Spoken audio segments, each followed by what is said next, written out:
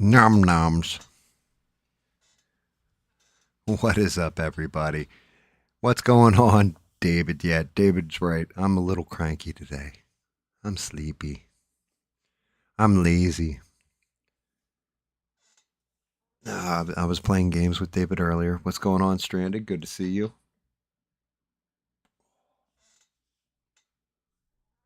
And thank you guys for smashing that dim like buttons.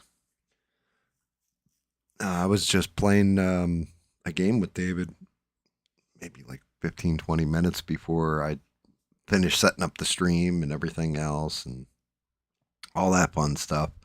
Playing with some friends we haven't played with. Well, I haven't played with in a while. My buddy Twisted and his brother Johnny. Shout out to both of them. And of course, Hacksaw. What's up, Eugene? Great to see you, buddy. Yeah, we are going to take a break from Atrocitus tonight because I got to get done. I got one for Valentine's Day. And originally I was going to do one model, and it's switched up to a different one. I found one that I like better that was more suitable to Valentine's Day, so I'm going to paint that guy tonight. Not a whole hell of a lot going on. Well, let me rephrase that. There's a bunch of crap going on, but nothing that's like ground shattering or brand new. That's shocking. I mean, we're still stuck in the middle of the ever swirling crap storm that is the Epstein files and their release and all that. The only thing that was notable is Pam Bondi getting called before Congress, and I'll go over that a little bit. I didn't even see any good trailers, guys. Like, no good trailers to rip down, none of that crap. It'll probably be a straightforward one. I will show off this. So I got the new 3D or 3DM, the new 3D printer. It's an FDM printer, and because of how hard it is and light, I can go bigger with my sculpts and everything else because now I can do the full bases. So I did my first statue base in there. Well, actually, two statue bases, and I actually have one where I just finished the printing to it. Show that off.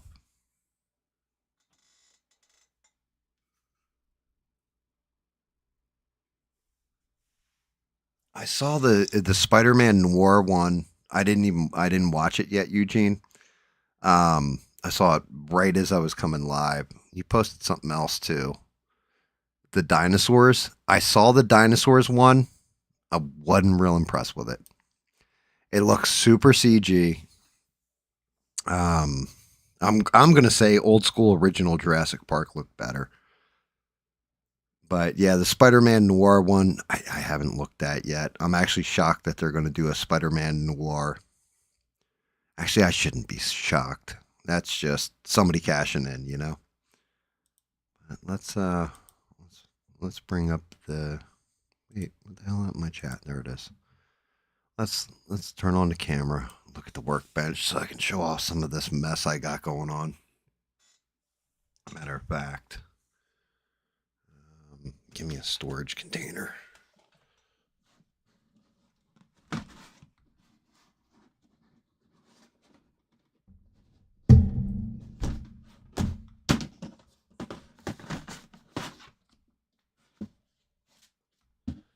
As I got to store away. Trust this till next time. Well, Sunday anyway. Come on, Natro. You're going in here for now, buddy. Clear him off the bench.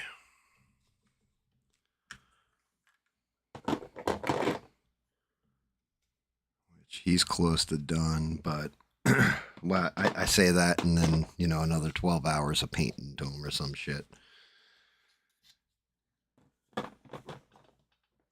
But I don't want that work going to the wayside. And I'll show you some of the new stuff I got going on.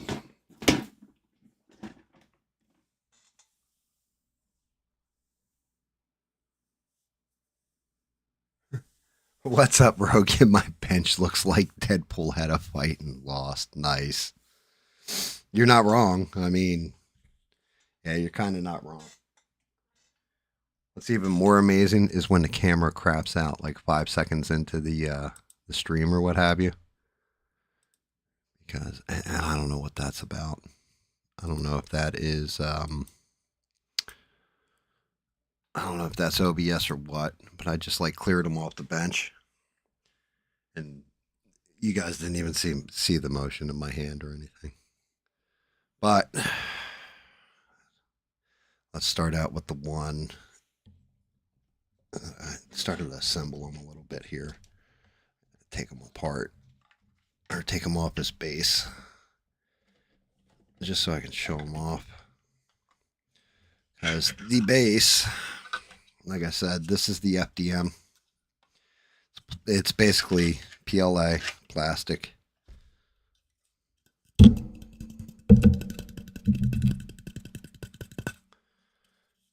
It's solid, doesn't break, very, very light compared to the resin. The only thing is you can kind of see the detail isn't as sharp on this. There's certain methods I can use to make it look sharper. But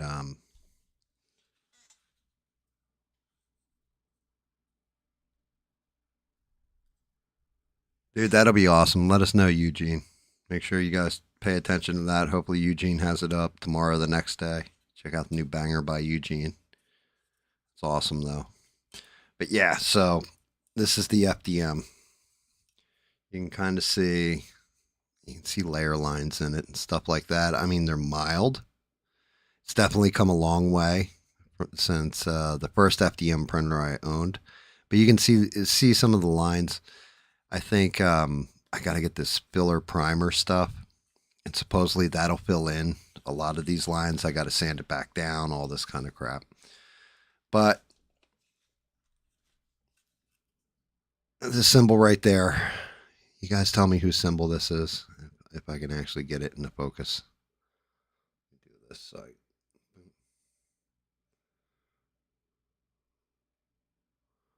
Can you guys tell me whose symbol that is?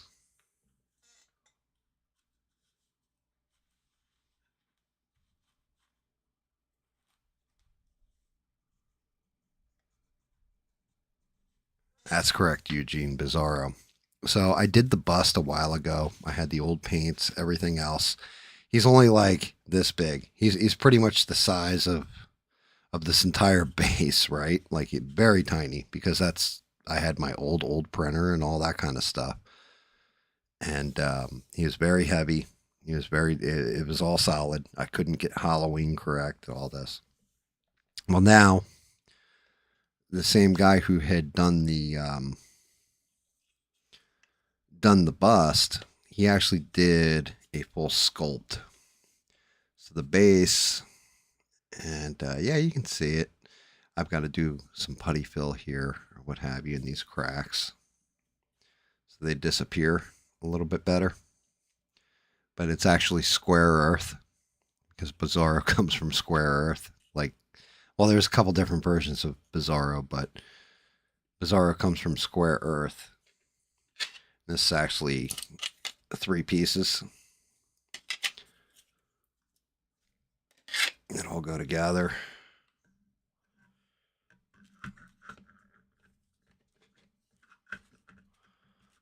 See if I can't get this damn thing back on now. It goes on a certain way. And then that actually seats in there really, really nice. So this is our base for it. And then again, it's a full sculpt of Bizarro. Like a no bullshit sculpt of Bizarro. And he is basically going to be in flight. And the way this thing sets up, if I can get it to set up, this actually goes onto the base like this. I even have to bring the camera back. Yeah, there we go. Bring him in a little bit. So he's going to be kicking back. I can actually get that leg on top. He's going to be flying across the square world, legs back. Actually pull him off the stand. Oh, as his head falls off. So anything you see is gray. That's all resin. Anything in the black is the FDM.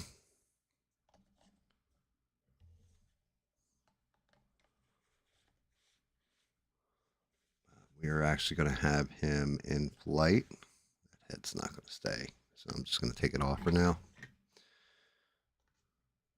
Have his arms back like that. The other one, let's see if I can't get this to stay on. There you go. So you're going to have Bizarro like this, except for he's going to be off the stand and he's flying out. Even funnier, one of my favorite little pieces, little thing. This goes right here on his chest.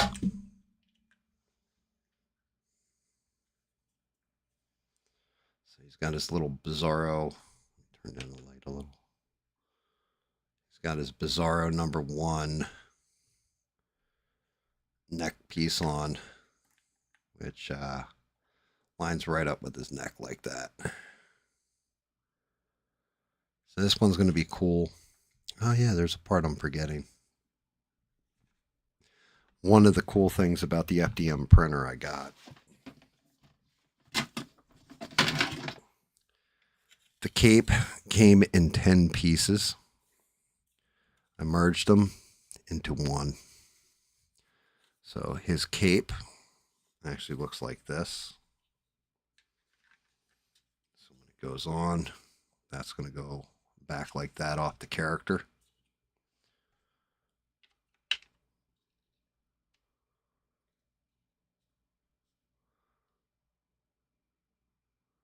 So he's got like a full flowing, no bullshit cape. I don't think this will stay together when I do this, but I can try.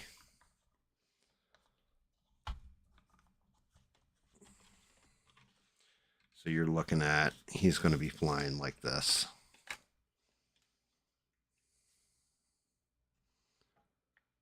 Very slick, very, very cool design on this.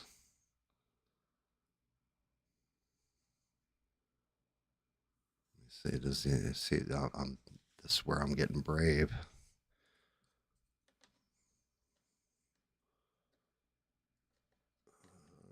Come on, you can get there. There it is. So you're talking classic Superman pose, but with Bizarro. This one is, like I said, two hands just to support him or whatever. But with that base, the base is so solid and very lightweight, but it'll hold him up. So he's going to be kind of like, oh, can I actually get this thing to come out? Hopefully, I'm just going to mess that all up. But yeah, so he'll be flying like that.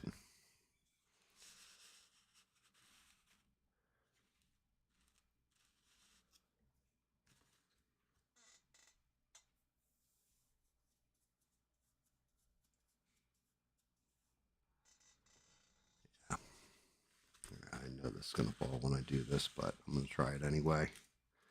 So you've actually got him mounted in there, and he's going to be chilling out that way.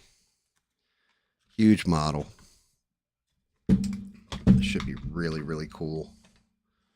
Definitely, this one's going to be a labor of love when I do it. I love doing the other one. The other one came out really slick. This one being even bigger, I think it's going to look pretty damn sexy when I'm done.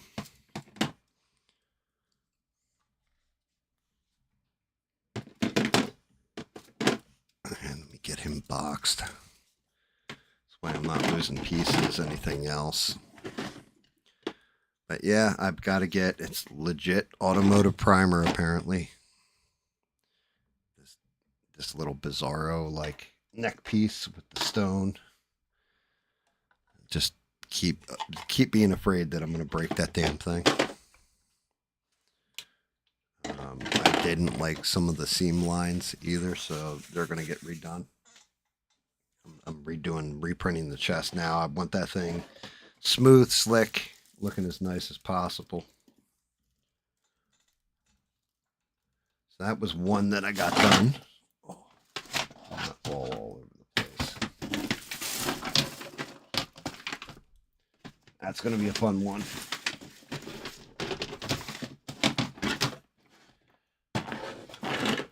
Then I got a pair here that I did for the wife. And just to show you guys, I don't even know if you guys can see this on the camera or not. Let's see. This one, you see how it's all smooth? You can see this is all stone when it's done. And you can actually see like cracks in the rock here. This was the first version of this one I did. On the new printer, you can tell it's like real rough, real scratchy. Not real seated in there. There's actually a technique called ironing that you can do on printers nowadays through the software, and it smooths it out. And I actually went and had to reprint it. Just because you lost definition, detail, everything else. But if you look at one compared to the other, there's a massive noticeable difference.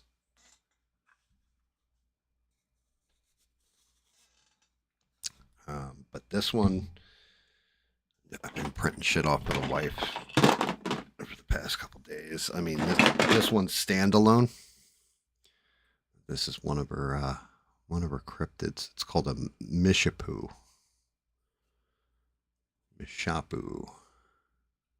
That one's going to be a fun little one to do. I think I can probably knock that out in a session.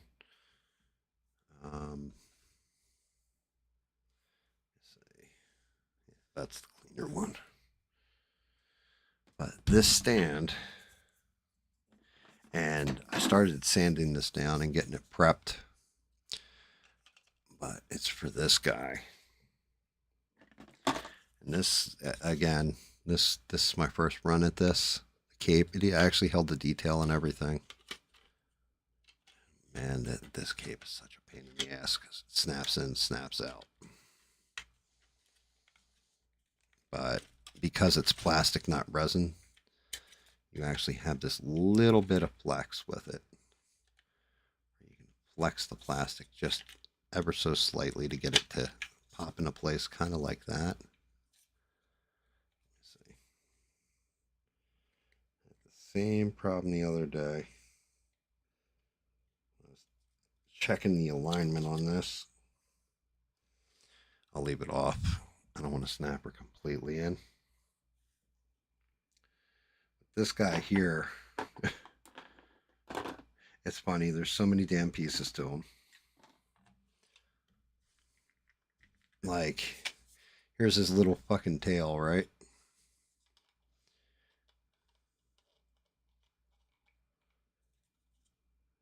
It actually fits right in there. I did the tail piece in resin. Like anything that I need, like a higher detail. Like the detail's not bad, right? It's just not resin smooth, is the way I would describe it. You can still kind of see the lines in it. The resin's like goes on there like glass. He stands a little funny too.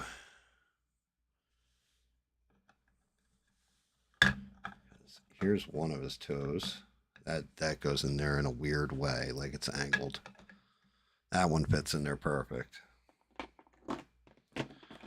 And in case you guys don't know who I'm building here, he was the main villain. If I can actually get this shit to focus on it. He was the main villain in Donkey Kong Country. His name's King Cruel. K. Rule. That goes right there.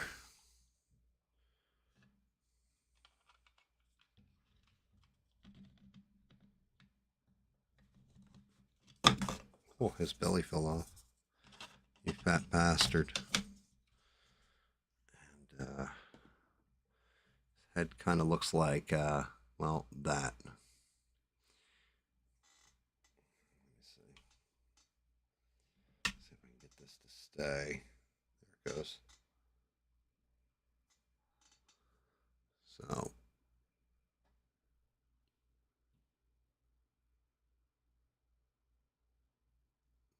But yeah. He's the bad guy in Donkey Kong Country. It goes off like this, off to the side, pointing that way. And again, it's one of those things where this one's going to need to get, I'm going to have to pre-assemble certain parts of it before doing anything else.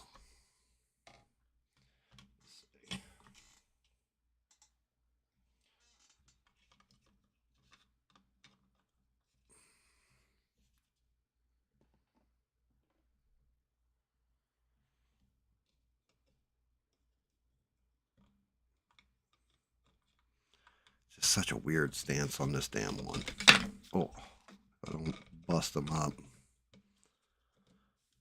Get them kind of together so you can kind of see. He's going to have one hand on his hip. Let's see if I can't get the fat croc's fucking belly in there.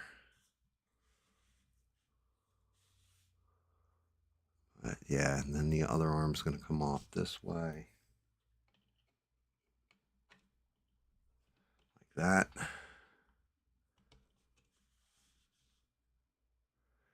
He's got his arm popped up, and then of course the head on him.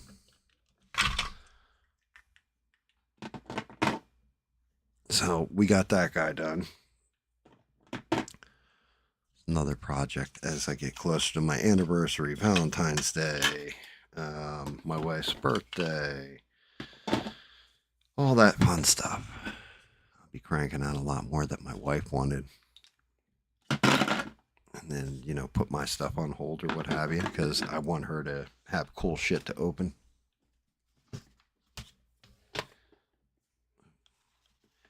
Can't forget the Mishipu.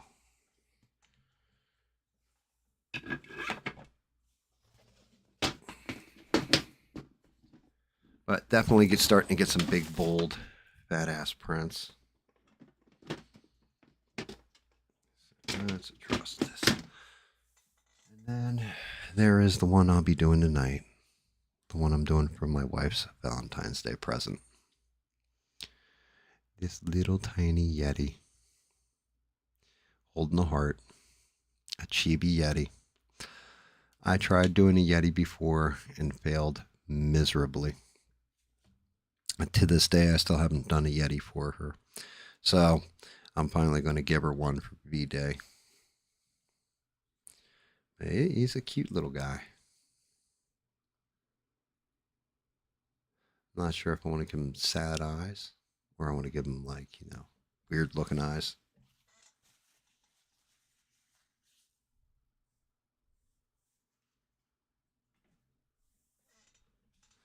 So this guy I'm going to work on tonight, knock him out. Hopefully one session.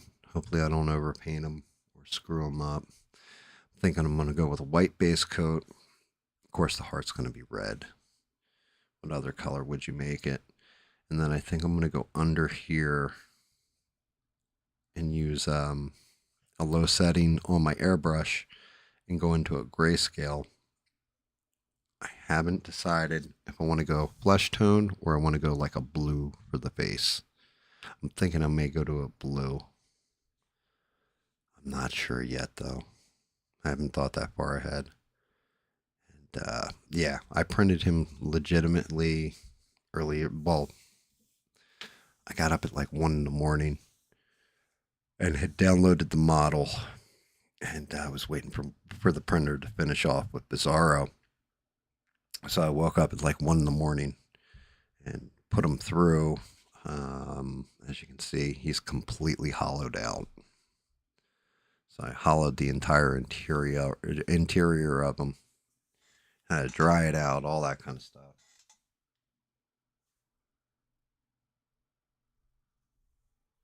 The gooey love eyes.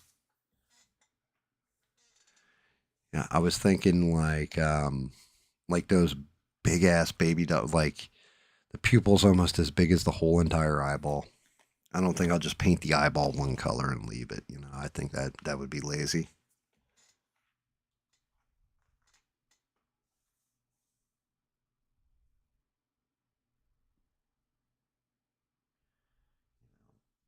I'm debating because I can go with something like this color scheme.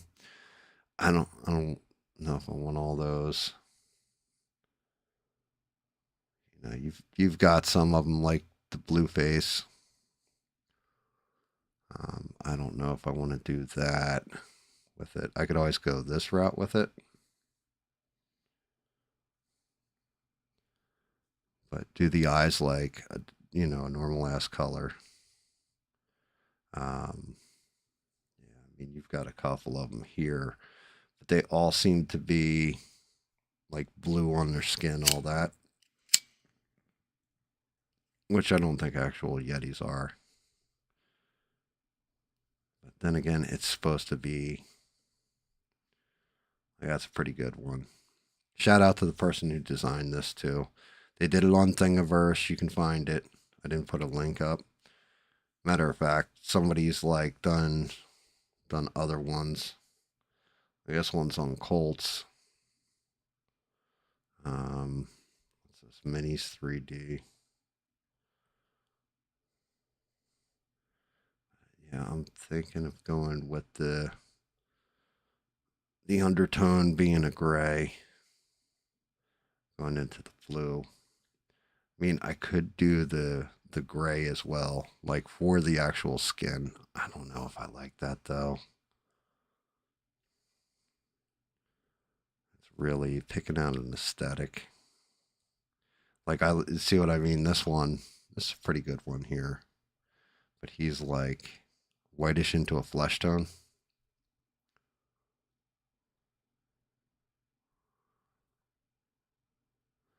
This one though, this is what I was thinking about doing. Possibly a pink. I don't know though. I'm thinking the blue. The blue looks a lot more fun.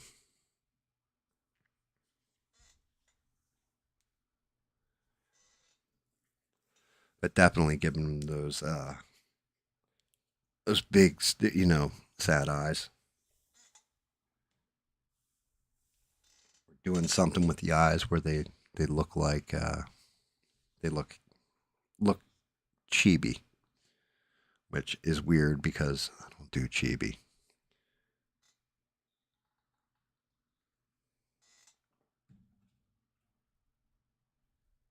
doing crap that throws me out of my comfort zone, though. That's a good thing. I am definitely going to white base coat them, though. I'm not going to go black. I think trying to stack the white on top of black would be rough, or blue. Hell, any color really is going to be, outside of like a red, a real deep blue. But if I'm going to go to a white first, I think it'll make it pop and lighter. Lighter, more fun.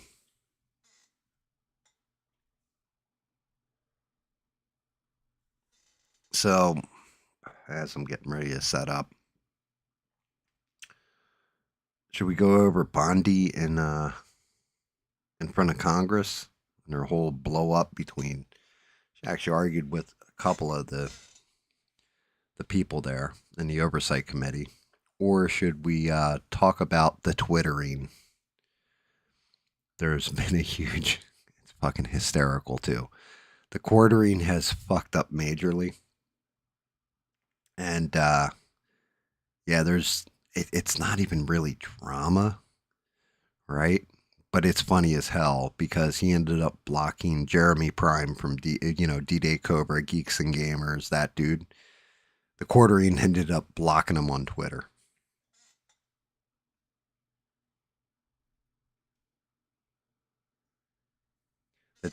The Dow's at 50K. Yep.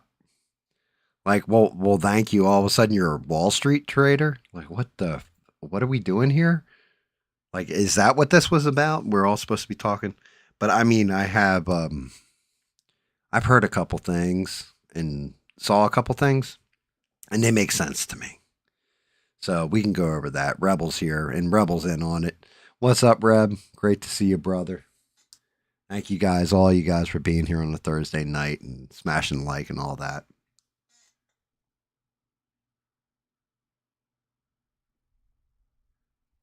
Is that what it's officially named at now, Rebel? The twittering thing between the two Jeremys?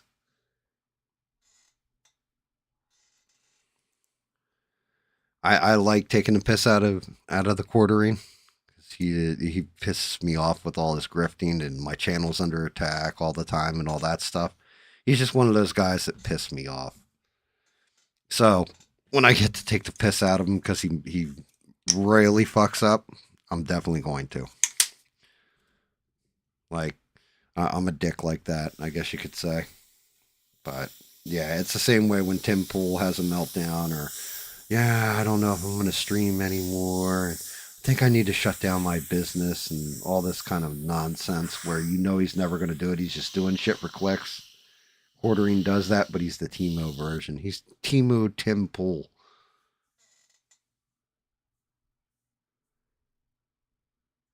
That's what it's called now. That's what you've named it. I call it the twittering. So do you want to start with that one then? The twittering. I'll let you guys. You guys are watching. You got to listen to this shit. So, well, you don't have to listen to it, but I'll let you decide. And yeah, as Rebel is alluding to, it does involve pornography.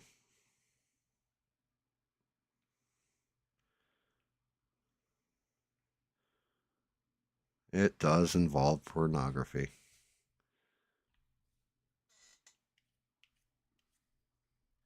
Kick it off with that. All right. So, Jeremy from Geeks and Gamers. Oh, I mean, the quartering. Jeremy Hambley from the quartering. He has been doing this bullshit. And it's one of those things that, there's definitely stuff that fucking annoys me. Nothing annoys me more than being fake and phony for clicks. So one of the things is the people that he employs is a woman named Melanie Mack. And her whole big thing is that she doesn't like Tomb Raider. Put more clothes on Laura Croft. That's what she wants. You know, don't have her running around in the short shorts and the tank top and all that stuff and everything else. And porn is bad and all this kind of stuff, right? And Jeremy from the quartering, I guess he's trying to get in her pants or something. But out of nowhere, he's just like, yeah, porn's terrible and it's evil. And I'm such a good conservative. And now I'm going to church and I'm going to be a great Christian and all this other shit. So he's doing a live stream and it's just him and the one co-host, Hannah Claire, who used to be on Tim Pool, is with him. And they're doing it and he's showing something on Twitter and he scrolls down in his Twitter feed and he goes, oh, boobs, right? But it wasn't boobs that were shown on the screen. And I won't show you guys the video. Well, maybe if I can find an edited version. But it was a woman's lower parts fully showing. And the account, because of course, you know, the internet does what the internet's going to do, looked it up. And it turns out that it was cuckold porn.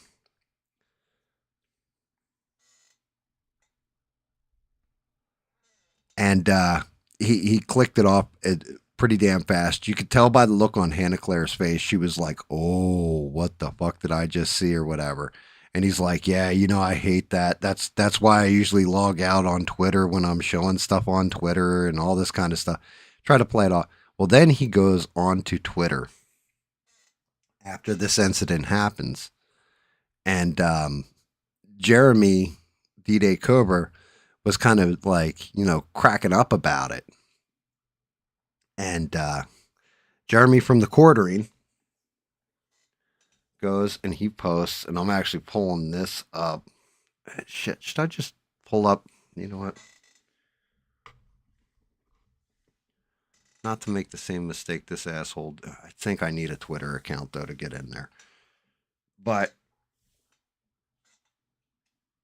I definitely took screenshots just so I could read them off.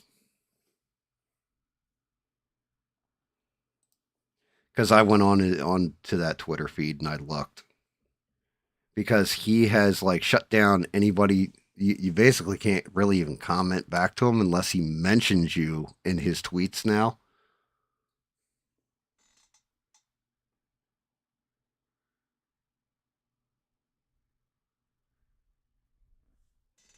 You gotta love that. Thanks, David. Thank you. Thank you for that one, David.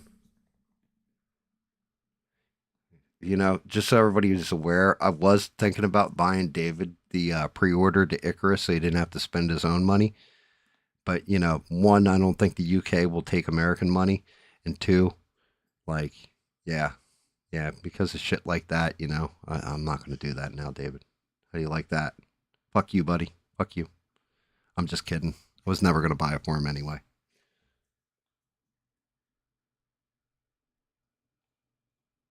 Let me see. Pictures, screenshots.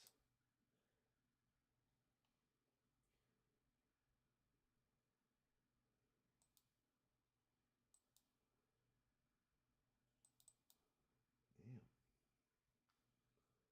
What the fuck?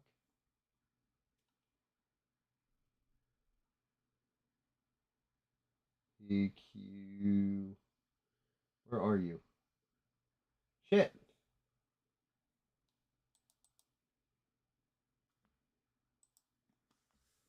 Fuck it. Let's do a live and look at it. Let's see.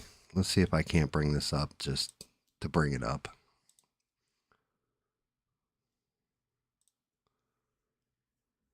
Do the dual screen because it's one of those damn things. It's fucking hysterical because there's a whole nother part to this that I didn't know.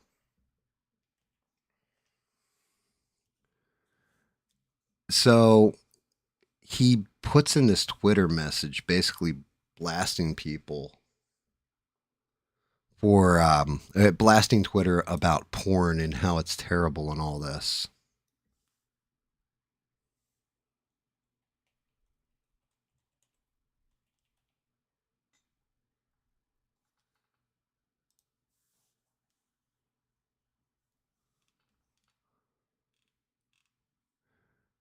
Let's see. But people have the screenshots, all that stuff. I just got to see if he actually deleted it all or it's still here.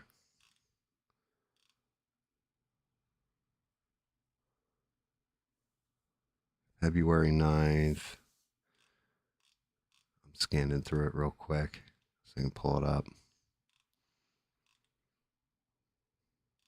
Because people were blasting them for a different take.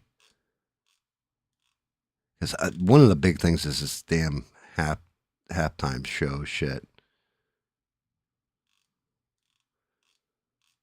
And I really don't give a fuck. I didn't watch either of them. I was on here streaming with you guys. I still don't know what the big deal is. It's like a nothing burger.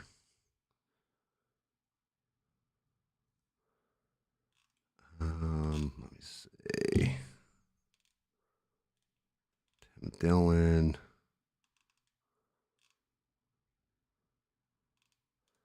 Oh my God.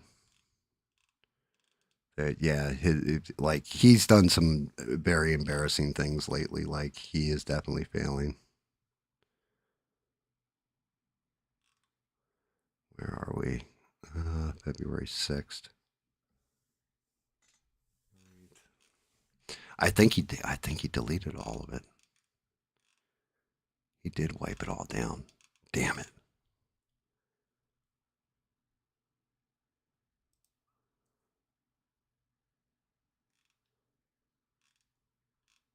Oh yeah, he definitely wiped all of it. Anyway, long and the short, yeah, I'm looking through his account now, and it's like all the different stuff because people were, I mean, just raking him over the damn coals. Hell, you know what? Shout out to Jeremy Prime. I'm just going to cover this and use, you know what? Jeremy Prime, D-Day Cobra of Geeks and Gamers.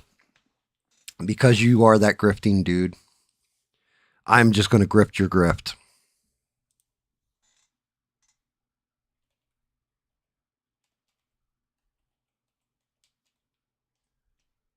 I'm going to grift.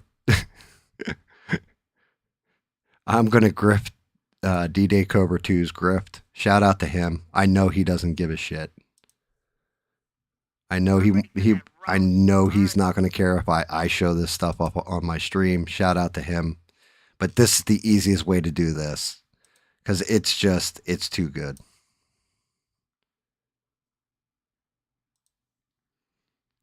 If I can actually get the damn thing to go. My God, I'm off my game today. All right. There we go. We should have that bad boy up. Let's get past ads.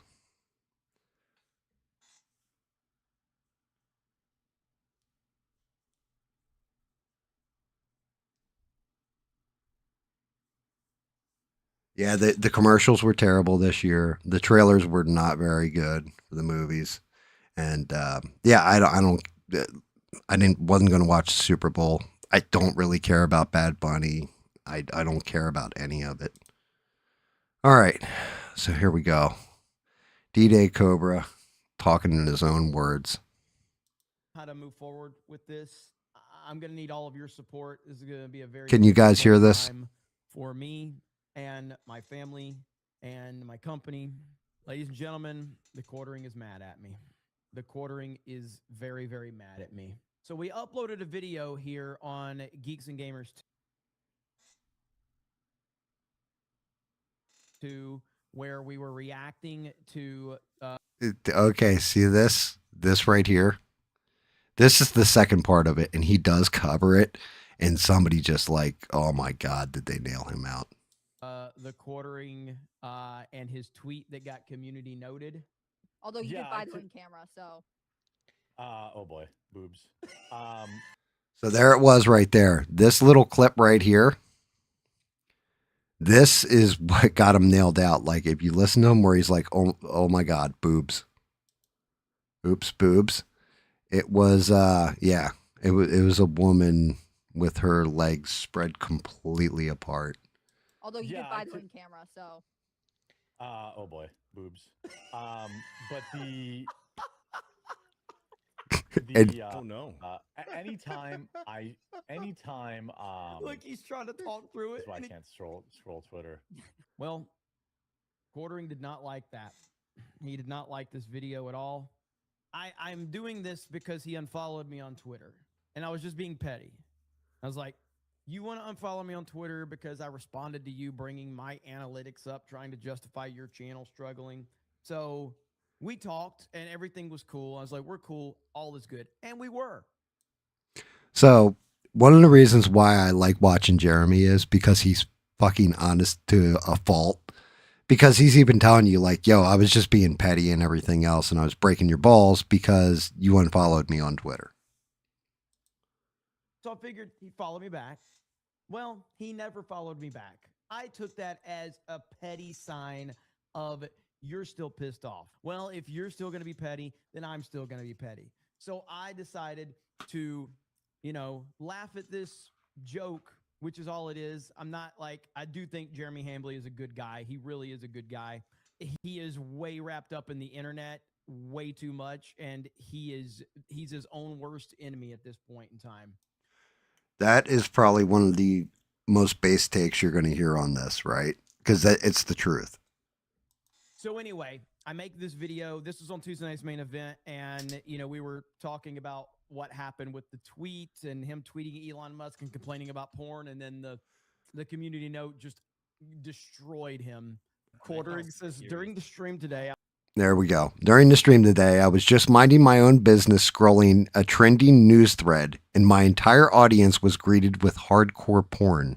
LOL. Oops, sorry guys. I guess it's not safe to scroll X live. I really fucking hate the degenerate porn on this site. Elon Musk, right? Like he says it to Elon Musk. I can actually cut out the commentary on this and go and take it from here. So yeah, this was the Quartering's tweet, to which everybody started blasting the shit out of him. And I mean, like, really blasting him through a wall. But the big funny part was they actually did a community note on here. And this is the part I did not know about, right? Readers added context they thought people might want to know. So community note. The original poster has previously shown their recently searched bar on their browser live on stream, revealing they have searched Reddit forced cream pie before. With an explicit search that's that specific, it is easy to assume they search porn frequently and get recommended porn in their feed. At which point, after this community note, that's when he kind of went in a full-on meltdown mode and started blocking people from, because everybody started posting in his thread. And I was like, yo, is this actually the truth about, this Reddit and what he searched for? And sure enough, people had taken screenshots, and I don't know. Yep, here it is. So they actually do show the screenshot, right? Let me see. I'll just hit play on it. It'll flow into it. But somebody actually screenshotted his live stream so you could see him there. And then when you see this little timeout symbol, so he searched for Ruby Roast, and then sure enough, he did in fact search for this. And people were posting, like, I mean, you're talking like there must have been 100 posts of this on his Twitter before he shut down the replies.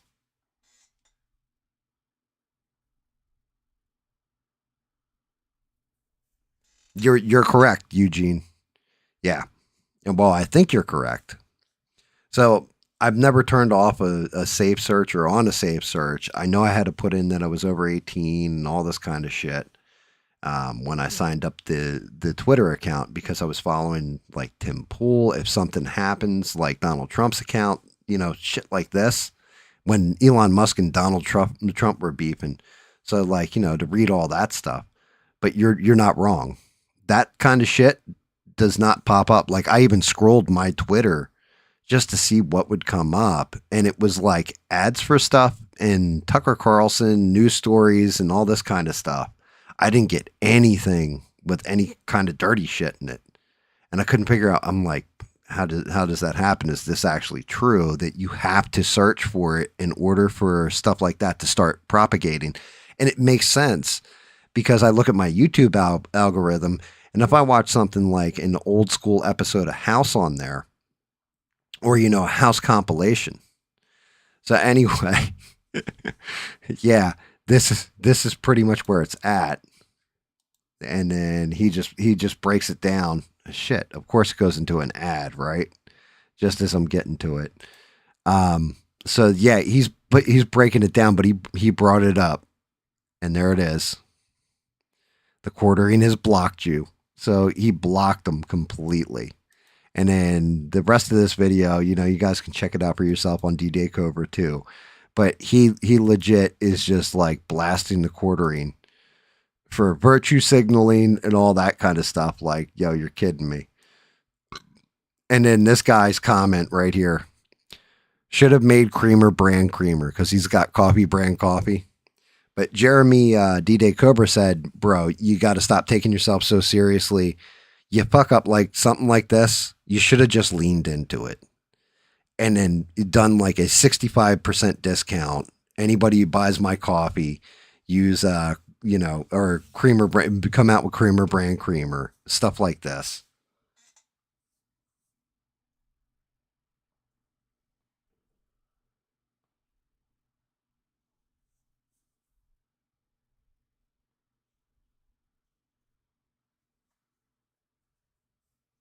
Yeah, I mean, YouTube does have funky stuff like this.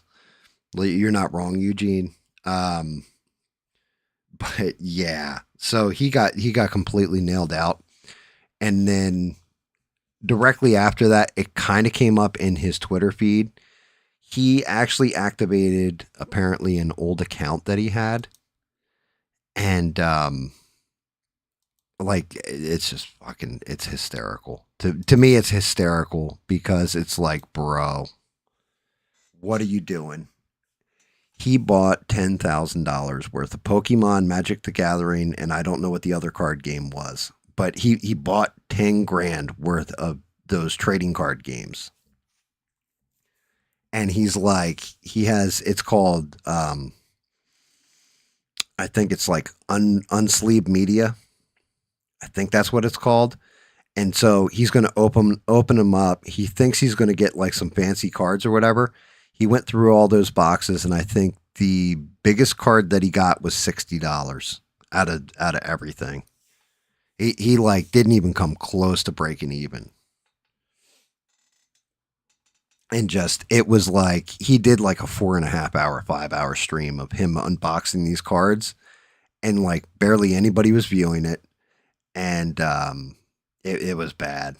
Like it was real bad. So he just, he's falling down, and it's getting worse and worse as it goes. And in a way, I feel bad for him because you've got, I don't know, 2-3 million followers, and you fall, like, to watch somebody fall off like this, it's painful to watch.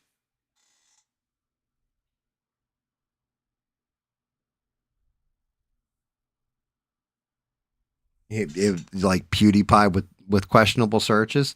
I mean, hey, look, to each their own.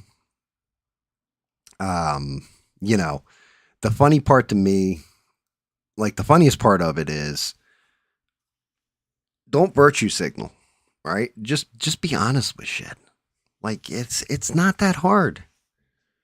You know, you're going to sit there and you're talking about how you're a good Christian, how porn is evil and all this other stuff.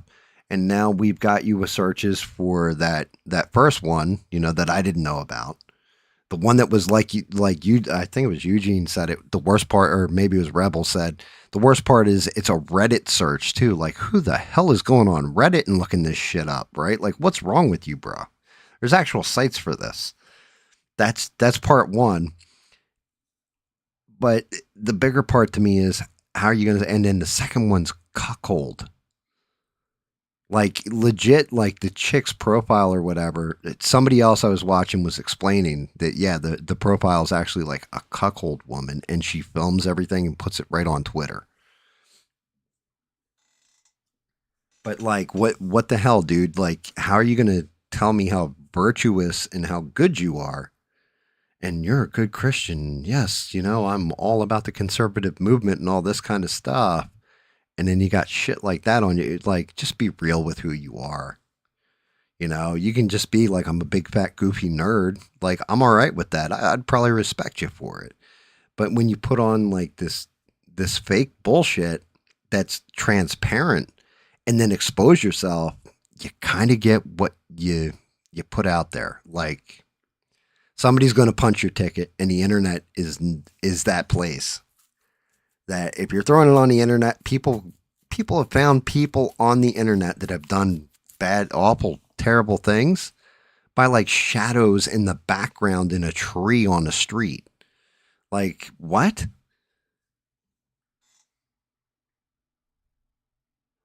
What's up, Beans? Smash that damn like button. But and this is what I mean. Like you just be who you are. Like I'm an asshole. I tell you guys all the time I'm an asshole. Right? I don't try to be an asshole. It just comes through naturally sometimes. But be real with who you are. You don't have to fake it. Like it's pretty see through now. Just lean into it. But yeah, I thought the whole little thing, not no drama part to it, just like the whole circumstances surrounding it are pretty damn hysterical. Like you're on a live stream and that shit comes up. Like why would you man, like embarrassed, okay, fine, but you know what I mean? Again, lean into it, stop taking yourself so seriously. But the worst part is poor Hannah Claire, the co-host, the girl, like that shit popped up in front of her. Like, what the hell do you do? As the co-host, I guess she tried to cover for him a little bit, but just the same, like, I don't know. You're sitting there with your coworker and you're showing them stuff like that. They might have a lawsuit. Just saying. Like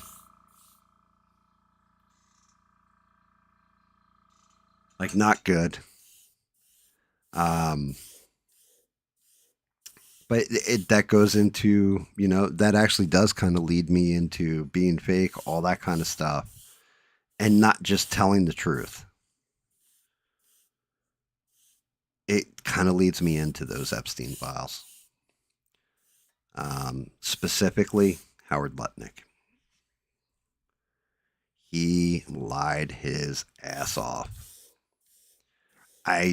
All he had to say was, I didn't do anything with kids. I didn't have any part to do with that, but I did do business transactions because the dude made me a lot of money. I wouldn't have liked that answer, but it's an acceptable answer because not everybody in the Epstein files did like awful, terrible things to children, right? Some of them were there just to get the power, the influence, the rub, however you want to call it, and make money with that dude. But Howard Lutnick went out of his way and I want to say it was on Fox, but he did an interview with somebody, and he was talking about it. And he was talking about how he went, because Epstein was Howard Lutnick's neighbor. And he went over to Howard Lutnick went over his house, apparently with his wife. Now, it's always interesting that Howard Lutnick goes everywhere, apparently with his wife in tow. And usually, I guess, his children as well. But he goes and it's before Epstein had gotten convicted of the stuff with kids. So 2009-ish.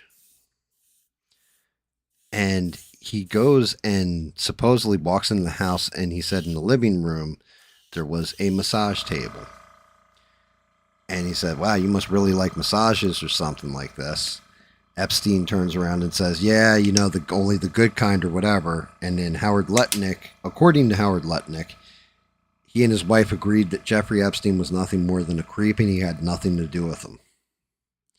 Well, turns out there is a whole chunk in those Epstein files explaining that Howard Lutnick went to the island, was out, I guess, sailing or something, stopped at Epstein's island and ate lunch with him in 2012, well after he's been convicted for pedophilia.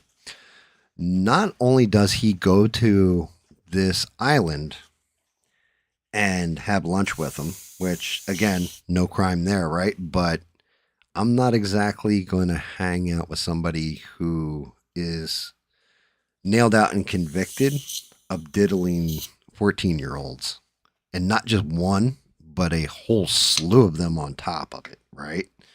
So you already know what this is.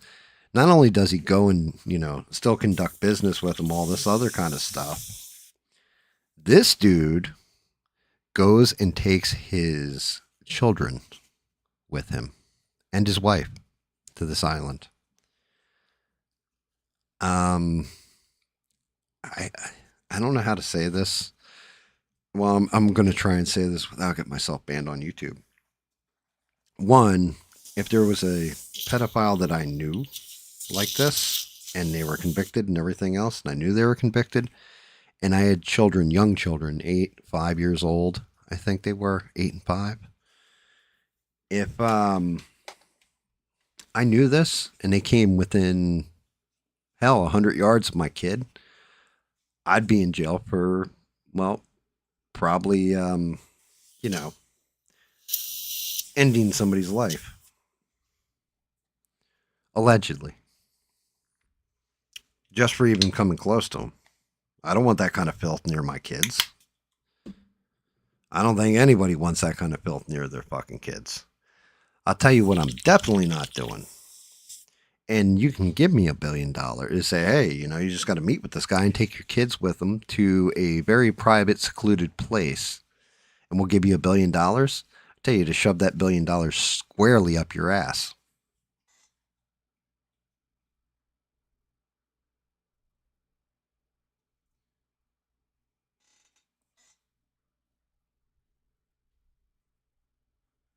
Going back because I had to pause. I don't want your damn charity. Fair enough, David. Fair enough. Fair enough, Mr. Flush with Cash.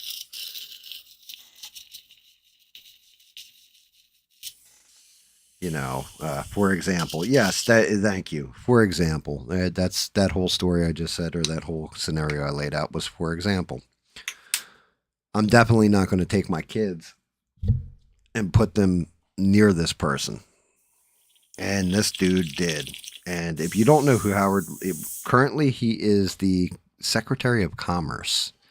You can often see him behind Donald Trump in the Oval Office because he is actually good friends with Donald Trump or what have you.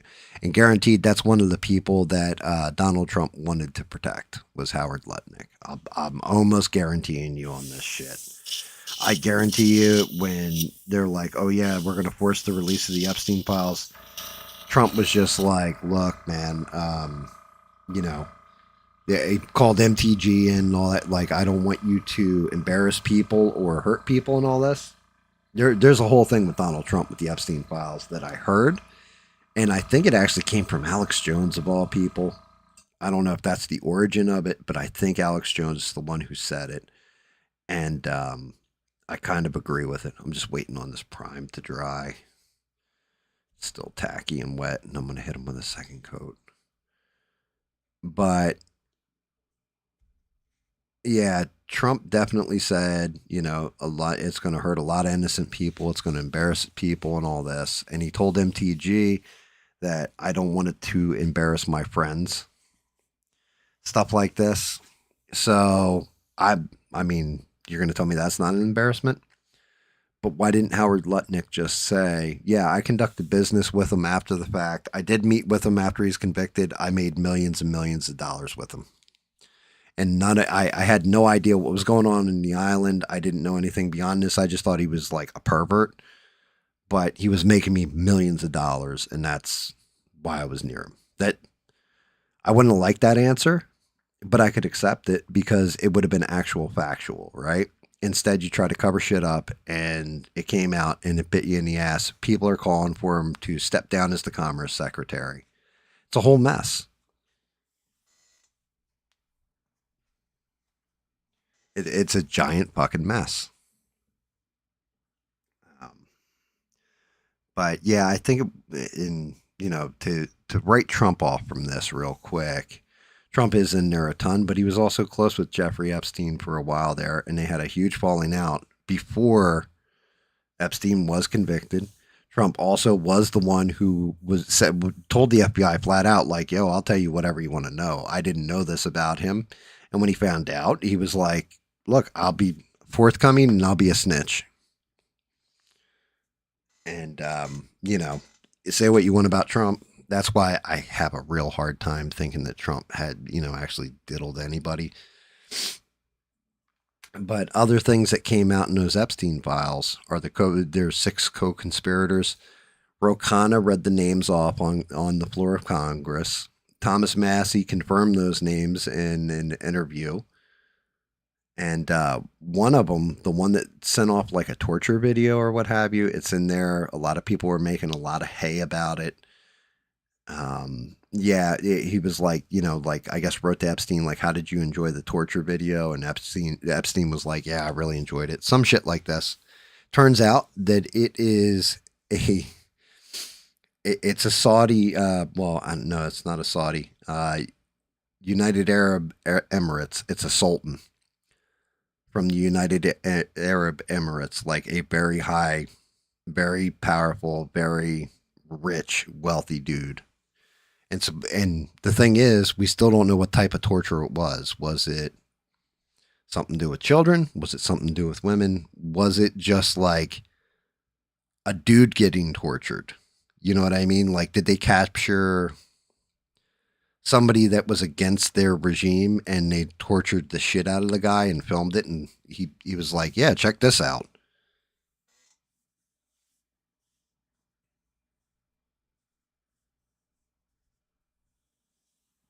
They already did Gotham by Gaslight.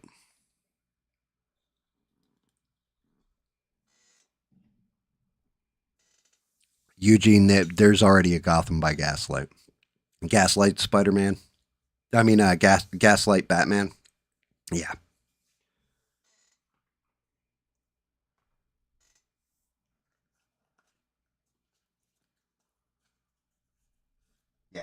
Yeah. Well, that's just it. These people are sick.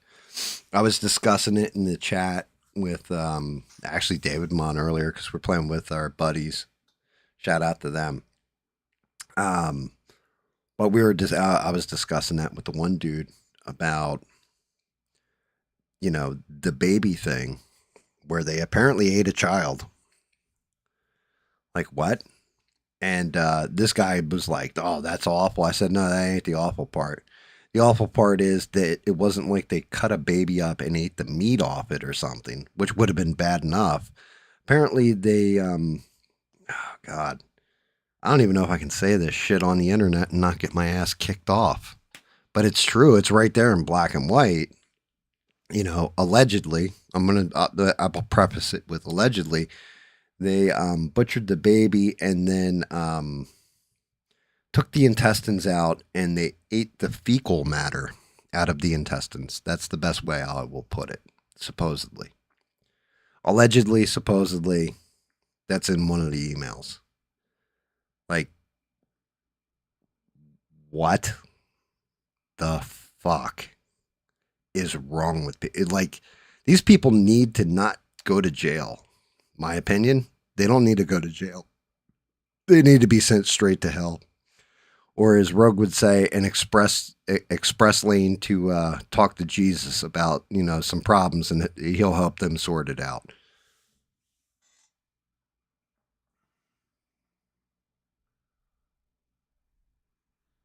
Like that's where I'm at too. Is there a place worse than hell for these people?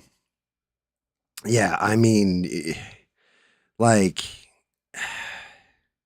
again, who knows if any of this shit's true? But even if you're just fantasizing about stuff like that, what the fuck's wrong with you? Um, I watch people talk about like, oh, well, they're possessed by demons and this kind of. I don't know about all that shit. They're just they're fucked in the head. It's the only way I can describe it. They're fucked in the head, like, and not just to that point. They need to be not just removed from society. They need to be removed from the gene pool, in my opinion. What's up, Bubs? Good to see you, brother. Thank you guys for all smashing the like button. You guys are awesome.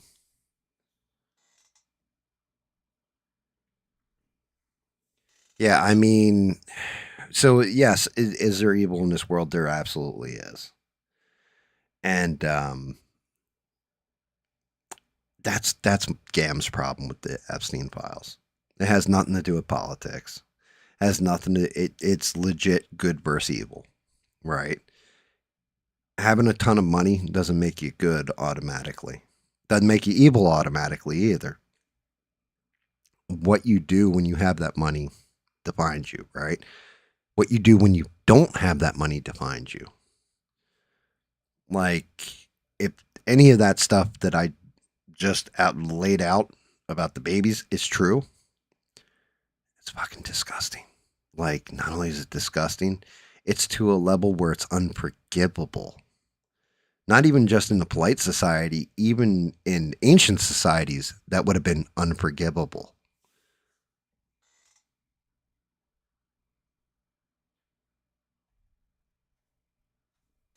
No, they don't have like 100 children though. That's part of it right there. You're saying like these rich elite probably have 100 children. They don't. A lot of them don't even have one child. They might have one heir that they're going to leave everything to, possibly two, but the only one that's like got a shit ton of kids is Elon Musk, because apparently he just like, you know, gets retard happy in his pants every now and again and just goes off and procreates. But you got to give it to Elon Musk. At least he takes care of his kids and gives, like, takes care. He actually is good to the baby mama and stuff for the most part. From the most that I've seen, like, it's never come out that he was like, abusive or forced him to or any none of this weird shit. Like, he's an odd fellow. Like, he may be a rich dude, he's an odd fellow, but there is nothing where it's like, yeah, like he definitely wanted to eat a baby, especially this part of the baby.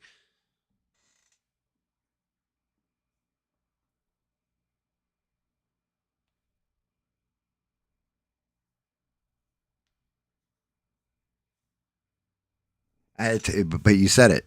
I saw that something about this Chinese billionaire. He's Chinese. Like, god damn, what the fuck? Like, good versus evil, guys. That's where we're at. Is good versus evil. Pick a side, because I'll tell you what. If you're on that side and you think that's excusable in any way, shape, or form, do me a favor. Unsub from me. I don't even want shit to do with you, because to me that is like hurting an innocent like that as an adult. Just the adult stuff that was going on with the island, apparently with small children or younger people and all that, to me is abhorrent. That shit, if they actually did this stuff with babies and that's excusable in any way, shape, or form to you, man, you're fucked. Like, you're fucked. Like, you deserve to be in the pit with them. You know what I mean?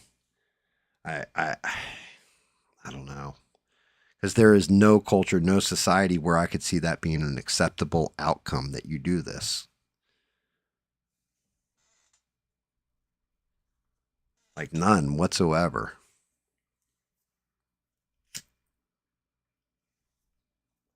So that shit's rough, and the Epstein files are just starting too. Like, we're just on the initial blast of this. But yeah. So Rokana, Thomas Massey, co-conspirators, right? They went and looked at the unredacted files, looked at the name of them, and one of the big ones that was redacted as far as being a co-conspirator was Les Wexner. And for those that don't know, Les Wexner supposedly was the big money behind Epstein. Well, not even supposedly, was actually the big money behind Epstein. But he had stuff like he owned Victoria's Secret, a bunch of different retail stuff, and multi-billionaire. And they have them all over the damn files. But they blacked out his name when it came to co-conspirator. Why is that? Why could you have this dude's name all over the files, but not in that category? What's simple? Because you don't want to prosecute him, because you're going to let him walk free. And that kind of led to this crazy ass exchange because Pam Bondi, and I'm looking it up now so I can just show the video because it's probably easier than me breaking it all down and trying to go word for word off memory and everything else. But her and Massey got into it. Actually, her and, you know what? I never thought these words would ever leave my lips because I think he's pretty much a piece of shit. But Raskin, but I always call him Ratskin. You know, dude with the do-rag and then had the rug on his head, like I guess whenever he got Turkish implants, hair plugs or whatever. That dude from California, he actually laid into Bondi, and it was pretty fantastic. And I was like, damn, dude, all right. Okay, got one.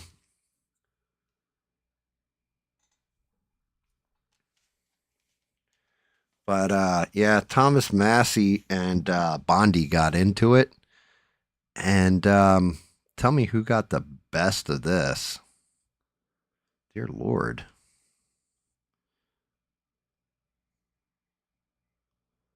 Let me see. I think this is it right here.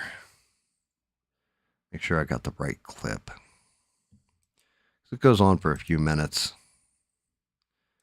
But I watched the entire hearing as it was happening, and it was interesting. And I'll tell you what, Pam Bondi, you want to talk about an albatross around your neck or somebody who fails? That's her. Trump just needs to get rid of her like immediately. May I respond very briefly to her statement? Well, I think we can do that probably on one of our members' time. Okay, thank you. Yeah, pedophile Barbie here. Thank you, Mr. Chairman. Behind me, I have 3 documents from the DOJ production that are emblematic of the massive failure of the DOJ to comply with the Epstein Files Transparency Act. So in case you guys don't know, which I'm sure you do, this is Thomas Massey. Thomas Massey, Rokana, and actually Lauren Boebert was another one. Nancy Mace was a huge proponent. And, of course, MTG, Marjorie Taylor Greene. They were the biggest ones pushing for the release of the Epstein files. Like, they wouldn't back down to a point where MTG resigned in Congress over it. But, yeah. Yeah, so Thomas Massey, it's now his turn to go after Pam Bondi. To my right is an email that was sent by the victim's lawyers to the DOJ. It was a list of names not to redact. A list of names not to release. What did the DOJ do with this email? They released this email in the document production. Literally the worst thing you could do to the survivors, you did. And they're getting phone calls. A lot of these people didn't want to be known. And we know you touched the document because you redacted one name and you. So, yeah, that's the whole thing. The DOJ here, because of this fuck up, and I think it's Ratskin who brings it up. I keep calling him Ratskin because that's how I think of him. But I think it's Raskin.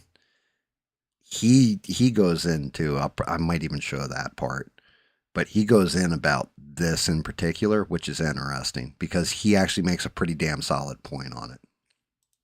redacted the lawyer's name, but you left the survivor's name there.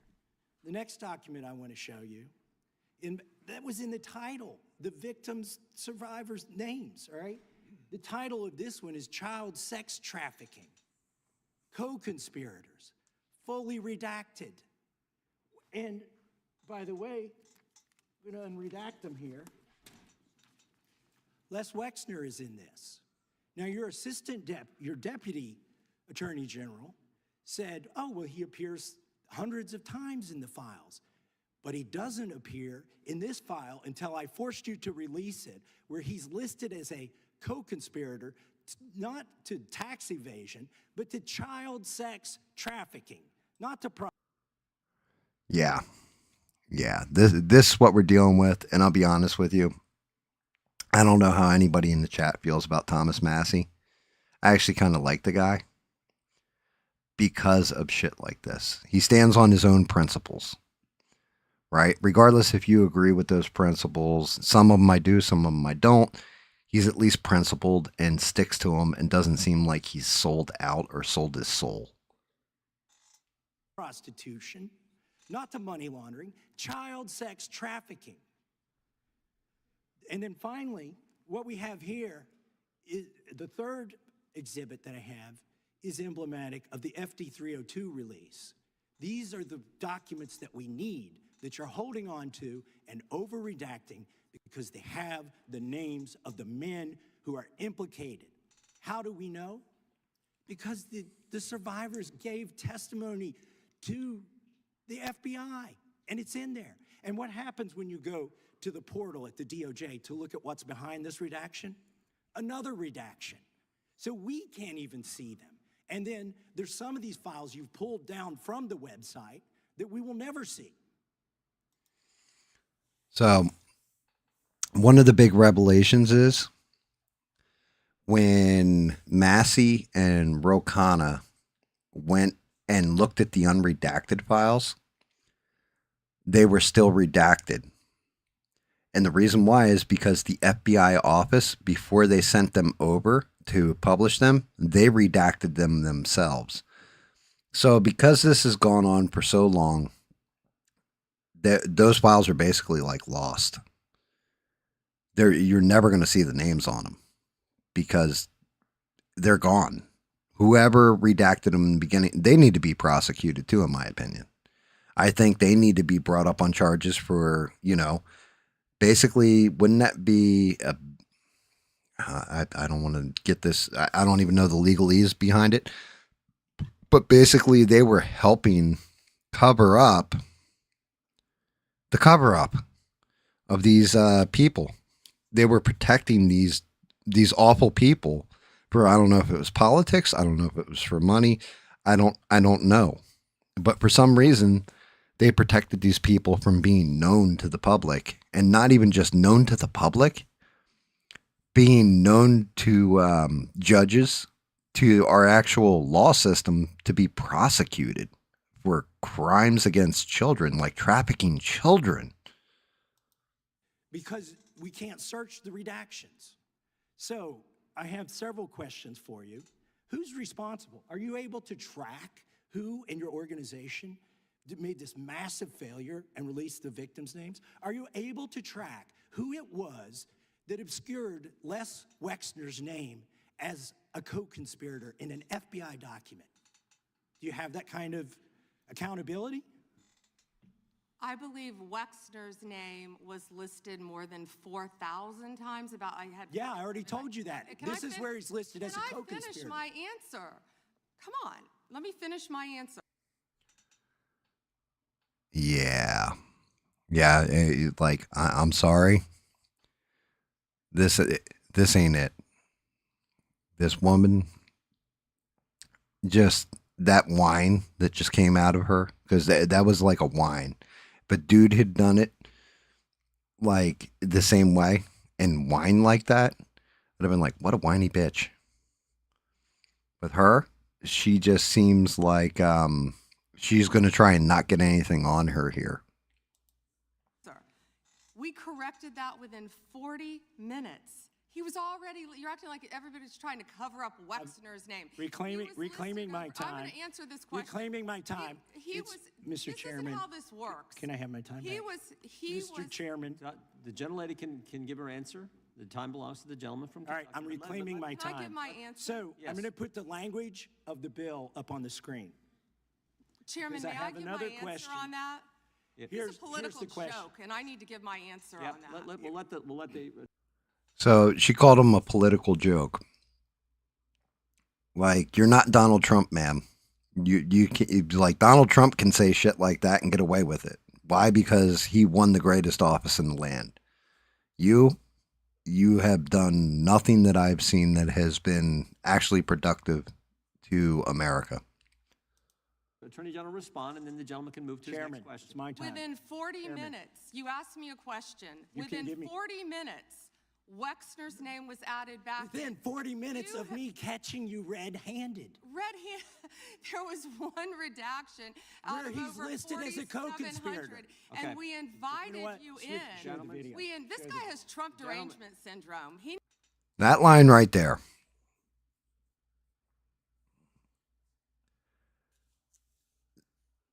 Regardless if this man has Trump derangement syndrome, regardless if this man is like, yo, you're just a political asshole, let's look at it objectively. Is he wrong? I'm just asking. Is he wrong? Do you guys feel that he's wrong? I don't care if somebody hates Trump or they love Trump or whatever. This isn't about going after Donald Trump. He's not accusing Donald Trump of anything. He's not saying this is all about Donald Trump. This is all about Donald Trump. And, you know, he's such a horrible president or anything like this. He's saying this dude should be prosecuted for being a co-conspirator in one of the greatest child sex trafficking things that we've ever seen. Is he wrong? I don't think he's wrong. But this is her defense, is that he has TDS, he's a failed politician. Let's continue. needs to get, you're a failed politician. Gentlemen, You need to I get want on you to these watch the video. matters. Mr. Chairman, please restore his time and remind the witness of the rules himself. here. There is no credible information. None. If there were, I would bring the case yesterday that he trafficked to other individuals. Is that your position as well? My position is any victim who comes forward, of course, we would love to hear from them. 1-800-CALL-FBI. Okay. Let's full stop right there. Any victim that comes forward, we would love to hear from them. Let's look at the lingual gymnastics that she just pulled. She didn't say any victim that comes forward, it will be fully investigated and we will look into the individuals they are accusing. She said we would love to hear from them. So what you're going to say, yep, we're on it. We're looking into it. The files are on my desk. Right? You didn't say anything like you would actually investigate it and all that. So if a victim calls you and they don't investigate it, well, she never said that they were going to investigate it, that they'd go full tilt and really look into it. She just said she'd love to hear from you.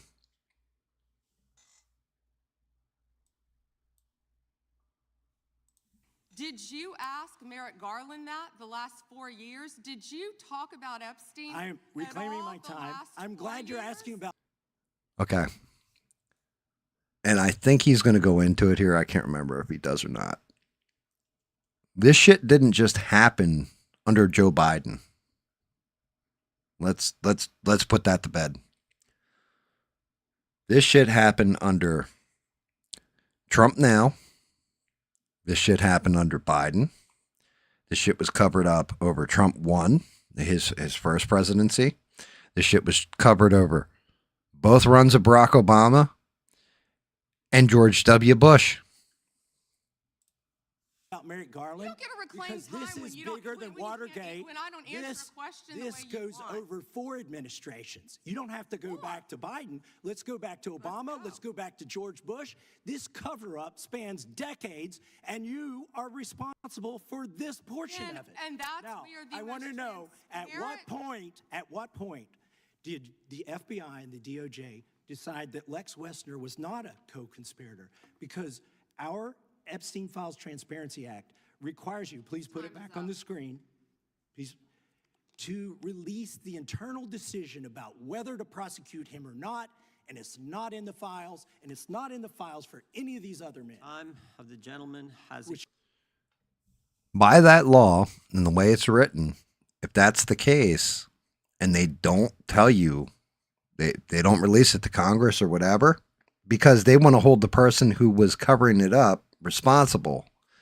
It's specifically in that law for a reason that Trump signed off on, if we're being real about things. They all voted on it. They all passed it, all except for one person, I think, out of both chambers of the House and the Senate, right? And then it went to the president's desk. He signed off on it. Then that person needs to be, I don't know if they need to be fired, if they need to be prosecuted. I don't know what the follow through is on it, but somebody got some splaining to do. May she answer? And he's a hypocrite because he voted against the ban that we were talking about on deep fake AI porn. Only 2 people voted against it, and you were one of them, hypocrite. That is the weakest shit that I've ever heard. Okay, he voted against that bill. That's great. I don't care if he voted against whatever bill. I don't care if he was the one vote that said, you know what? I'm totally against these Epstein files. At what point, what he is nailing you with, like you're deflecting.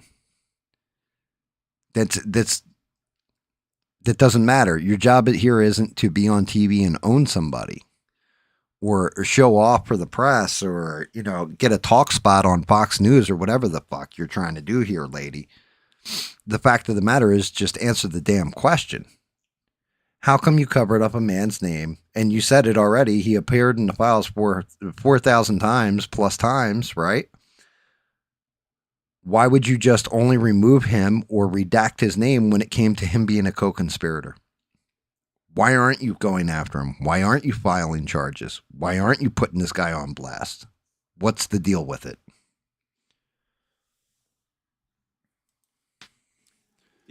The gentleman's time has expired. Mr. Yeah, Chairman, Mr. Chairman, could she answer the question? Chairman, I was wondering. The gentlelady's allowed. All right. So I think that was it for him. I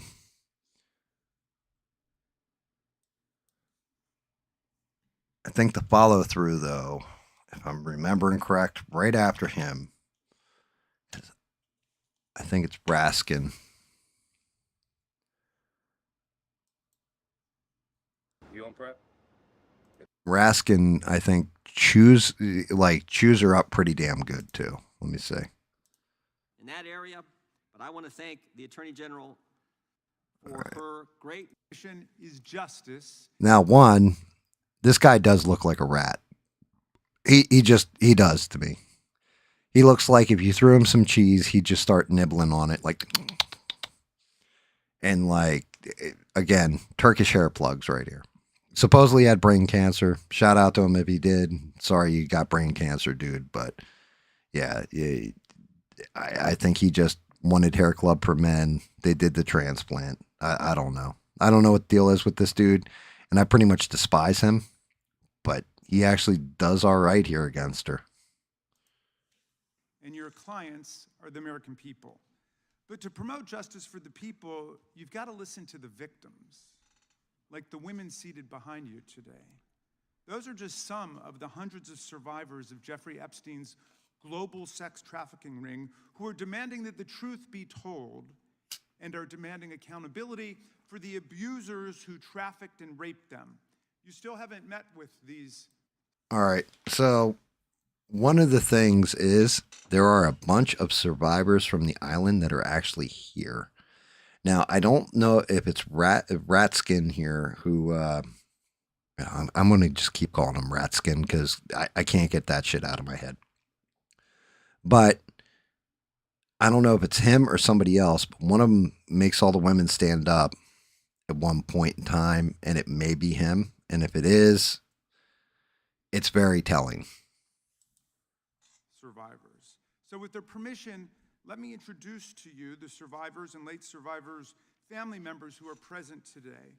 There's Teresa Helm, there's Jess Michaels, Laura Bloom McGee, Danny Bensky, Liz Stein, Marina Lacerda, Sky and Amanda Roberts, who are the family of the late Virginia Giuffre, Charlene Rouchard, and Lisa Phillips. Now, you're not showing a lot of interest in the victims, Madam Attorney General. Whether it's Epstein's human trafficking ring or the homicidal governmental violence against citizens in Minneapolis, as Attorney General, you're siding with the perpetrators and you're ignoring the victims. That will be your legacy unless you act quickly to change course. You're running a massive Epstein cover-up right out of the Department of Justice. So, like I said, I don't like this guy. But is he wrong? Will that be her actual legacy? That you kind of assisted in this cover-up?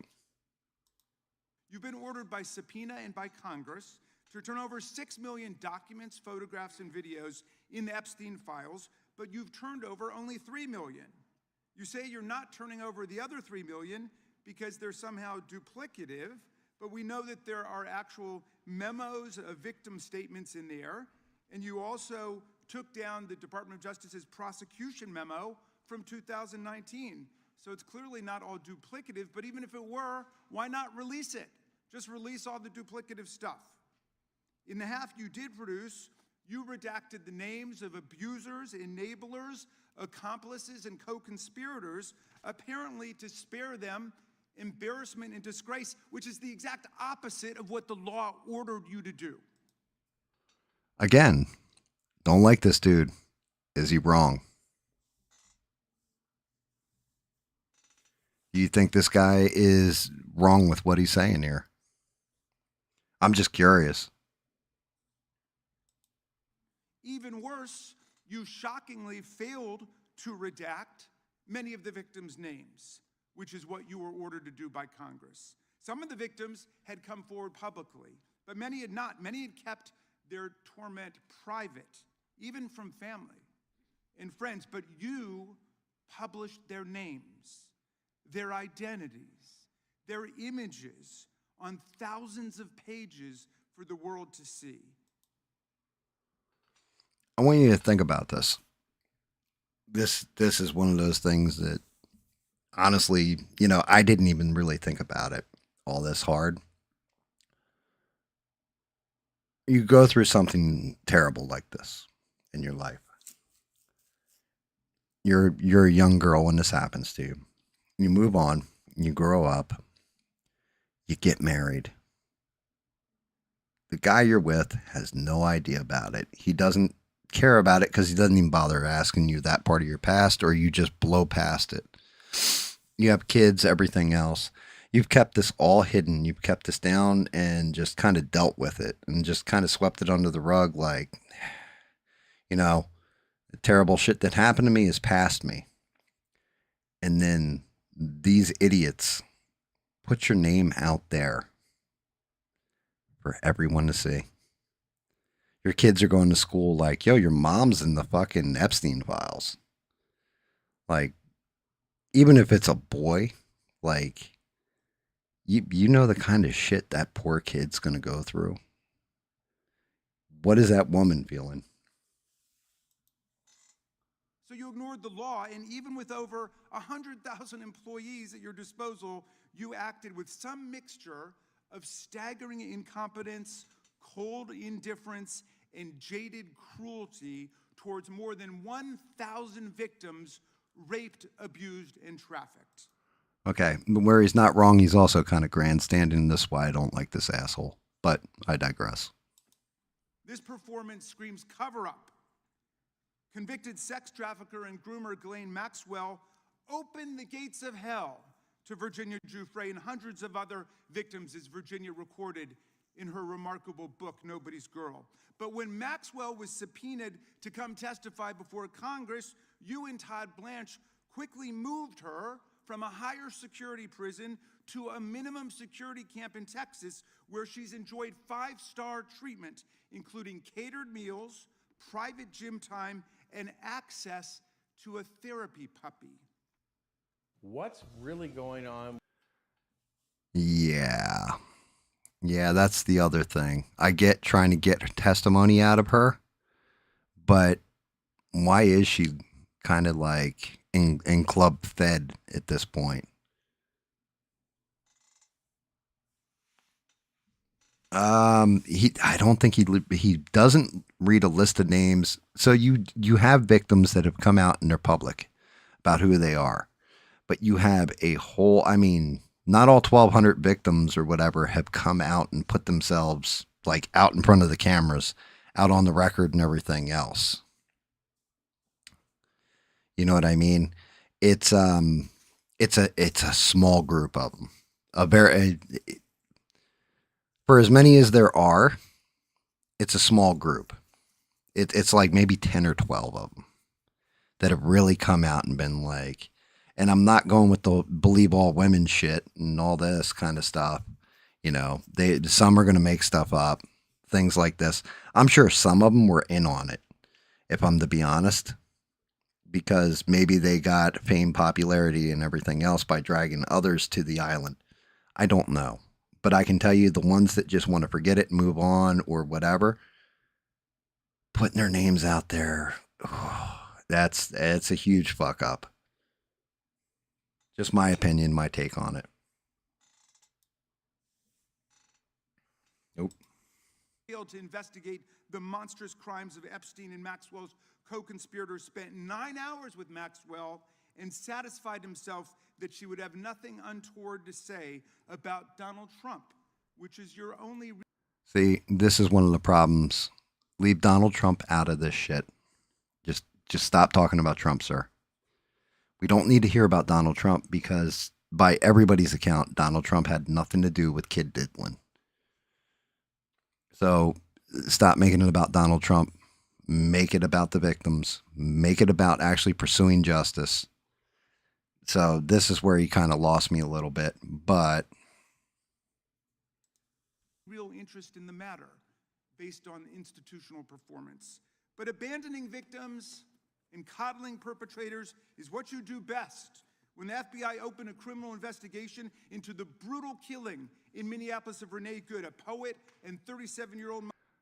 See, like this, that bullshit. This is the grandstanding. Let me get past this. There are certain parts I fucking can't stand it when they start injecting politics into something that should be apolitical. This whole thing, hurt children, hurt women, fucking up at your job. It should have nothing to do with this other crap. How are you seeking justice for Marimar Martinez? I don't care. I don't care. Adam Schiff, Mark Kelly, Alyssa Slotkin. I don't care. Of the justice function and contamination of federal law enforcement. Get back to fucking actual fucking shit that's important, like Epstein stuff, sir. Shut your fucking rat skin mouth and get to the important parts. Two-time Bronze Star recipient who clerked for Chief Justice Roberts. Oh, Jesus. Nominated Eric Siebert. Now you're just grandstanding. Zero prosecutorial experience and no qualifications. And then you were humiliated when a federal judge found that this corrupt... All right, hold on. Lindsay Halligan, Trump's personal lawyer from the Mar-a-Lago documents case, who had zero prosecutorial experience and no qualifications. And then you were humiliated when a federal judge found that this corrupt appointment was blatantly unlawful and threw out Halligan's indictments entirely. And now, see, that part right there, that's going back to her job performance. He's not wrong. That's the reason Comey walked. And, you know, they can bring it again, but statute of limitations is running out and they haven't brought it again. Why haven't you brought it again? Same thing with Letitia James. How come you haven't brought it again? Because you're being lazy. You'd rather do the hit on Fox News than actually go and nail out corruption. Grand juries of American citizens have repeatedly rejected your vendettas and baseless indictments brought by the hacks left at DOJ now, with 2 different grand juries in Virginia voting down indictments against Letitia James in a single week. And just yesterday, another grand jury shut down your vendetta factory by rejecting indictments against the 6 members of Congress who had spoken out to remind all service members that they have a duty to refuse illegal orders. Again, stop with the politics, sir. Job performance. You tried to get a grand jury to indict 6 members of Congress who were veterans of our armed forces on charges of seditious conspiracy simply for exercising their first Blah, blah, blah, blah, blah, blah, blah, blah, blah, blah, blah. constitutional patriotism of those grand jurors, and not tried again by doubling down on that humiliation. As your best lawyers are sacked for having participated in the January 6th case or just flee for the exits now, your new lawyers keep lying in court. In dozens of cases, they've been excoriated for lying to federal judges. Chief Judge Boasberg, right here in D.C. Okay, that's blatant hypocrisy. Shut the fuck up. Okay, you guys broke down a misdemeanor bookkeeping error and convicted a man for 34 felonies, supposedly, because he was going to run for president and beat your guy. Shut the fuck up with this, sir. D.C. suggested you're to tell the truth about anything. Now, as ranking member, I asked the chairman to add a few extra rounds of questions today because we each have 5 hours of questions, not 5 minutes. But we're stuck with 5 minutes. That's clearly insufficient to give voice to America's victims. You just went on for 8. Not all the corruption and cover-ups that we see at DOJ right now. We've got this one round, so we ask you politely but firmly, Madam Attorney General, please do not waste 1 second of our precious time by evading questions. You just wasted 7 minutes of our time. Out of the whole 10 minutes, 7 minutes were just you being blah, blah, blah, blah, blah, blah about bullshit and political grandstanding. In the Senate, you brought something with you called a burn book, a binder of smears to attack members personally for doing the people's work of oversight. Please set the burn book aside and answer our questions. And when you hear us reclaim our time, that means it's time for you to stop speaking. We only have 5 minutes, so when we reclaim our time, that means you stop. And if you don't, we will ask the chair to stop the clock and let you go on his time. The quality of justice in America depends on the character of our government. All right, yeah, shut the fuck up. It wasn't him. So one of them has all these victims from Epstein, and he tells them to stand up if they've called DOJ, and they all stand up. Were any of your concerns addressed? Stand up. None of them stand up.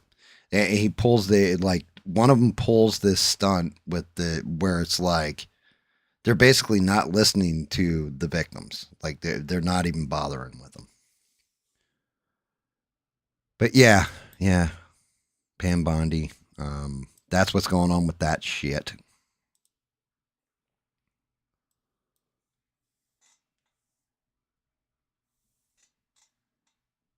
Giant mess. And could this all have been avoided? I don't know. But it definitely, for me, I look at it as there's 2 tiers of justice. If anybody I know or anybody you know had pulled this shit, unless they were a billionaire, they'd be in jail. Hell, they'd be thrown under the jail. And these people are going to walk free. Nobody's going to get prosecuted. Nobody's going to get nailed out. My opinion, Pam Bondi needs to lose her job, immediately. Kash Patel needs to.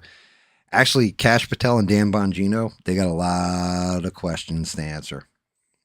Because they basically, Kash Patel in particular, not so much Dan Bongino, but Kash Patel went before Congress and flat out Massey played that clip. If I saw any of the people or whatever, I would bring that case immediately, but I have seen no evidence of any kind of trafficking. Yet you have a co-conspirator list.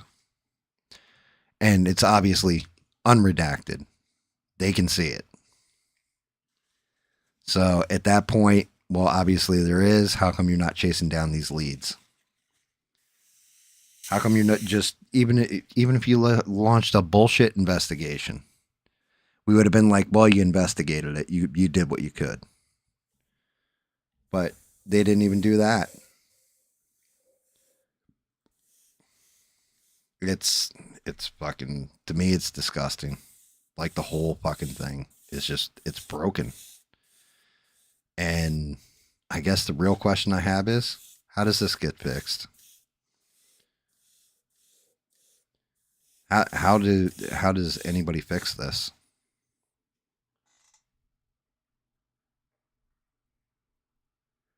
Yeah, and I agree with you, Reb. Like, that's part of my problem. That's kind of where one of the bigger parts of the problem is too, in my opinion. You got these people that are just grandstanding. Like, I didn't need to hear half that bullshit. You guys are supposed to be, you know, fortunately, if you're doing your job, then it should pretty much be an interrogation, right? It should be an inquisition. You should be really hammering somebody, like, why was this person let go? Like, why aren't you doing your job in this way, that way, or the other way? Instead, you did it in a partisan way. To me, that's unacceptable, because I don't care if those women all voted for Kamala Harris. I don't care if they all voted for Donald Trump. They didn't deserve what happened to them to happen to them. The people that did shit to them need to go to jail. This isn't difficult. This isn't, some high level science that nobody can figure out. It's just right and wrong. And justice, matter of fact, that might be a model I'm debating printing out and painting, but there's a lady justice model. There's a reason she wears a blindfold. We're all supposed to be equal under the law. We're all supposed to have even rights as American citizens. And it really does. Like, the problem here is, it does look like there are two tiers of justice. That if you are rich and powerful, you can do whatever the hell you want. But if you're just common person, you're screwed.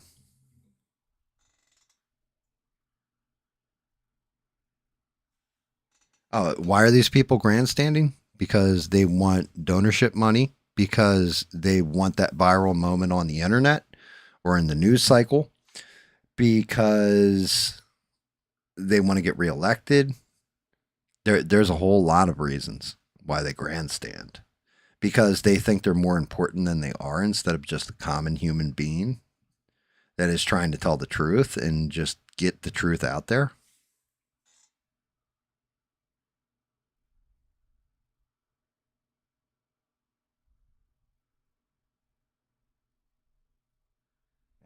Yeah, you're right. It is. It's all about the sound bit. It's all about well, look how tough I was on Pam Bondi. Look how tough I was against Donald Trump's administration. To me, this isn't even about the Trump administration, right?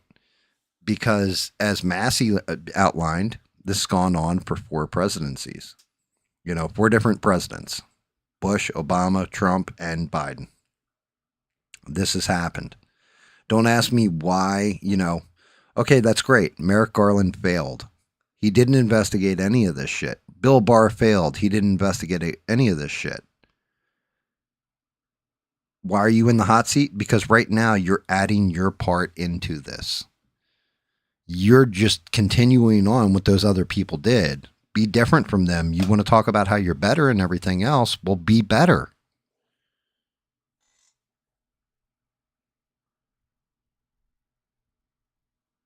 I don't think this is a hard concept to follow.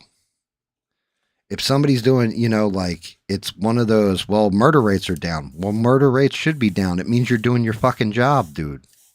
Like, do you want a pat on the ass? Do you want, like, a gold star and a cookie? Like, it should be down. Like, there's a reason why we, you take public funds to, like, regardless if it's state or federal, for your police. It's what? To prevent crime, to protect victims. And you know what I mean? Well, we're doing it. Look how much crime. Well, good. You should be eliminating crime. We're giving you millions and billions of dollars every year to eliminate and cut down crime. So now you're doing your job, and all of a sudden you want like kudos. Well, we'd appreciate you if you did it all the time, not just some of it.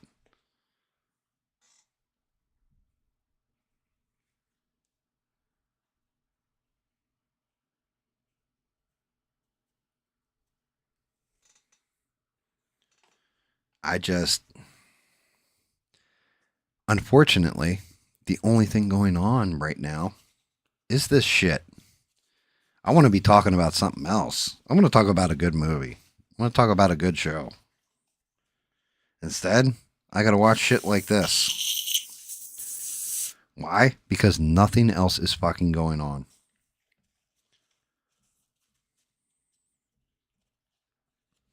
I want to be talking about how amazing everybody in America is doing. And also not shown was there's a part where Pam Bondi starts going off about how great the stock market's doing and everything. Like, ma'am, what are you saying about the stock market shit? Like, who cares? You're not here to talk about the stock market. You're here to talk about victims and crime because you are the attorney general. You know, the one who's the highest law in the land for the most part, outside of the Supreme Court, that is supposed to be enforcing the law and bringing these people and justice to victims and criminals and into jails. Like, what the fuck are you talking about with the stock market? Shut the fuck up and stick to the point. Do your goddamn job.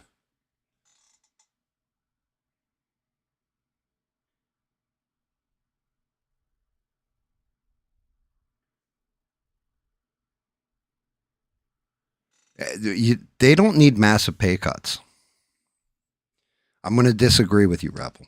They don't need a pay cut. What they need is to not have any kind of outside money come in. So you get whatever, the going rate in Congress is, and that's it. Not a dime more. Oh, well, you know what? I'm a free American citizen. I can't invest in stocks. Yes, you can. You put it into a blind trust and somebody invests it for you. And if they do good, they do good. If they do bad, they do bad. But the thing is, you use your insider knowledge of laws that are going to come up and how they affect certain stocks. And then you're hedging your bets and making yourself rich off of it. Means that you're going to vote a certain way every damn time. Don't want AI? Well, yeah, but you know what? I'm going to make $2 million off this stock portfolio because I know this AI company is going to get the pat on the ass from Congress.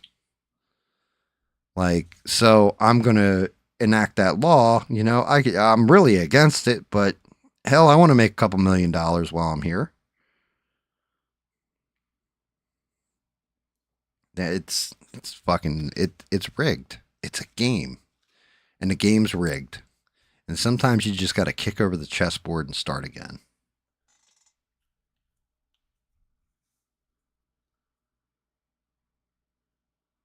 The Christopher Nolan Troy movie, you mean the Odyssey? I did. We broke it down. I'm torn on it. I really am. I want to say it's going to be a great movie. I'm torn on it, Reb. And the reason I'm torn on it is, so there's a scene where they go into a cave, and in that cave is a Cyclops. And the Cyclops keeps them there and is slowly eating the crew till one night they take its eye out, right? The way it looked, for whatever reason, it just didn't look good to me.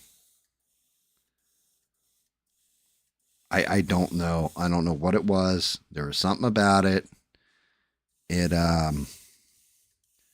don't know if it's the CG. I don't know if it's just I've seen too much AI. It's kind of like the Eugene sent over a thing. It's called The Dinosaurs or whatever. that they're going to be doing. And it's like a little series. I think it's on Netflix, right, Eugene? Is it on Netflix? But there's something with the CG where I can't. I'm to that point now where we've got AI on the internet all over the damn place. And it's cool. You know, you get some funny stuff. Mr. Rogers hanging out with Tupac, for example. Definitely hysterical. Watching what's his name? Stephen Hawking go off the top of the cage at like Hell in the Cell in WWE on the Margaret Thatcher. Pretty damn hysterical. But at the same point in time, like I hate to say this too, because I love my technology. In a way, it makes me crave practical effects. It makes me want to see like a guy in a rubber mask being the monster in a movie. Because at least my brain tells me, yeah, that's real. That's not some CGI fake bullshit.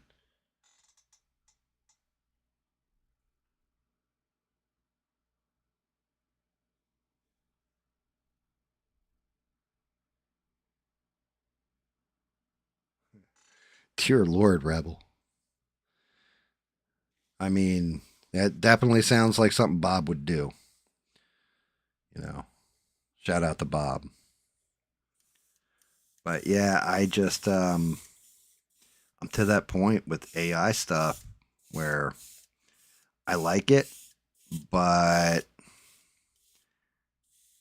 you got people now, you got like these filters where guys can be chicks. Like, and I mean, like, you would never know if they didn't show you behind the filter that this guy is really a girl. You know what I mean? That kind of thing. That's kind of scary. You know, I've said, like, if I were a girl, I'd probably have X amount of subs and all this kind of crap, right? Like a pretty girl's going to have a lot easier time than an old ass man like me at doing this YouTube thing or any kind of social media thing. It's just the truth. You know, you get a lot of teenage boys, all this kind of stuff that are willing to follow that versus an old beat up dude. I don't know. I don't see it being a good thing. I see a lot of deception going on. Guys that get their heart broken because they think they're talking to the girl of their dreams, and it turns out to be the dude of their nightmares.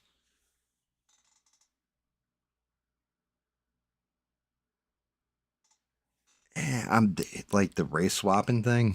I don't even give a shit anymore.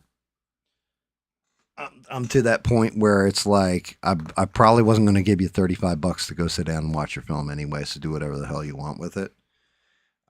My bigger thing is, are they going to stick to the actual story?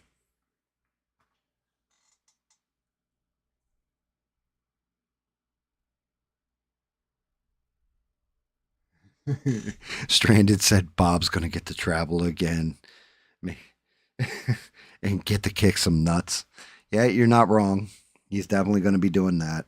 You know, we're going to get a Bob nut kicking story, and there's going to be something that happens on an airplane. I guarantee you, where Bob's going to get thrown out the window of the airplane or some shit because he just, the stewardess was slow with my beer, so I kicked her in the nuts and she threw me out the window.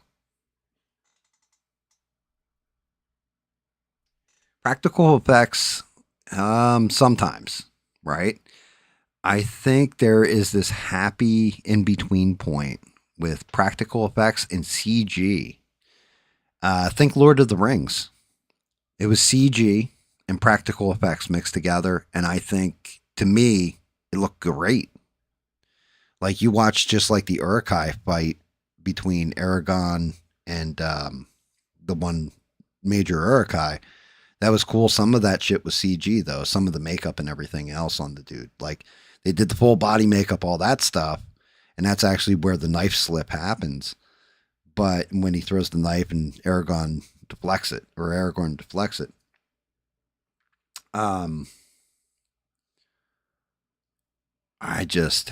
don't know. I think you have to find a happy medium. I think nowadays you have too much CG going on. Like AI, it's still, no matter how real it looks, I can still see the flaw in it. And I mean, maybe it's because it's too perfect, which sounds stupid, but it's true.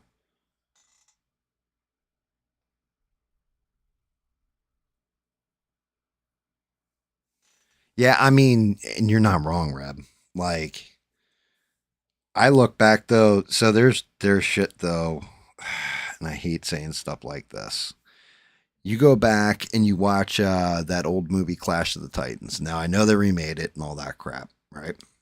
But you go back and you watch the original Clash of the Titans, them fighting the Scorpions, the Kraken, Medusa, Obo. I think his name is it Obo or Boo Boo.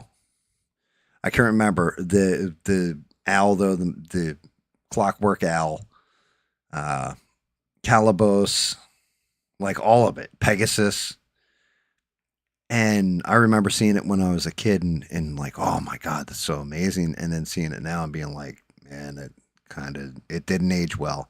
And once I watched it, I was excited and got it on DVD when it first released.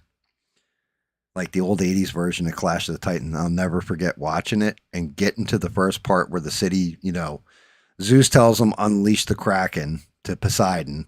He does, and it comes and wipes the city out.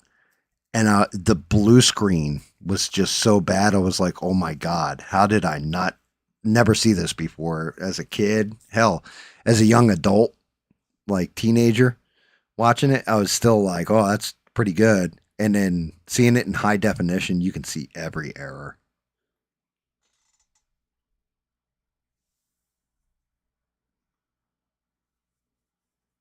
See, that's a good call too, Reb.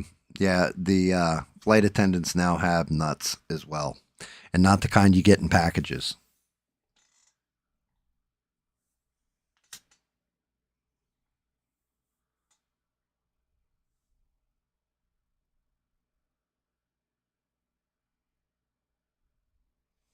Well, not just that. When it comes to Clash of the Titan, um, oh God, I drew a blank on his name, and I should be shot for this. What's his name? Harryhausen.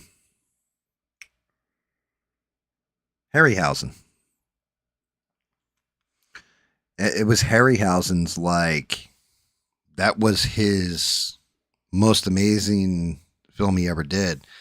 The thing is, what's crazy, I can go back and watch Jason and the Argonauts, the whole Hydra and the skeleton fight. You can clearly tell it's like claymation / stop animation, what have you, stop motion or whatnot.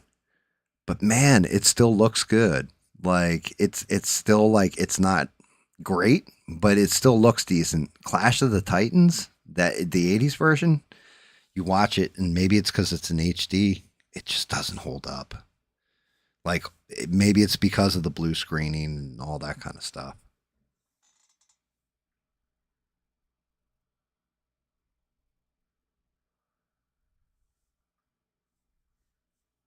Yeah. Yeah, I did. What was it? 8 people shot, I think, Bob. And it was a trans shooter, another trans shooter. And I saw a video of him, her. I don't know what the hell they identified as, and honestly, I just identified them as the shooter. But they were cackling like the Joker, like they were trying to. It pisses me off because people like that don't truly understand what the Joker was. Like they think it's just madness and all this kind of stuff. It goes beyond that. The Joker's so crazy that he goes insane, so bad that he becomes outer sane. Like he's chaos. He's outer sane and chaos. It's not just pure insanity. which is why Batman can never figure him out. Because he doesn't see, he can't think like that. Like normal people can't think like that. It's not supposed to be something you understand or identify with. I can't identify with the Joker. You know, I can understand, I can't understand his motivations or what he would do in situation, you know, like stuff like this, because it's random chance. A lot of the stuff he does is just random because he doesn't give a shit. That's the truth of the Joker. He actually just doesn't care.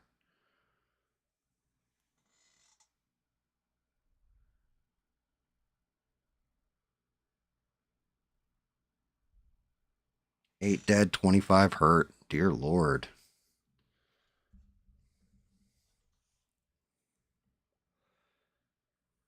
I mean, that's one of those things. You start pumping a human being full of hormones, chemicals, and everything else, regardless of anything. They could just be sick. And you introduce something foreign into their body. Some people are going to react one way, some people are going to react another way. It's that's tragic. And I mean, the parent forced them to transition. That's sick. Why would you force your child to involuntarily transition?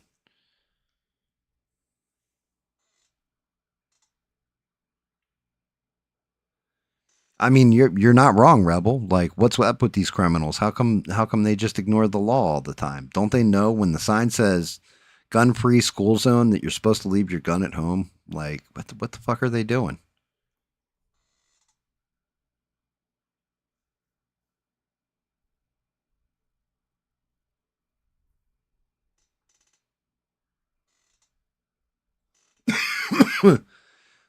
Him, her.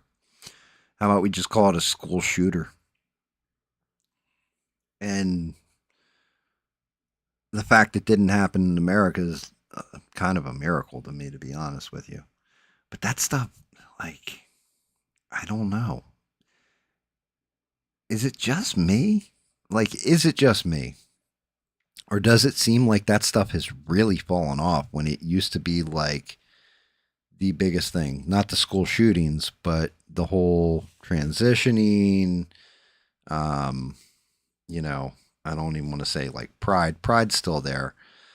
But the big, you have to recognize my pronouns and recognize me as this type of person. You know, like I want to be known as a guy.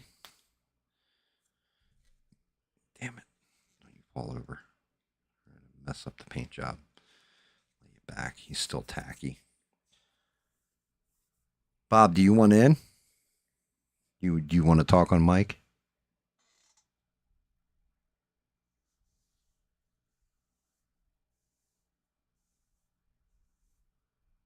Yeah, I don't understand. Why the hell do we put cops in school? Like, can't we just, like, if kids are going to act that kind of way in school, shouldn't we just, like, turn into, like, a prison school at that point? Like, if it's that bad where you need a cop there at all times? Why the hell do we need cops in schools? Like, at what point in time did it become socially acceptable to do that shit? I mean, even if you have a cop in a school, like we saw it with, I can't remember where it was. Was it Uvalde? Where the cop ran away? Like, whatever guy they had as security just, like, ran out as soon as the shooting started? Like, he was just completely useless. All right, I got you, Bob. I got you. I'm grabbing you.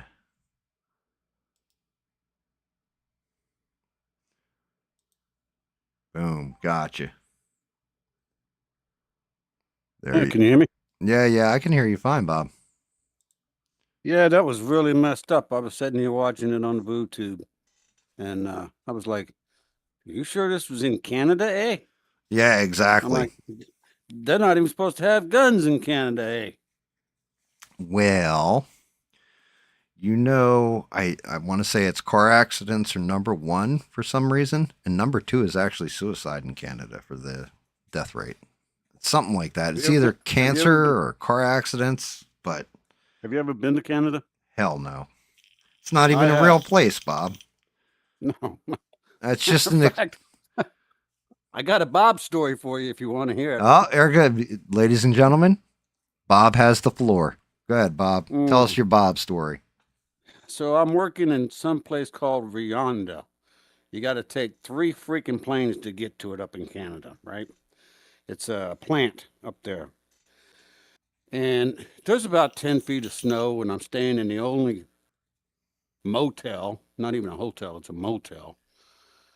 This is the place where you got to plug your car. They've got like outlets that you can plug your car in to keep the battery or keep the oil warmed up. I got you. Oh, by the way, Well, Bob, say hi to Devin. Devon is in the chat, ladies and gentlemen. I see her. And somebody give her some popcorn. And yeah, we're gonna. How you doing, Devin? Yeah, and we are going to talk about the pew pew story. Well, I don't even want to say pew pew. I'm a fucking adult. The gun story and the shooter up in Canada, but Bob's telling the story right now. Okay, so I'm stuck in this motel over the weekend because it's just too damn hard to get home and then turn around and try to get back, right? Well, there's nothing to do in this little hick town. So what does Bob do? Drink. Bob drinks. And Sunday night, I think I was watching a football game, and I drank until about 1 o'clock in the morning. I had to walk up to the plant. The plant was about 3 blocks up. And through the snow. So I get up in the morning, and normally I eat breakfast. But this particular morning, I wasn't that hungry, so I just took a shower, brushed my teeth. I walk up to the plant. You got to, they got this, if you're not an employee, you got to get a visitor's badge every day, right? Yeah. Sure enough, the kid behind the glass smelt beer. Dude, shocked. They pulled me aside, and I'm like, okay, what's going on? And they're like, what do you do? Because this is a smeltering plant. Okay, so there's a lot of dangerous stuff. I think you've told the story, Bob. Oh, okay, never mind then. And, well, no. I mean, because hold on, let me see. Let me see if I remember the story correct, just to make sure. But they breathalyzed you, right, and sent you home. Yes, sir, they did. And they sent you home. They sent me back to the hotel. Yeah, back to the hotel, and you went back and just had fun and drank the rest of the day away. No, that's not true.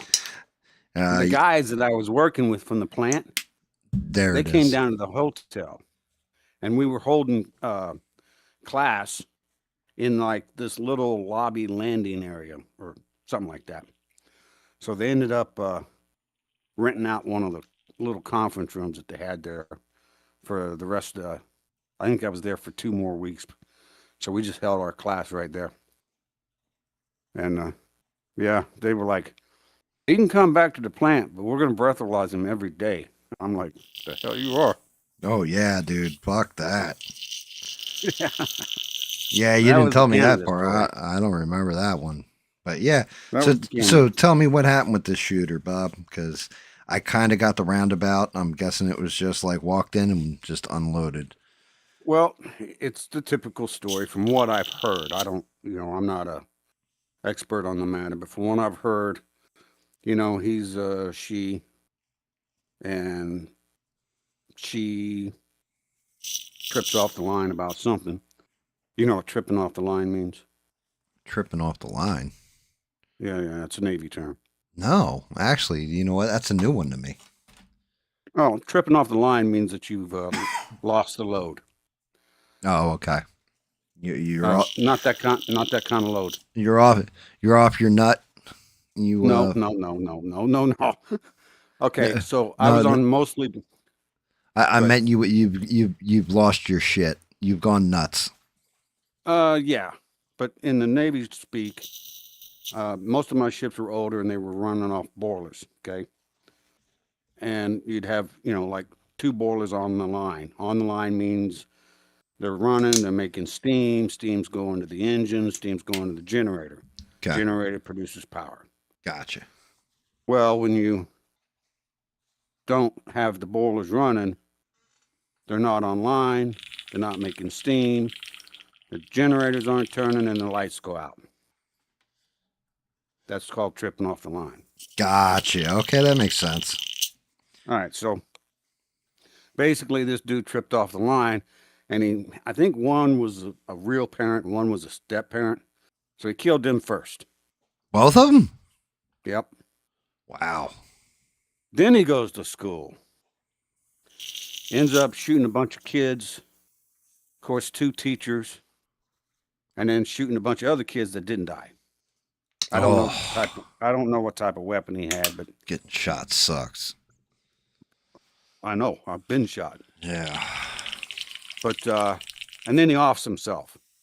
Well, which is that's what they always do, right? Well, not always. Some, like, you got the one dude. Wait a minute, the transgender shooters. Yeah. I'm trying to think if any of them have lived. Now that you mention it, no, they don't. I think you're right. I think they do off themselves. That one in was it Memphis or Nashville? Yep. And there was another one someplace. I think it was in Texas, but I think that was well, I know there was the Christian school where that one seemed like a fucking vendetta. Like, actually, I think it was like a Catholic school or something. But that one seemed like, they went there before. They went there when they were younger, transitioned, and then lost their shit and went back in. But they had like notebooks and everything else. Well, this most recent one had also gone to school there. Seems to be a pattern. See, and I mean, and all this shit always comes back in like my brain. Maybe because I lived through it and because I got blasted for always wearing my trench coat. But the trench coat mafia with, God, I almost called it Waco. It's not, what the fuck's it called? Columbine High School with the, was it 2 or 3? Two of them. 2 of them, the trench coat mafia, where they were always getting picked on and everything else, bullied. And then they just showed up one day and started just unloaded. They tripped off the line. Yeah, they tripped off the line and just went ham on everybody and had practiced it and run it and everything else for a while and had access to the weapons. But the thing that I think that what is keeping it down here in the States, because it used to happen here in the States every 5 months. But we have now, for the most part, we have put armed guards in most of our kids' schools. They haven't done that in Canada, eh? Yeah, but I mean, all jokes aside or whatever, I can see rifles for hunting and stuff up, especially up. I mean, you're out in the middle of the wilderness for most of Canada is the wilderness, right? Very much so. So you would think everybody would have kind of access to rifles, stuff like that. I mean, you're coming across shit that is going to kill you in the wild. It's not like, oh shit, we got to go out and shoot some squirrels because they're going to mob us and carry us off. It's, what I mean? A fucking bear just came up to my front door and took a shit and is trying to get in. So, but at the same point in time, like America, we have so many damn guns. Like, and there's nothing wrong with that. My opinion, there's nothing wrong with that because we see what happens in like the UK. Okay, well, we're banishing all guns and there's your gun crime went right through the floor, but stabbings, man, I'll tell you what, they definitely came right up, didn't they? So no matter what, if you're going to do something wrong and hurt people, you're going to find the weapon to do it. Yeah, what was that thing down in New Orleans? Didn't they like take a van and drive it through a crowd? Yeah. Yep. Yeah, that happened right around the same time the dude blew himself or supposedly shot himself and detonated like the Cybertruck or whatever in front of Trump Tower, right? I remember that shit? That one was a weird one too. But going in and, I mean, it's a school. Like, right. You're specifically going in there to hurt kids. It's never like, oh, they walked in and shot a bunch of the faculty and then walked out. It's always they went in and started shooting everybody. children, faculty, everything, and mainly children, because that's who frequents a school. So what the fuck is it with the war against children? Between people wanting to do bad things to them and then wanting to end them. Like, what the fuck do kids do? They're kids. I think it has a lot to do with the fact that I don't know when this happened. I know why it happened, but I don't know when. But they shut down almost all the mental institutions in this country. Now, they shut them down for a good reason. I think there's all kinds of abuse going on back then. This was going back, 25, 30 years. And I think they need to start reopening them with extreme supervision and start putting these people who exhibit this type of behavior, because he had also exhibited that type of behavior in the past, violent behavior, and putting them in there. So one, they're controlled. They're not in prison, but they're controlled. And two, we get them out of the streets. But that's just my thought. I mean, that's not bad, but you have to be careful because that becomes a slippery slope, right? Yeah, that's why we closed them all down the last time. Yeah. So, anybody who exhibits violent behavior, for example, you ever get in a bar fight? Not me. Not you, right? When you consider that? You asked that as a serious question? Well, no, it was kind of rhetorical, but I just figured you'd be like, yeah, of course I have, but when you consider that exhibiting violent behavior? Well, in my case, I would always say no, because I was always not the one that started it.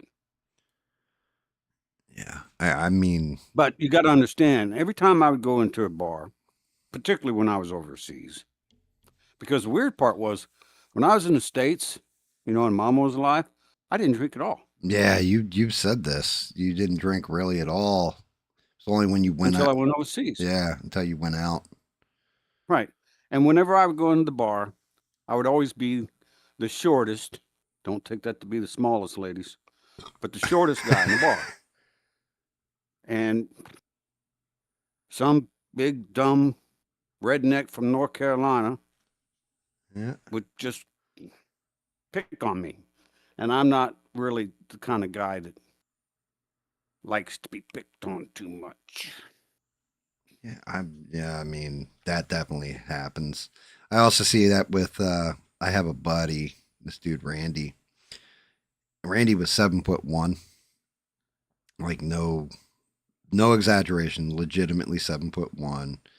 And every time, like, he was the bouncer at the one bar I worked at, but every time some dude would come up to him and always kind of start shit with him in one way, shape, or form. And he did it. It was like, I'm like, you always deal with, he's like, everybody wants to test themselves against the biggest guy in the room. And those are the stupid people. But yeah, but I mean, doesn't mean they didn't test them, Yeah, that's true. And normally it would always be the shortest guy in the bar because he's got a Napoleon complex. Yeah. That does happen. Fortunately, I have many flaws, but that's not one of them. Yeah. Yeah, I mean, and that's a good thing. Real easy to get swept up in that, like, Napoleon complex, like having to prove yourself to be, what the hell, man, now that you've said that, I got this picture in my head of an old school book, right? Not even the movie, because they did a movie of it too.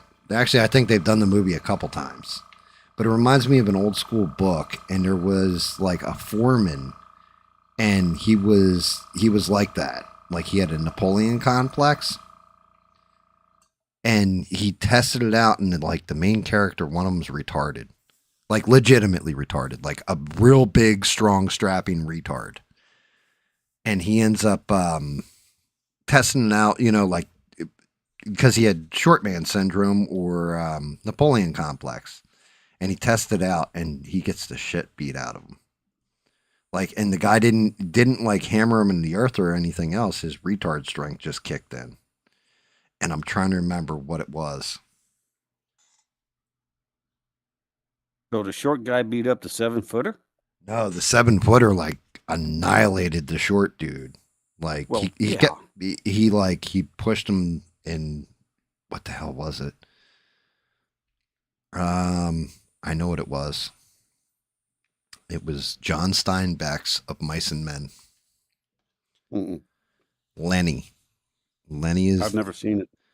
It's a book. It's a very famous book now. Like, I can't believe you've never heard of that book or seen it or anything, Bob. I've heard of Mice and Men. I've just never seen it or read it. Yeah, Of Mice and Men. So it's George and Lenny. And Lenny is he's mentally like he's retarded. It's like a big retard, he's got the retard strength. And they're working men, and they travel around together.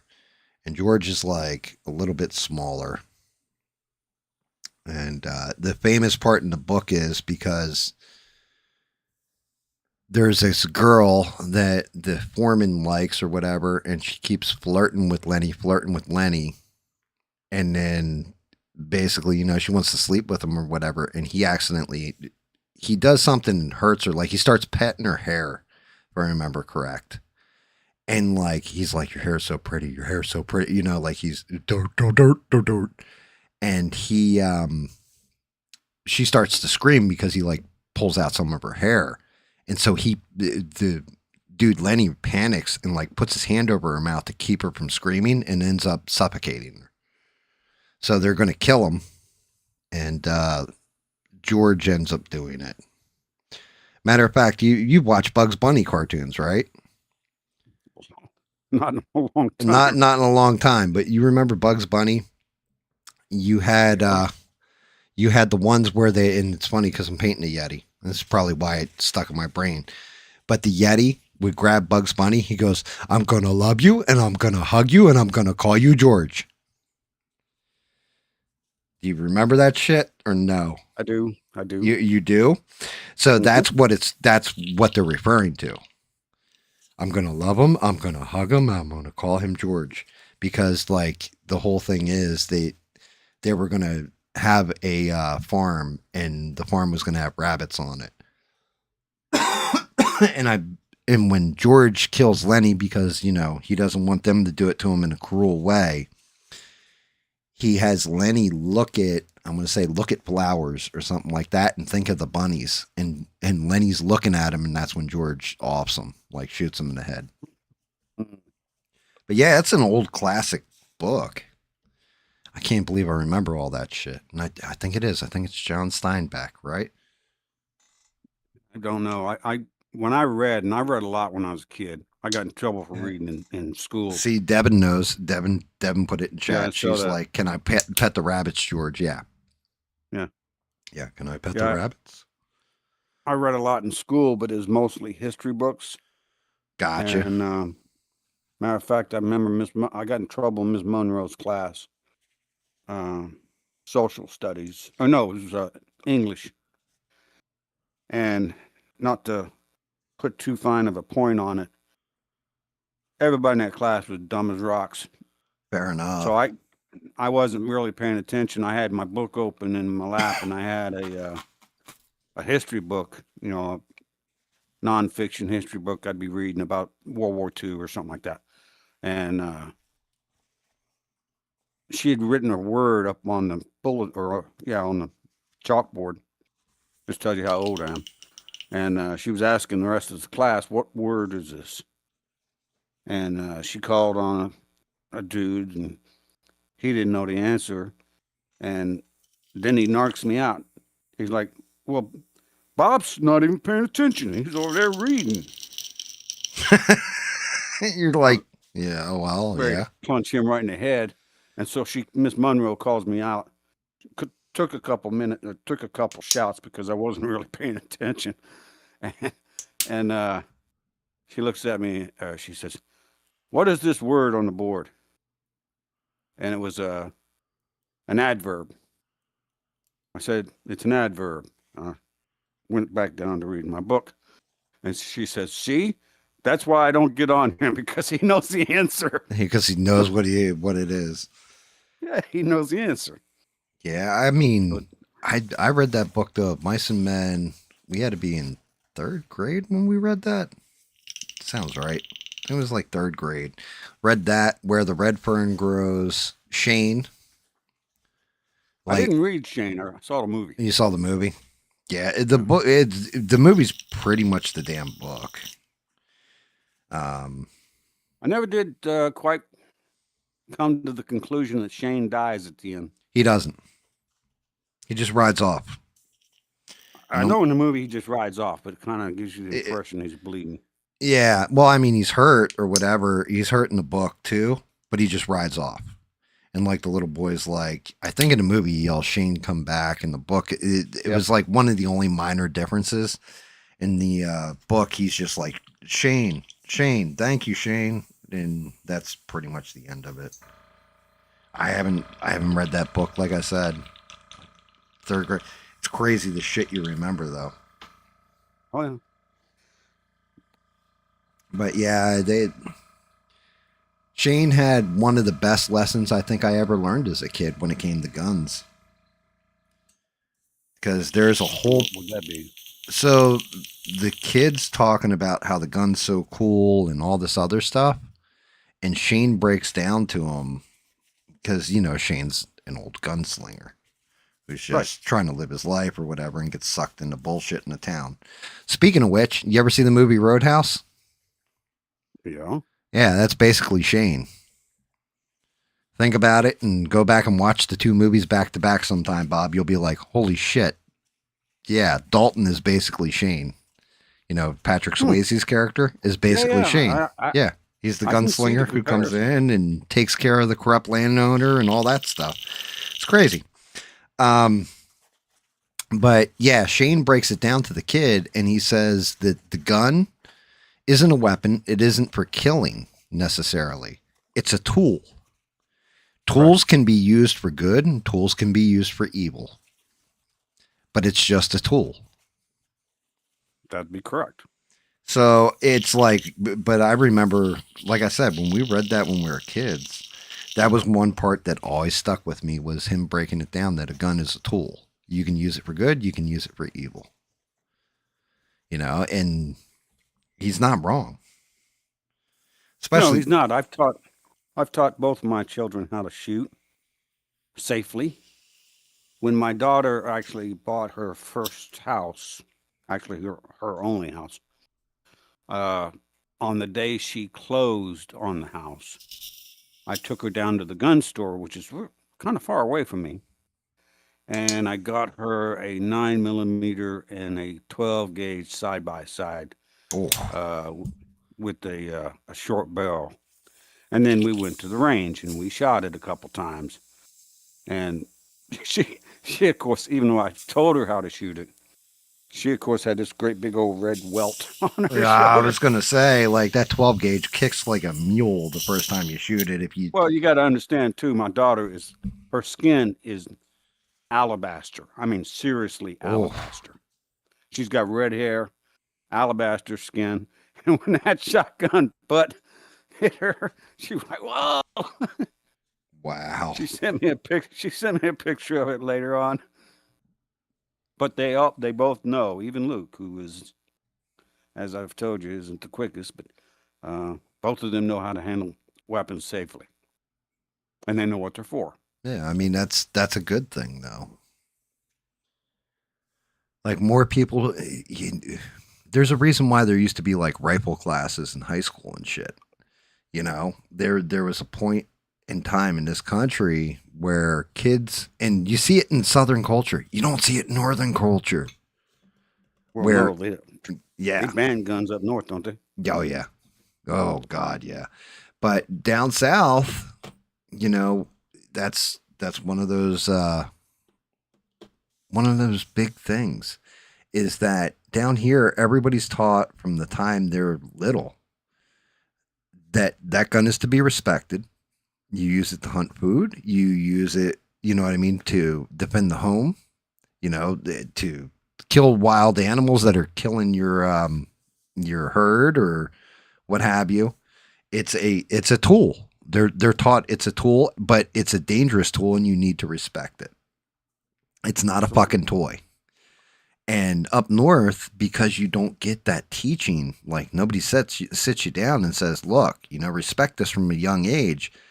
Teenager gets hold of a gun and it's cool as shit because I saw it in the John Wick movie, and you know what I mean? This kind of thing. And next thing you know, you get, oops, I shot somebody and killed them. Oops, well, I'm mad, so I'm going to pick this up and use it. They have no respect for the gun. My family moved from a fairly large town to a very, very, very small hick town. Okay.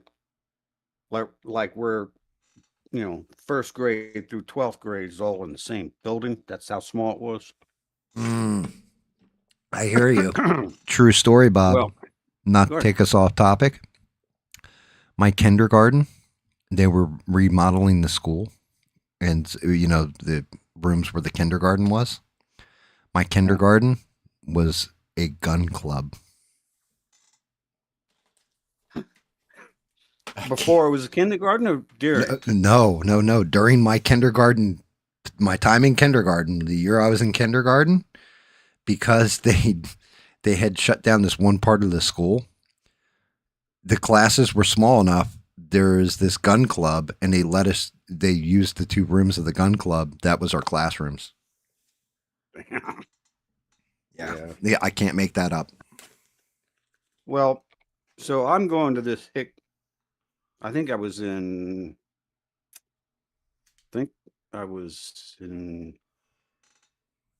maybe 9th grade, something like that.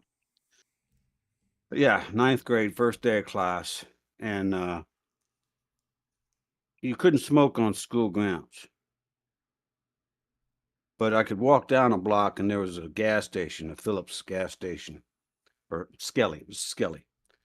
And they had this wall on the side of it. So that particular morning, first day of class, I'm sitting on this wall smoking a cigarette. And these 3 guys come up to me, big country boys, okay?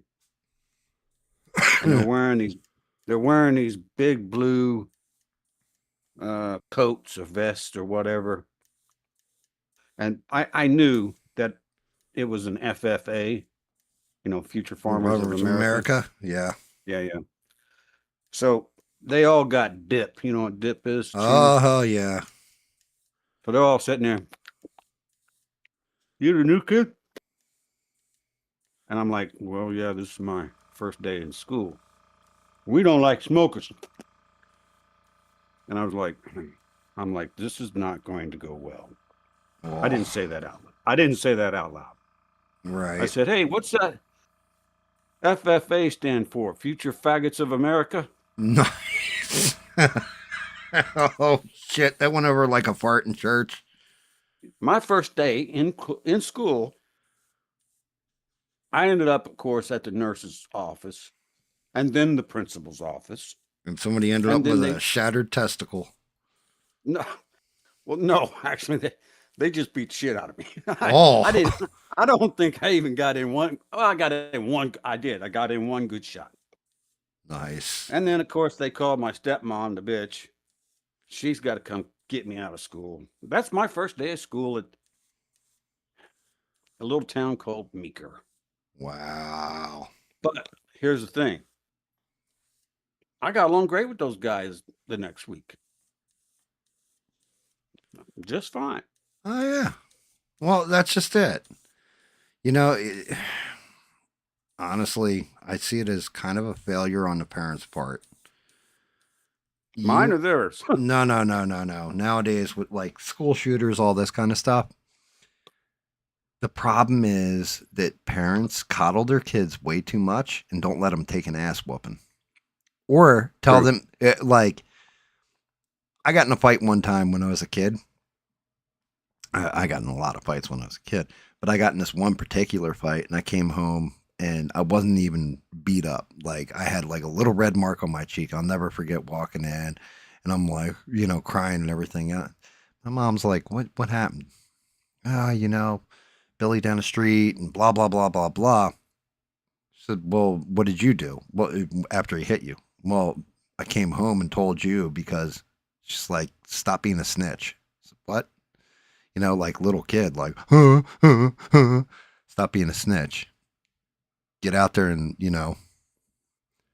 go show them that you mean something. She's right, actually. Right. And I was like, no, I was all scared. She fucking threw me out of the house and locked the door. Said you can come back in after you go out there and you go handle it. I came back with a black eye and a bloody nose. But again, she wasn't wrong. You know what I mean? No, she wasn't. You got to learn that early on that, unfortunately, this life, there's going to be people that are just going to want to kick the shit out of you. If you don't stand up for yourself, you're always going to get the shit kicked out of you. Because he never messed with me after that. And I lost that fight pretty bad. Well, that happens when you're growing up. But I tell you what, it does do for you. At least in my opinion, okay? What's up, Melissa, by the way? How you doing, Melissa? It makes you more aware of your surroundings. Mm-hmm. Because I don't go anywhere without scoping it. All right, when I walk in the door, I scope the place out. First thing I do. Particularly if I'd never been in it before. And so I'm aware of where the exits is and where I want to sit. Oh, hell yeah. Do you always put, like, I don't know if this is just a GAM thing or this is just a dude thing. When you go into a bar you're not real familiar with, and most times even a bar you are familiar with, do you make sure your back is against the wall where you can see everything in front of you from each angle?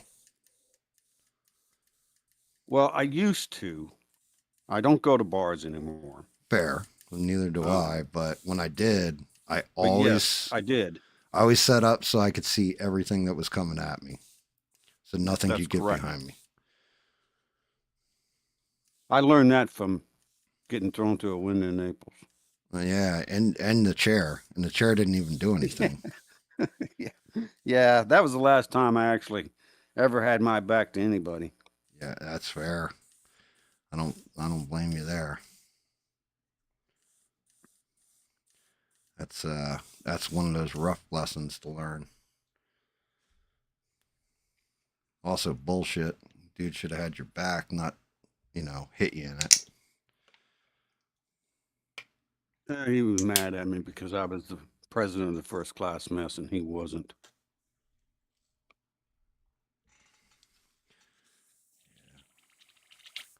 Man, I'll tell you what. I don't know when did it become, well, if you can't beat them, shoot them. Like at what point in time? Good question. Because I also noticed the change. Yeah, because like when I was a kid, you get your ass kicked, and even the person who got picked on all the time never came back with a gun. The craziest, have I ever told the story about the bomb going off? No. Oh, not to me at least. Oh shit! All right, so here's one for you, and this happened in the high school. I actually didn't attend this high school. I knew both people involved. One was this nerdy dude. His name was Phil. The other dude was actually like he could have probably been an all-star baseball player. Like he was fucking really, really good. He's a jock. Yeah. And he used to pick on a jock. Right. He used to pick on this nerd all the time. I mean, just always harassing him. And good old Phil was good on chemistry. That was his big thing. Mm-hmm. Now, one day, this dude, Brian, goes and opens his locker, and that shit blew up and hit him from his chin down to like the center of his chest. Just boom. Police, everything else in there and all this because good old Phil had put a bomb in there. And the whole thing was what everybody knew was like, it was to scare Brian to stop him. What nobody really knew except for Phil's close friends, well, not even close friends, just, people that were cool with him, didn't treat him like a piece of shit.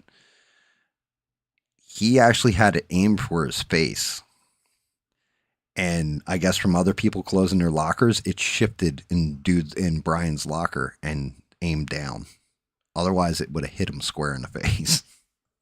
Jesus Christ. But I mean, that was it's probably lucky that it didn't hit him in the face. Well, it would have. It like I said, originally it was supposed to, but he got lucky. But still, Phil didn't show up with a gun and shoot him. He did it in a different way. You know what I mean? And even then, even if it had hit him in the face, it probably would have disfigured him. He might have lost an eye. But it wasn't bad enough where it blew chunks out of him or something. It was legit just to scare him. I actually think Ian's right here. I noticed that things started to change after Columbine. When they put all these kids on meds. Every freaking kid that I knew was on ADHD or Ritalin, Adderall. Ritalin, that's another one. They tried to put Luke on that stuff, okay? Back when he was younger, and we took him to the doc and got him, we figured out what was going on with him. Mm-hmm. And the doc was trying to put him on this stuff. And it's one of the very few times that me and Mama disagreed. We didn't fight about it, but we disagreed about it. But I put my foot down and I refused to do that. And good for you. Well, she respected that. Some people need it, right? There are people that I've seen it help, and then there's others that it's terrible for them. Well, I think it's the ones that they put them on, and then they stop taking them. That's the ones that trip off the line. Yeah. Yeah, well, I mean, it goes, like I said, you're a young person, you're fucking with your hormones, right? Your body's expecting this, that, and the other thing to happen during a stage of development, and you're either repressing it or you're altering nature to an extent, you know what I mean? If you're religious, you can say you're altering God's plan for you. And when you fuck with things like that, bad things happen. It just seems to always be that way, that you mess with something that's supposed to happen and bad shit happens. Yeah, I mean, even Luke today, if something goes, he's a very structured person, okay? He has a routine. We do this, we do this, we do this. And that's great. But if something happens outside of his routine, he just kind of stiffens up and clenches his fists. Right. And I'm just like, calm down, it's okay. But I worry about him when I'm not here anymore. Yeah. Because his sister is not nearly as forgiving. Well, not forgiving, not nearly as calm. Believe it or not, I'm calm. No, honestly, Bob, even when you tell your stories, I can tell when you get pissed, right? When something's obviously angered you in the news or, something like this. Well, yeah, because you get a strike because I cussed too much. Nah.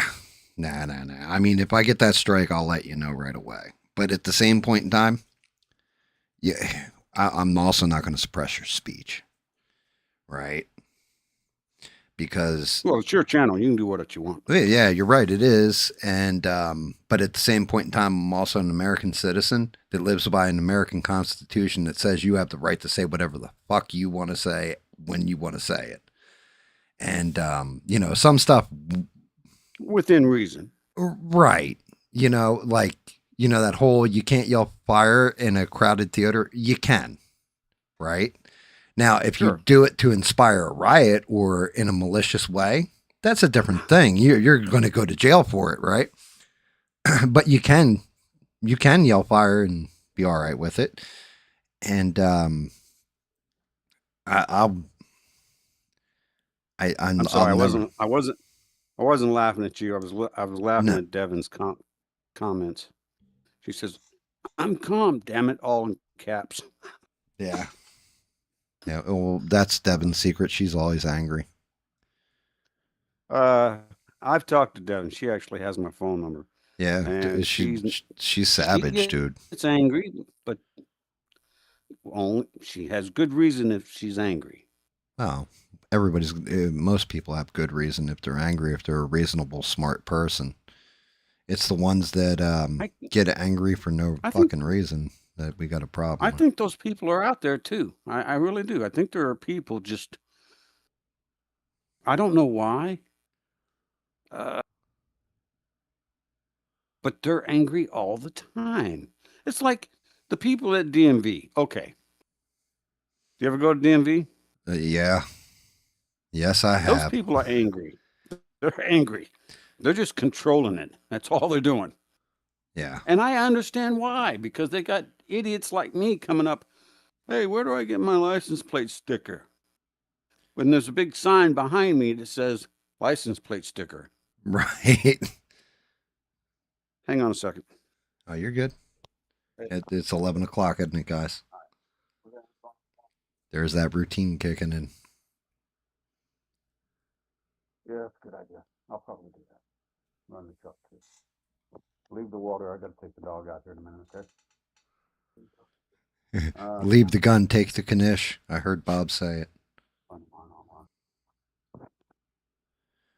Leave the gun, take the cannoli. I'm sorry. I said, leave the gun, take the cannoli.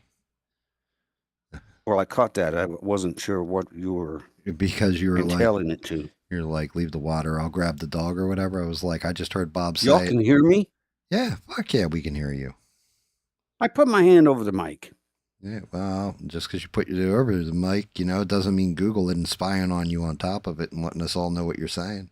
Well, I do have a voice that is projective. That's fair. Even though I'm a short guy, I've got a really deep voice, and I can yell at somebody across the big old conference room, and they will hear me. Oh, yeah. And so will the people in the other conference room. Not that that's happened. Yeah, and Devin's right. You do. You get crazy people in the DMV all the fucking time. Yeah, the DMV's it's a place I avoid like the plague. Can't blame you.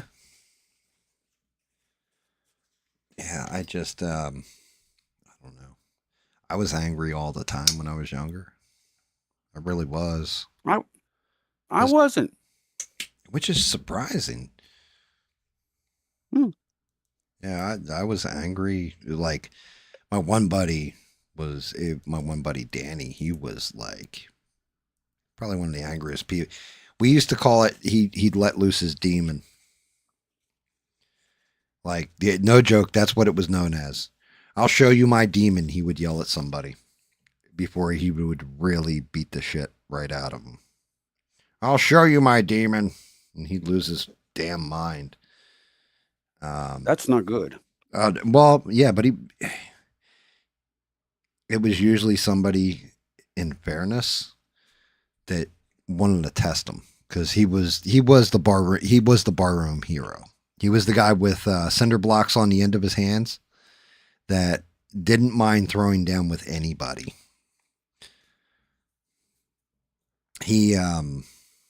That can be good and that can be bad. Yeah, and that's precisely the case. But if he was your friend and you were good with him, you never had to worry about anything because it didn't matter how big or small, he pretty much would take them out before they would hurt you bad or anything like that. You know what I mean? Like nothing was going to happen to you. I know a couple guys like that where you didn't want to mess with them. Matter of fact, true story, my buddy Bubba, is Bubba still in the chat or did he already bounce? Bubba will confirm I this saw him story. earlier. When I was in high school, I went to a different high school than everybody else, and there was this rumor about this guy who had been transferred out of the high school, and basically, I went to a vocational school. I went for computer science. I went to Votech. Right. So you had all these different shops, and each shop they had, you had welding, you had electrical construction, you had carpentry, you had automotive, right? You had all these different things. And everybody, there was a locker room in each one of the shops, including computers. And so when you were a freshman or somebody who had transferred in, like you're low on the totem pole, basically there was a thing that would happen where the upperclassmen, when you went into the locker room or whatever to put your stuff away, every now and again they'd turn out the lights. Somebody would hold the door, and then it would just be a free for all, like your hands swung. It was one of those schools where you either made friends, you learned to fight, or you transferred. Right?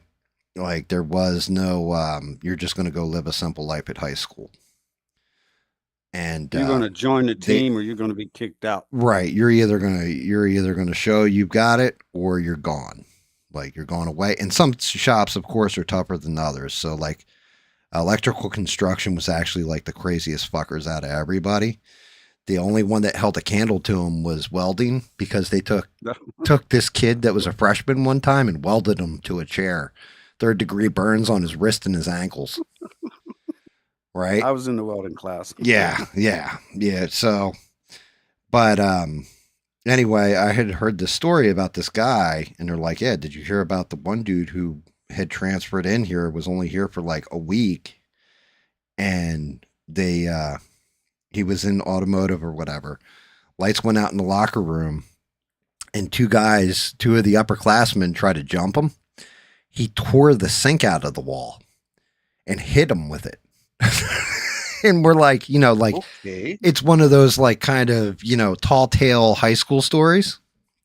Mm-hmm. Right up until I end up meeting this guy, and he's like, oh yeah, where you go? I go, Aussie Votech. Oh, okay. Yeah, I went there. I got thrown out. Why'd you get thrown out? Because these two guys in the locker room tried messing with me, and I tore the sink out of the wall and hit him with it. And that's actually Bubba's brother-in-law. Like but I'll tell you what, one of the greatest guys you ever want to meet. Like one of the nice, like all that, if he likes you. If he doesn't and you get on his bad side, just stay the fuck out of his way. But yeah, it turned out it was actually a true story. Like he actually did tear the sink out of the wall. He actually did hit two guys with it and got thrown out. I got to take the dog out, but I'll be back in just a minute, all right? No worries. All right. All right, boy, come on.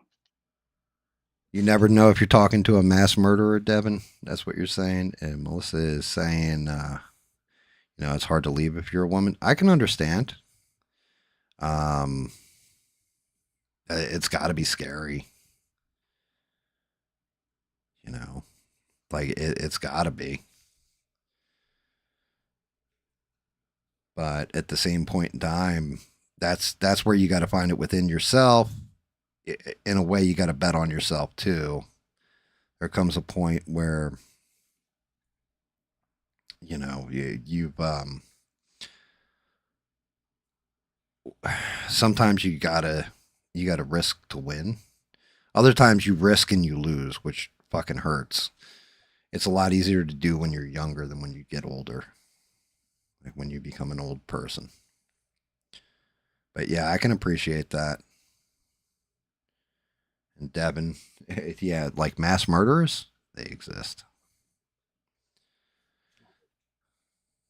There's definitely some people where, yeah, you can't tell if you're talking to a mass murderer, but there's some people where you're talking to a mass murderer. or somebody who is like, I don't know, people get a certain look in their eye when they've either been through some shit or they know how to really throw down. Who hasn't ripped a sink off a wall? I tore a toilet out, but that's only because my best friend grabbed a hold of me by my waist and helped me. And to be honest with you, as I found out as I've gotten older, it's not exactly that difficult to tear a toilet out. Like, it's actually a lot easier than you'd think. Actually, we almost hit the cop with the toilet, too. That was funny. Right out of a fucking second-story window. Still one of the that had to be the craziest fucking house party I was ever at. They destroyed that house. I don't think it, like, I don't know if there was a wall left in there without holes through it.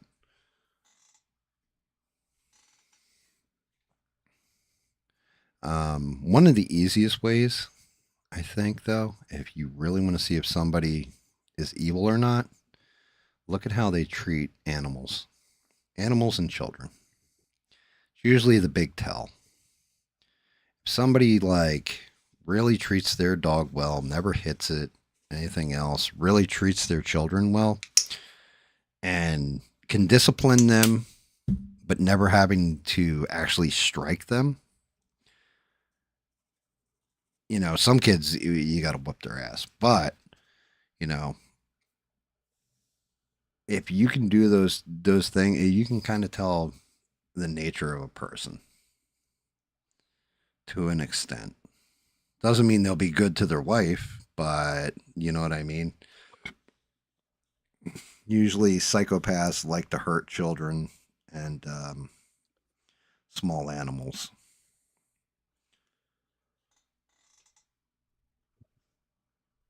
I see Devin making fun of me.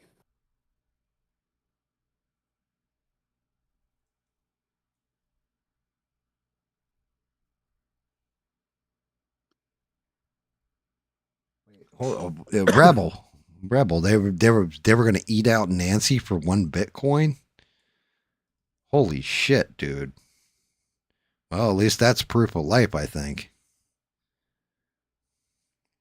Yeah, man, that I don't know what to make of that Nancy, whatever the hell it is, Guthrie case.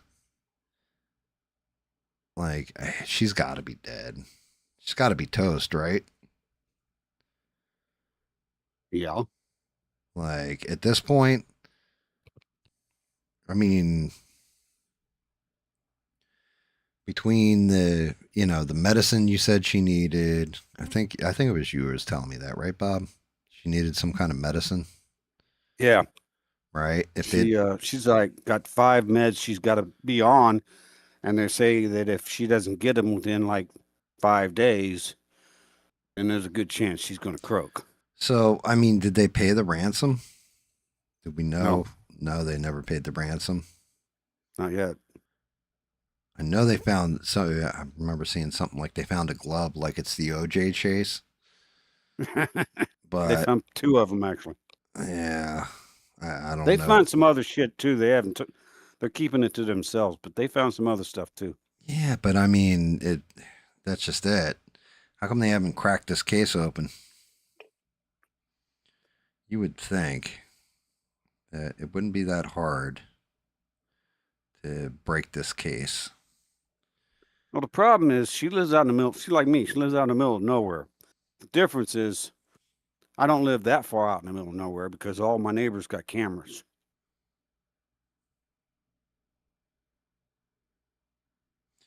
Man, I know for well, a fact, yeah, Tony's, but Tony's didn't got a they camera in have every window.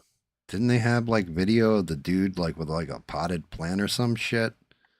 I know I saw something like that. Like he had a potted plant and he was wearing like a ski mask, I want to say.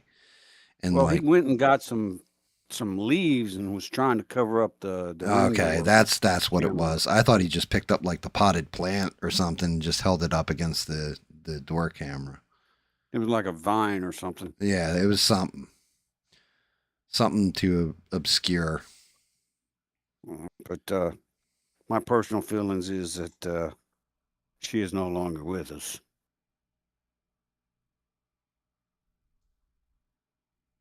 Found a mass supposedly. Yeah, I don't think. I mean, either it's all a scam or she's fucking dead. Like if he actually kept her alive and he doesn't have her in a pit with like his little dog in his arms going, puts the lotion on its skin or it gets the hose again, then you know what I mean? That's the only way that woman lives. Yeah, but you're right, unfortunately. Yeah, I mean, and I'm not hoping that happens to her. I hope this happens to no one ever again. But I could definitely see that being the case.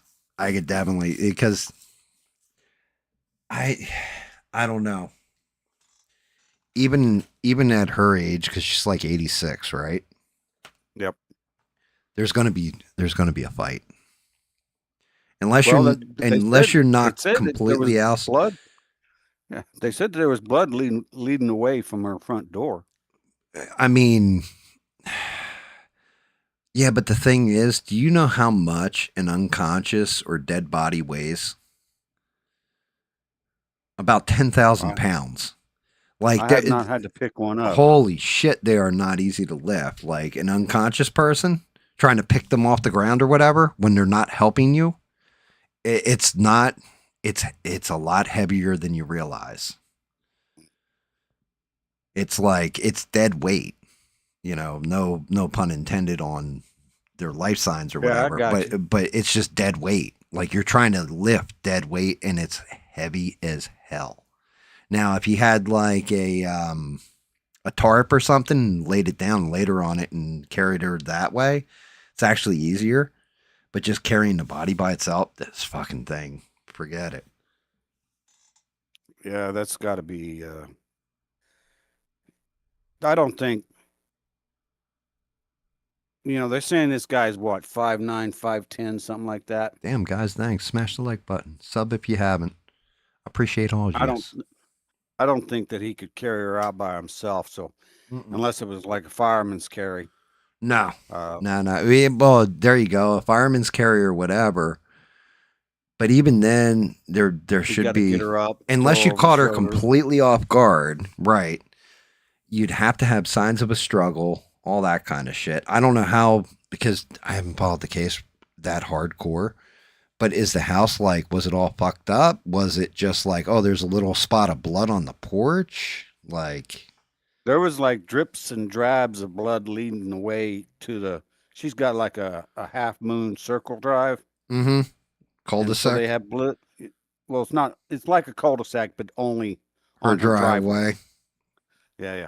Gotcha. But they got blood leading the way. So it looks like he took her out, or they took her out and put her into some sort of vehicle because the blood stops right there. Gotcha. See, like, I don't know. Like, you said they, you think it's more than one? That, I don't know. I just don't know. Yeah. I think it's only one, to be honest with you. Yeah, I mean, you only see the one guy on camera. I'm not sure. Like none of it feels right to me, to be honest with you. There's a lot of weird things about this case, that's for sure. I mean, there's a lot of weird people out in the world that would do something like this. Don't get me wrong there. But something about it, like since it happened, normally I'd be seriously invested in something like this. Like, oh yeah, you know, it's definitely this way, or whatever, and what I'm seeing is this, and man, it just all of it doesn't. A lot of it makes sense, but a lot of it doesn't make sense. Like I didn't realize, because I thought she was married, for example. Apparently she was living there by herself. Mm-hmm. So like, that's one thing. Cause I was like, oh, the husband probably did it. You know, the spouse, usually that's the first person you go to is the fucking spouse. Oh, absolutely. And then the second one was like the sister and her husband or whatever. It's like it's usually somebody who's close to you, knows your routine, knows the placement of cameras in your house. And again, if they did actually grab her medication, then that's a whole nother level of research that somebody kidnapping her would have to take. They said they didn't take her medication. They found her medication in the house. Okay. So, well, then she's dead. Well, trust me, they when they do come to investigate a death, and I have firsthand experience with this, unfortunately, they do question the spouse quite intently. Yeah, I mean, regardless of what the cause is, they have to.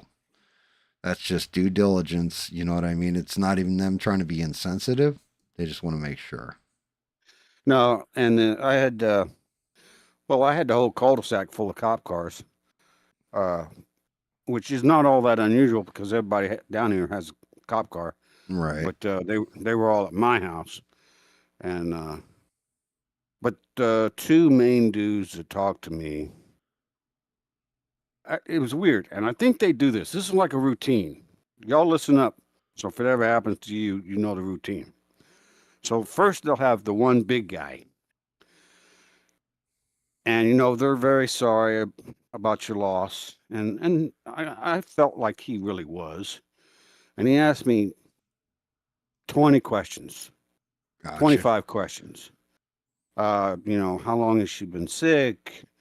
And have you taken her to a doctor? And what the doctor say? And which doctor was it? And, does she have any life insurance on her? Is the house in your name? Is there any of her family that's around? And he asked me a bunch of questions, and I'm in not great shape. Yeah, I can imagine. And, he's like, okay, well, just hang on, the coroner? The funeral, well, no, they didn't send the coroner because she was under medical. Oh, I got you. I understand. Basically, the last time I took her down to the doctor's, the doc says there's really not much we can do with her. Right. You need to take her home and make her comfortable. Yeah. So they called the doctor to verify that her whole ordeal, because it was an ordeal. It was an issue. And then they bring over the smaller guy, because I'm out on my front porch along with, my daughter, her now husband, and my son, and half the dozen neighbors that I don't even freaking talk to. Right. And the other guy comes over and he asks me almost verbatim the exact same questions. And then I'm sure, I don't know this for a fact, but I'm sure that those two dudes went away, got in a car, and they compared notes. Oh, yeah. I don't know that for a fact, but I think that's what happened. Yeah, because, I mean, I'm sure they've seen it a lot, too. And every day. Right. Well, I mean, what they've seen, though, is you have a spouse who is close to the end and not in good shape, and, to help ease that pain, they, the spouse takes a drastic step. You know what I mean? I do understand. And that was actually, they didn't ask the question that way, but they kind of got around to it, Mm-hmm. Whenever a cop asks you a question, I found, they're looking for something. They're looking for an inconsistency. They're looking for a lie. They're looking for a motive. Yeah. But they're doing it in a nice way. Yeah. And I didn't know this at the time. I had to reflect on it later. And I was just answering the questions, Right. Well, yeah. I mean, you had to be like shell-shocked. I wasn't shell-shocked because I knew it was coming, but it doesn't matter. You're right. It doesn't matter. It's still going to hit you. That's just, you're a human being, dude. You're not. Some people would disagree with you with that, but yeah. That's only because you do it doggy style, sir. We won't go down that road. Well, but yeah, that's what they were doing.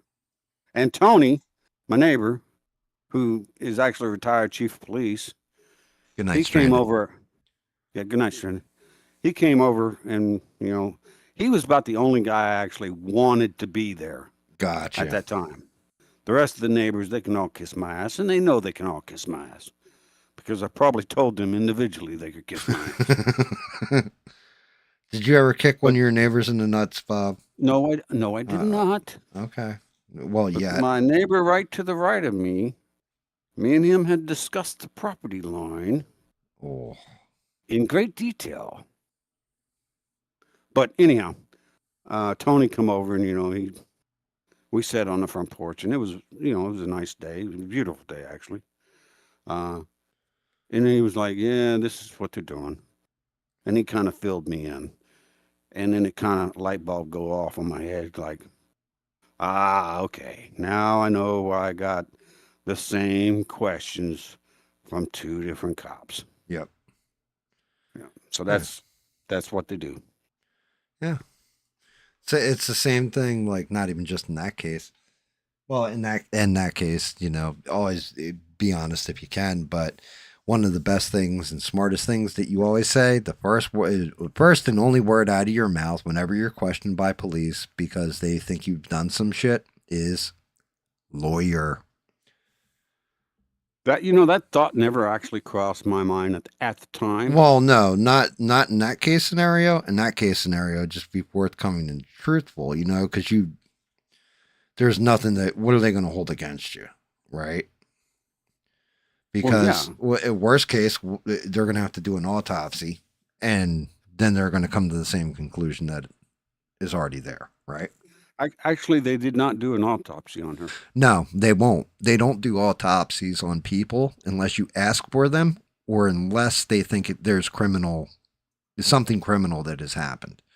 Well, what Tony told me, he said, if she's under medical care, active medical care, which she was, then they'll talk to the doctor.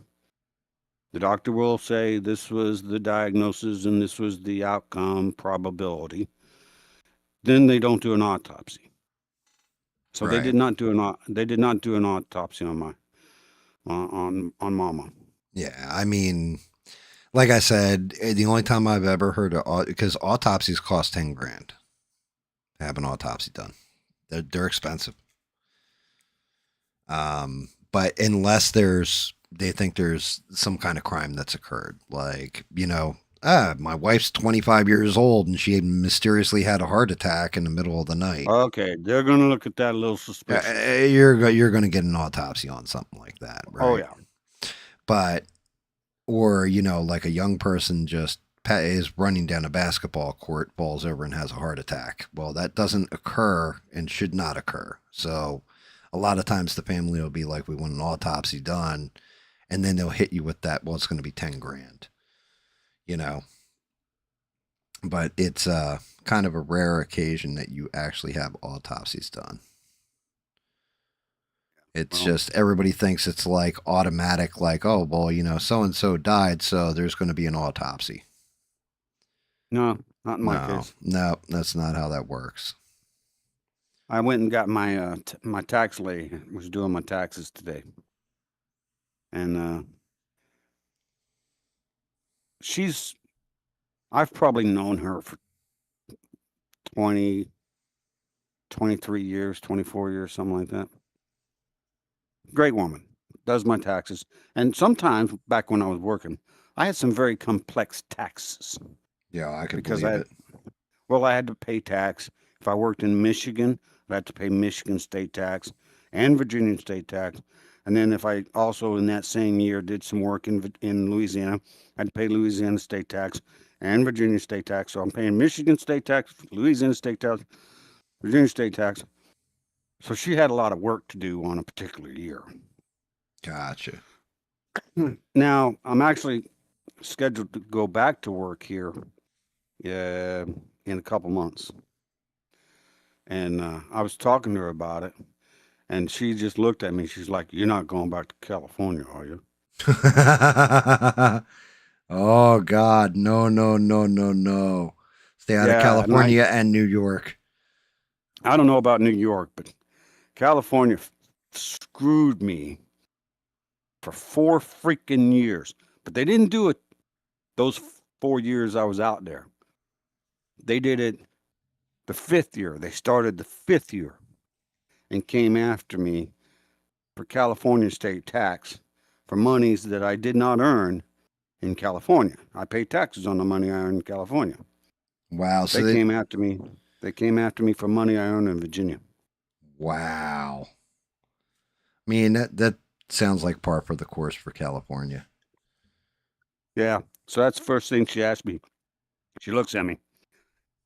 She's like, "You're not going back to California, are you?" I said, "Hell no. We done been down that road." Yeah, such a shame. They've wrecked that state. They really it's a beautiful state. I love San Diego. It's one of my favorite towns to be in. Yeah. But I got friends there too.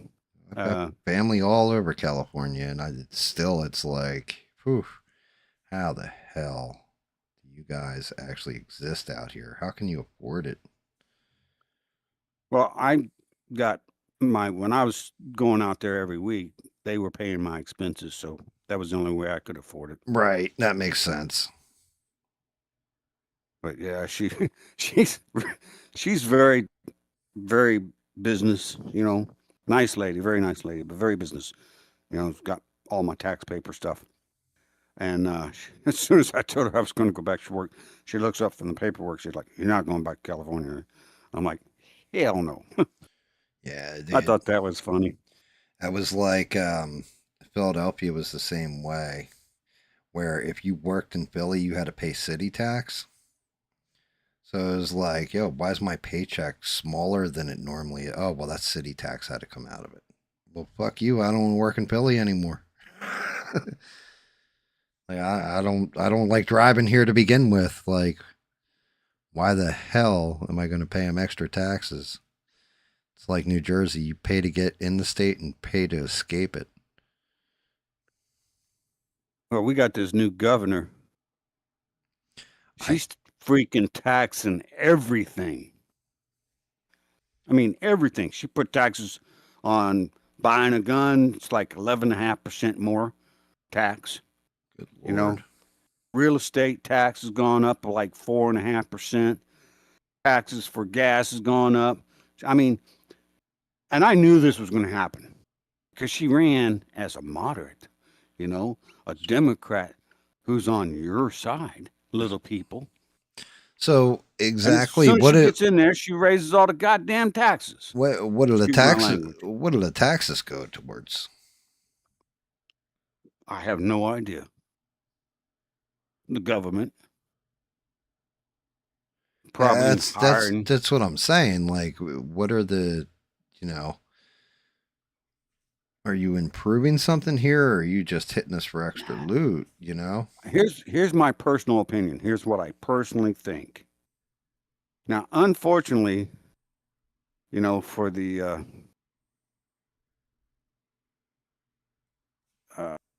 Commonwealth of Virginia,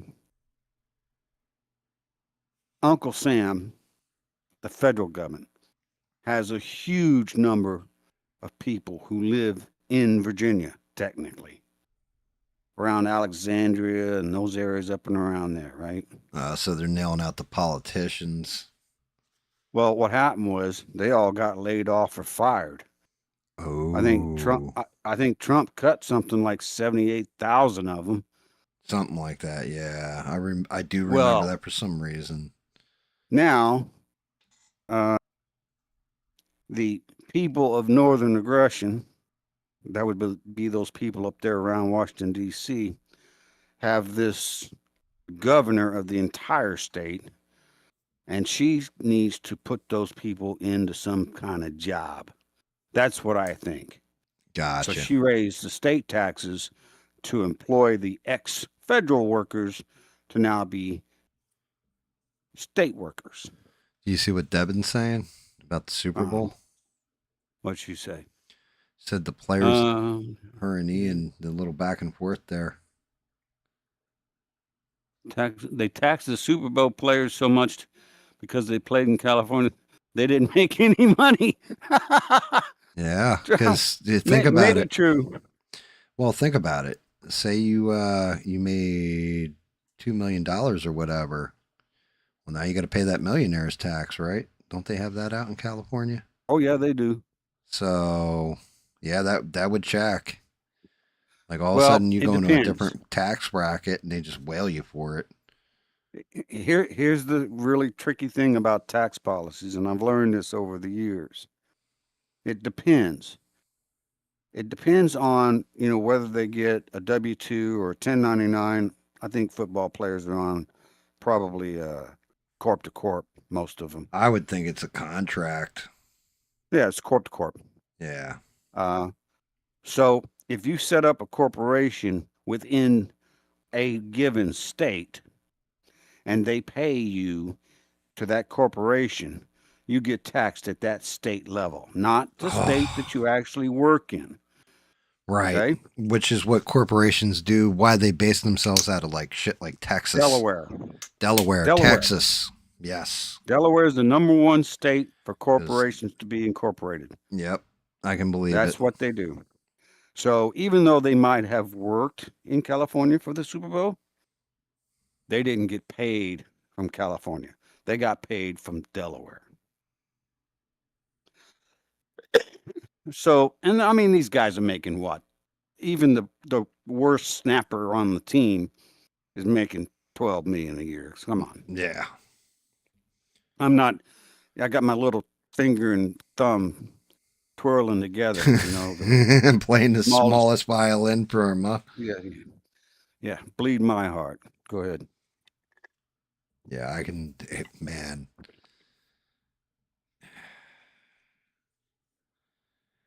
I don't know. It's somebody's money.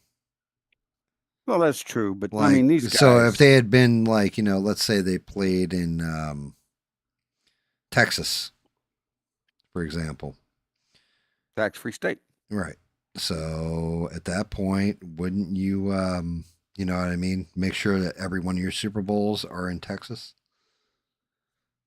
I would make sure that if I was playing as an NFL player, that I had a corporation set up in Texas. I'll tell you what, Bob, at that point, if I were an NFL player and they did tax me to a point where I barely made anything on the Super Bowl, I would have pulled this shit where it had been like, nope, I'm throwing the next 3 games. Where are we playing? Oh, you're going to be in Los Angeles this year. Oh, yeah, fuck that. Like, we ain't winning. Yeah, we ain't winning. We're going to lose in the playoffs, guys. But we'll cover the point spread. Yeah, we'll cover the point spread, but we're losing the playoffs. Okay, just make sure you fumble here and we're good. Everybody, we're going to make our money. Yeah, fuck that. It's fucking nuts.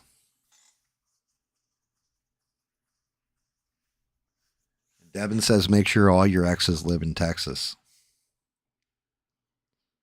I mean, it's a big state, so 3 days to drive through it to clean across it, right? So technically you would want all your exes to live in Texas and different parts of it. So this way you never cross paths. Texas is bad, okay?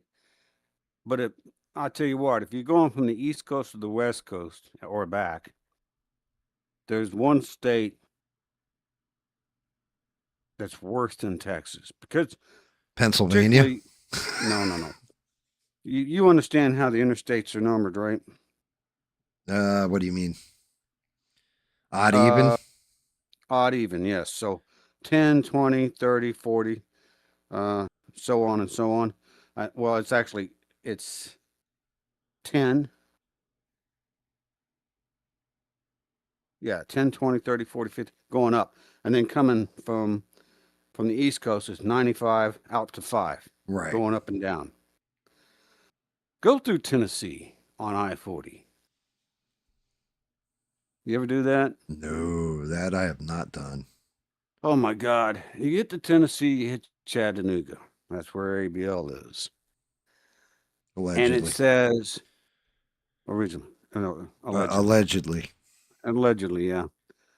And it says 333 miles to Nashville. And I'm like, okay. And I actually drove that route in a 1985 Ford Escort. Two-door. Oh, God. With 5-speed. Oh. And this is right after me and Mama got married. We were driving out to California, where she was from, to meet her parents. So we're going and we're driving, and that little 5-speed just winding up. All the way down I-40. We hit Nashville, and there's another sign there that says 335 miles to Memphis.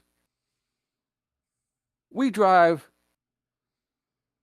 really a day and a half because we had to stop and get a hotel room for the night. It takes a day and a half to drive across Tennessee. Wow. Down I-40. It's like you cannot get out of this state. It's like Jersey. Drive through Jersey. Oh, yeah. It's fine. Dude. Don't get off the turnpike. No. Not You unless you know where you're going. You never find your way back on. Yeah, I made that mistake. Yeah, not unless you know exactly where the hell, like you're from there and know where you're going. You do not want to leave that turnpike. Mm-mm. Because what'll really confuse people, right? So New Jersey it's weird for a lot of reasons. But the two things where New Jersey, I have learned, having lived down here long enough, New Jersey really shines in its weirdness when it comes to driving, is A, you can't make a left turn. Every now and again, you'll get a light that's specific for a left turn, but you can't just like make a left turn into a place. You have to take what's known as a jug handle. So you have to go right to go left. And then the other part of New Jersey that is weird is that you are not allowed to pump your own gas. It is against the law for you to pump your gas. You get out of the car and start pumping, you're breaking the law. Really? Yes. Yes. That I did not know. Yeah, you have to wait for an attendant. I had never, up until I moved down here to good old South Kakalaki, I had never pumped my own gas. You lived in Jersey? Fuck yeah. I grew up out in the Pine Barrens and then in Camden. Well, lived on the edge of Camden, a place called Pennsauken when I was an adult. But yeah, I all over New Jersey, worked all over New Jersey, north, south, west, then we're east towards the shore points. I mean, we went to the shore, we lived at the shore in the summertime. Like, I'd get done work at the bar I'd work at, and me and my best friend, and a lot of us would all meet up down at Seaside Heights. I don't remember why I was driving up that way. I think I was going up to Winchendon, Massachusetts, to go see my buddy during Christmas back in a long time ago. And he lived up there with his mom, his dad, and his sister. I was single back then, and I didn't have any place to go for Christmas break, so he invited me up. And we were driving up there, and we got off in New Jersey. I think we got off New Jersey to get gas. We could not find our way back onto the freaking highway. Oh yeah, that sounds right. And it was a mess. And Ray, he was driving, and he was like, "Do I get it? Where's John? Where's John?" I'm like, "Dude, I don't freaking know. I've never been in Jersey before." We finally had to stop somewhere and ask him how to get back on the freaking highway. That was humiliating, because guys don't like to stop and ask for directions. That's one of those things. If I didn't know, I always stopped and asked for directions. Not me. I just figure I'll figure it out when I get there. turn around and go back the other way. Yeah, I mean, there was a point in time where I didn't ask for directions, and one time I got lost so bad I ended up almost running out of gas and just out in the middle of nowhere. And I was like, oh fuck, where am I? Yeah, that happened to me and Mama when we were driving back. We were coming across. I want to. What's that big desert out there in the west? Oh, oh God. You talking about Death Valley? I think that's it. Yes. We're driving. We're still in the escort. And there was a place that says, okay, last chance for gas. And I looked down. Oh, We had like shit. a three-quarter of a tank. And I'm like, we got plenty of gas. And so we drive. About an hour and a half, 2 hours later, gas tank bouncing. There's the needle bouncing on empty. I'm like, we're going to be stuck out here. And there's a little sign. It's got gas just pointing down this, dirt road, basically. And we go down there, and I swear to God, there's this old man sitting outside of a mobile home. And I pull up, and I'm like, hey, you got some gas? And he's sitting there with a cigarette in his mouth. He's like, yeah. A little more expensive than it is on the highway, but yeah, I got some gas. This is back when gas was like $1 a gallon. Gotcha. Cost me $5 a gallon to put fucking gas in my car. I got in. I mean, he put, I think, it's $20, so Yeah, 4 gallons. And I got in the car, and Mom was like, how much was it cost? I'm like, I don't want to talk about it. Yeah. Yeah. Yeah, they whenever you're driving out in the desert, you always want to have backup gas and backup water. We had water. We had plenty of water. Yeah. Well, no, I mean, like you want like basically a jerry can's worth. Mm-hmm. Because people don't realize it, but it's like, oh, why would I need that? Well, your shit overheats real easy, and then you're stuck. Yeah. But yeah, that was what was you call that? That was a learning opportunity. A learning. And I learned. Oh yeah. I learned. But we'll call that an oopsie. I want a do-over. That was an oopsie. Never happened again, that's for sure. Oh yeah, I don't doubt that. Yeah, I'd have been the same way. Like you never fuck up the same way twice. Right. Because then you really feel like an asshole. Like it's bad enough you just feel stupid. Yeah. Yeah, you're right. Like the first time you do it, you're like, damn. Like I can't believe that. You do it again, you're like, yeah. I'm probably the dumbest human being to ever walk the earth. What is it? There's an old saying. Screw me once, shame on you. Screw me twice, shame on me. Yeah. Yeah, fool me once, shame on you. Fool me twice, shame on me. I think you got it right. I think I just kind of added my own language. Well, that's fine. Because we had a whole different way of saying it back in the day. Fool me once, F you. Fool me twice, F me, and nobody F's me. Anyhow, sir, I think I've taken up enough time of your stream. You're fine. But it also sounds like I could hear that beer in the background. Man, my mic is way too sensitive. Nah, I just know how to listen. I know how to shut up and listen sometimes, Bob. And I always pay attention to the background because, This way, in case that Nancy lady is in your closet, I'll know. Who's Nancy? Nancy Guthrie. Nancy Guthrie is not in my closet. Well, I mean, if she was, I would know. Yeah. I'm joking, Bob. Joking. Probably you and the rest of the world. But no, Nancy's not in my closet. Betsy's in my closet.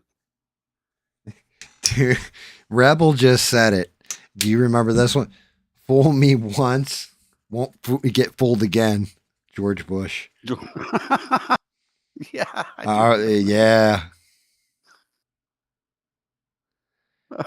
You got to give it to George Bush. Out of all the presidents, he's the one with the greatest reflexes. No, I've never seen anybody dodge a shoe like that, man. Holy shit. I was just thinking that he was setting up the podium and he's just like a professional. Whoosh.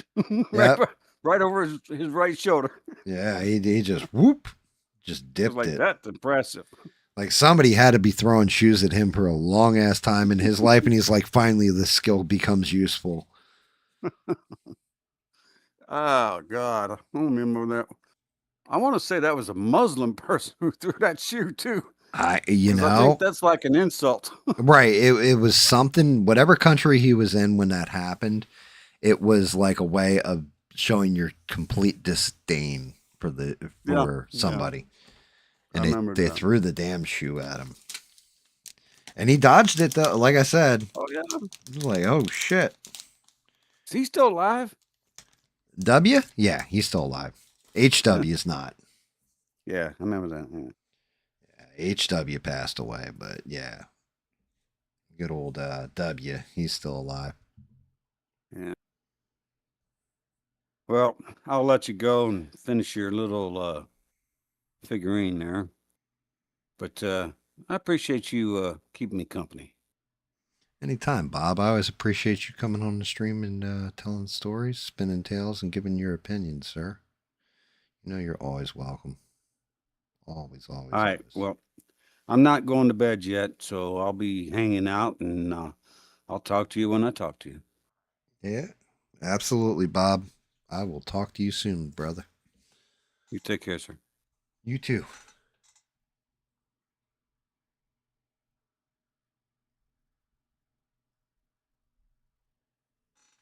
Yeah, I mean, when W got reelected, he was always going to get reelected. That war machine was going strong.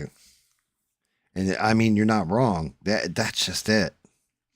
You know, I've noticed this with people that are really into, and not saying you are, Reb, but people that are like really into the current administration were never really like hardcore Republican, like what you would call their base.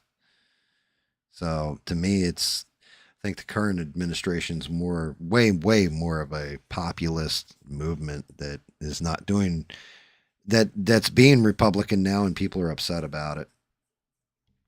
But I always said, like, you know, Trump always says, you know, so-and-so is a rhino. And I'm always like, actually, you're the Republican name only. You're really a populist.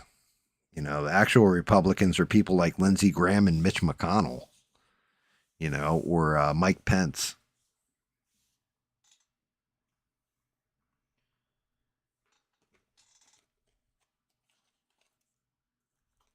You voted for Kerry? That's absurd. Why would you vote for Kerry?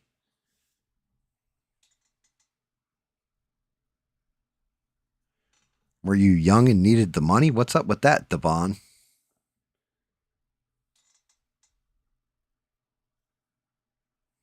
I didn't even vote when it came to Trump. Shit. I am a little shocked. I mean, actually, tell you the truth, Bob and I didn't even touch on this. But yeah, I mean, the stock market's way up. And actually, to tell you the truth, it wraps back into the damn Epstein files. So apparently,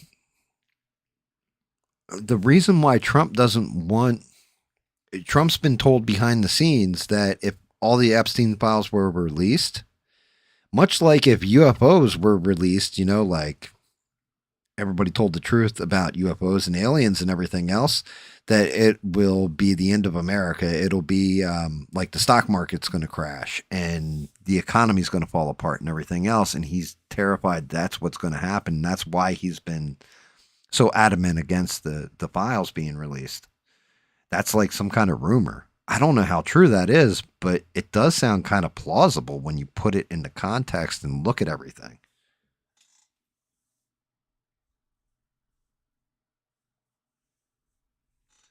Even vote for who? I don't vote. I lesser of two evils. You're voting evil.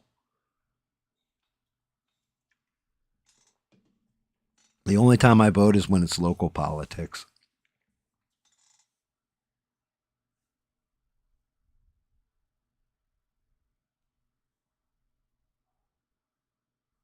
No, I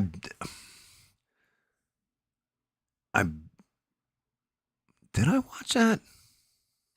I think I watched it sporadically, here or there. My big problem with PBD's podcast is the damn ads. You're running a fucking live stream. Why are there ads coming up on the side on a live stream? Well, before, when I was just the average person watching a live stream, well, I always thought that was YouTube doing it. As somebody who can see behind the scenes on the creator end of things, when you get monetized, you have the option on when those ads come up and how often they run. Now, most people will run them on videos. They don't run them on live streams because they don't want it interrupting the conversation going on. PBD has that shit coming up like every 7 to 10 minutes.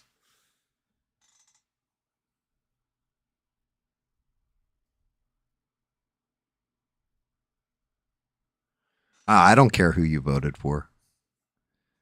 I'm teasing you, Devon. You can vote for whoever you can vote for a ham sandwich for all I give a shit.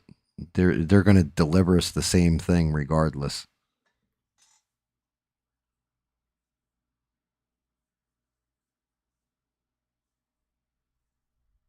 Yeah, I've noticed that a lot more streams do. You're not wrong, Ian. I mean, I suck, so I'm not monetized. But just the same, even if I do get monetized, I can't see running. Like, if it runs on the replay, it runs on the replay, but I can't do that like while I'm actually streaming.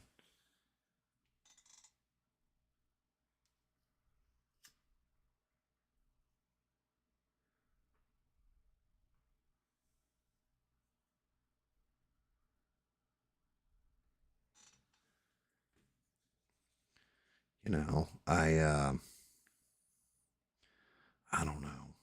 I just see it as, I want to say petty, just shitty. To be mid conversation. So a lot of times with PBD stuff, because the ads will pop up and I'll be listening while I'm playing a game or some shit, or repairing a model or what have you, and I'll just be like, yeah, I'm done.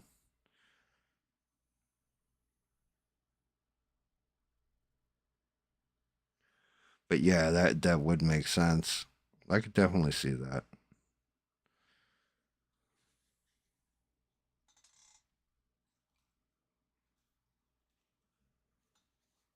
That's what you get for not catching a lot. I mean, do those ads still come up even if you've got YouTube Premium? I know they don't on videos and stuff, but if you're watching a live stream, they have the ads on. Do they not run? I know they do split screens and shit like this.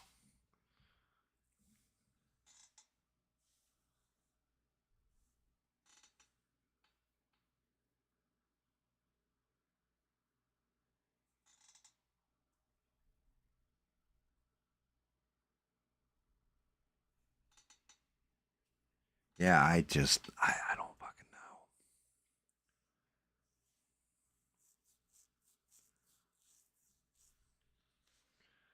All right, what do I want to do? I still got to do horns, eyes, nose, and heart. How do I want to do these damn eyes? I want to do them in black? Do I want to do them in white and actually give them like eyeballs? If I do them in black and do white square here, white square here.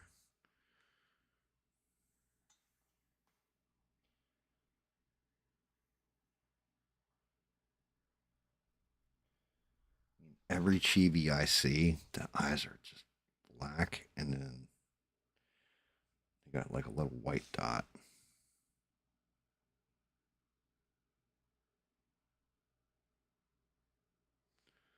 I could just do this and pupil them in. I don't know though. I don't know that I like that. Something about it's off-putting.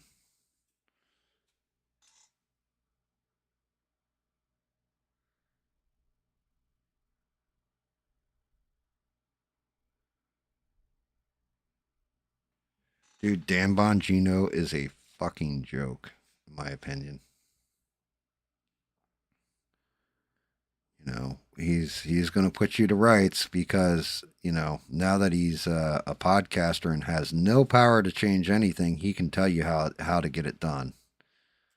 But when he had all the damn power in the world, had the ear of the president, could do shit, well, yeah. Yep. He didn't. He did nothing. Only thing he did was bitch because he couldn't take his wife to work with him.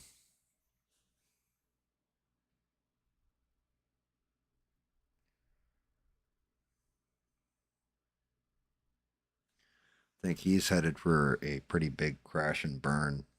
If I'm looking at it, I see him either becoming a lolcow or crashing and burning. I think people will tune in a bit. Like as diehard fans, your diehard fans are always going to tune into you, right?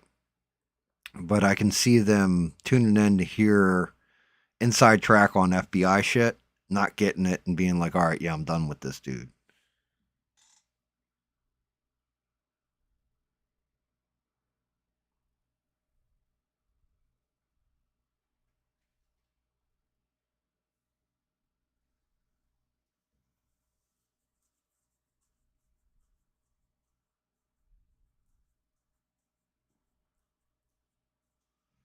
Smurf was here Sunday. Smurf dropped in, said hello on Sunday, Bob. He's around. He's around. He still listens. He's still out there. I ain't mad at him. As far as I know, he ain't mad at me. He's just working. Working or busy. Or both. Or doesn't want to play games right now. Or is playing different games. I mean, I've been playing all kinds of new and different shit. Like we were actually playing old shit today. Well, kind of old shit, but still new old shit. Because my buddy got one of the games that I've had for a while. I had nobody to play with, so I didn't really get into it. But yeah. Yeah, Smurf's out there. But he has the ability to jump in Discord anytime he wants to, Bob.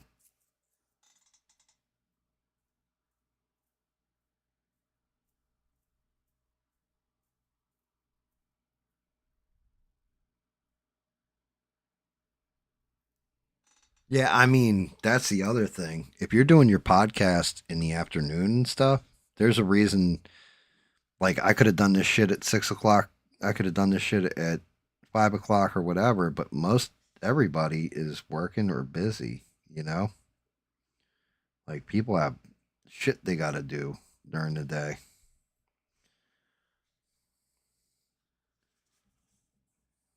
Debating, do I like that black eye?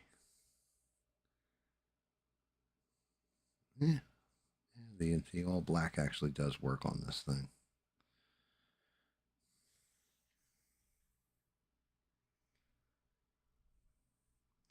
Yeah, Bob, I'll absolutely, if I talk to him, I'll definitely tell him. Like I said, he's not not a ghost. He's not dead, and I didn't ban him or anything. You know, I don't ban anybody. I can't think of anybody that I've actually banned, silenced, or anything else.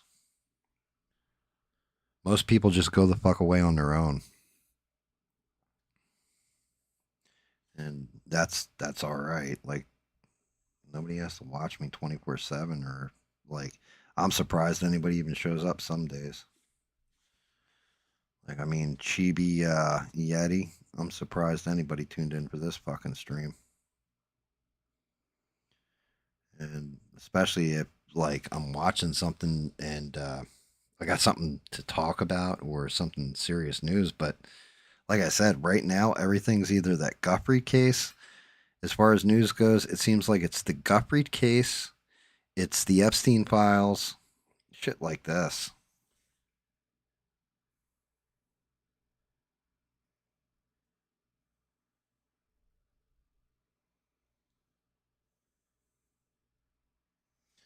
Like, I didn't watch the Super Bowl, and I definitely didn't watch either of the halftime shows.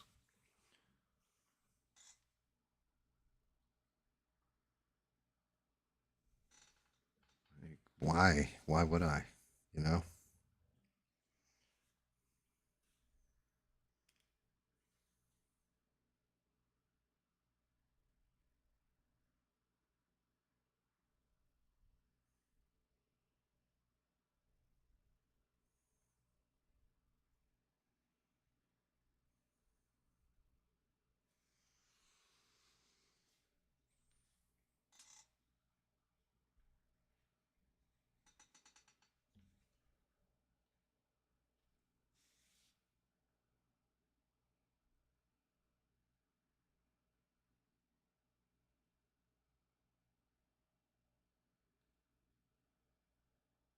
Yeah.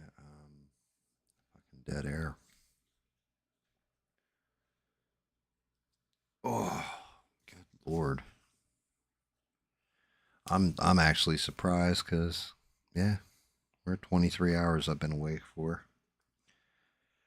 I'm surprised my brain's even functioning enough for me to form words.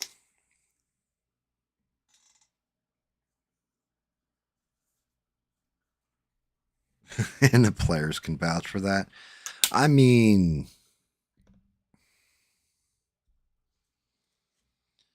I don't know. Football seems different from when I was a kid too. That's another one. Like, it seems like there's a lot more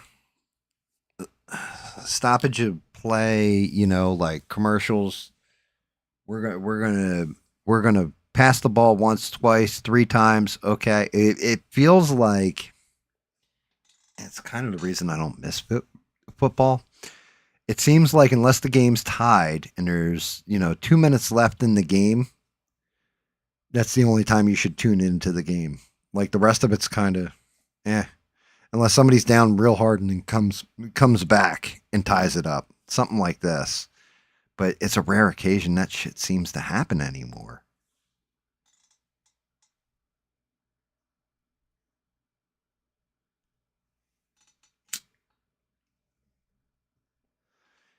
If we're being honest about GAM's sleep schedule, it's sporadic. I could pass out, right? True story. Because this has been happening all week. And now, granted, it could be because I'm screwing around with a new electronic in my FDM printer and dialing it in and trying to get the print smoother and figuring out the nuances with it and learning the software, all this kind of stuff. But, like, one day I passed out at like 4 o'clock in the afternoon. I woke up at 10 o'clock at night. I was up until 2:30 in the afternoon, fell asleep for an hour and a half, got up and was up until like 6 o'clock in the morning. Passed out, slept for like 5-6 hours. What, like, my schedule rotates like it's weird.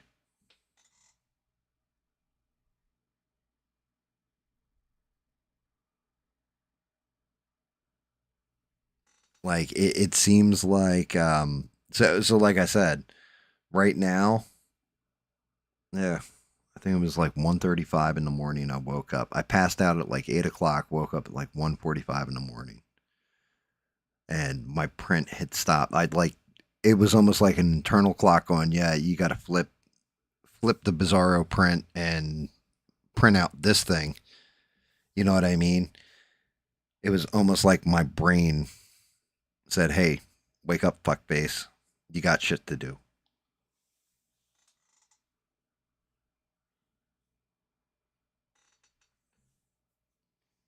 It's just it's sporadic and it's weird.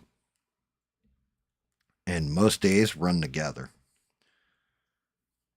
Like I have to think about it. What day of the week it is? Sometimes I'll wake up and not know what day of the week it is. And if I'm doing something like I said, when I got this printer and I set it all up, all this other shit, I'm sitting there and it's a completely different thing from resin, completely different program that runs it called a slicer. And I'm going through all different options. I'm breaking it down. I print something out. I'm like, is that coming out the way I want? I'm not sure. Let me go back, do this. Let me mess with that. My wife's like, yo, you're going to pass out like on your feet if you're not careful. No, I'm all right. And like, but that's just it. When my brain goes into learn mode, I guess we'll call it, I just start absorbing and I almost obsess over it. Like trying to take everything I can in.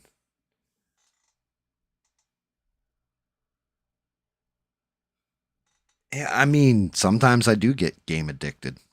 You're not wrong, David.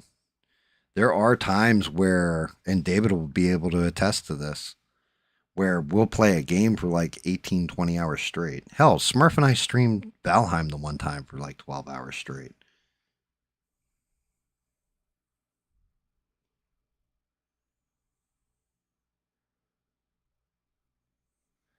So, I mean, that is true. There are definitely times where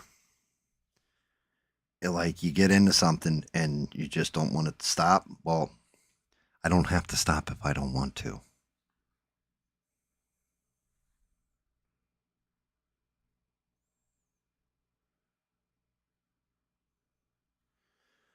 Like I live a very simple life. I do what the fuck I want when I want.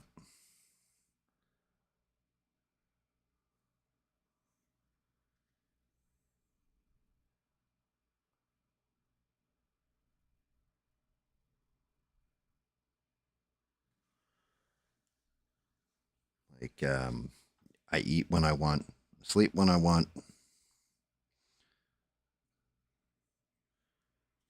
Doesn't matter. There's nobody, as long as every day I feed the outdoor cats twice, 7 a.m. and 4 p.m. And I'll be dead asleep, wake up 7 a.m., go out and feed those outdoor cats. I walk the dog when he whines, stuff like this. And then I just have my normal, like, shit I do around the house or if I got to do yard work or whatever.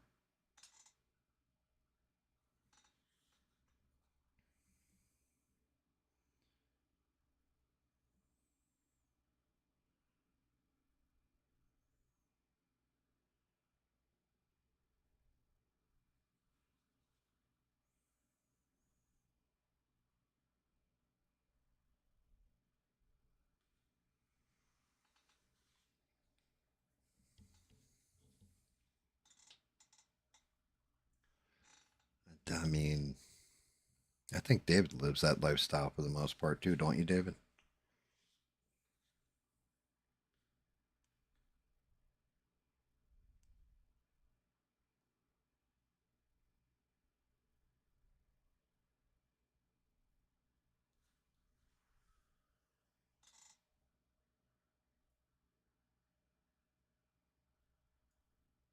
Yeah, see, Bob's like that too. Yeah, you get to that point, and that's where I'm saying sometimes it's an awesome thing, other times it sucks.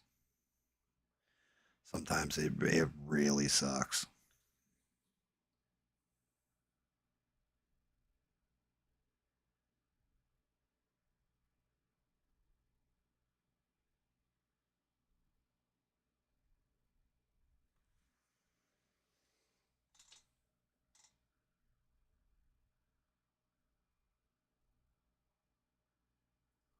Dude, Ian, that is the absolute worst. You're not wrong. The worst is when you're exhausted, but your head doesn't shut off. Like, it's just like, well, now I'm going to go into overdrive and remind you of something that happened back in like 1983. Like, what? Wait, why am I remembering like childhood memories and like re-examining them through adult eyes? What the fuck? Like, why is this coming out of my brain right now?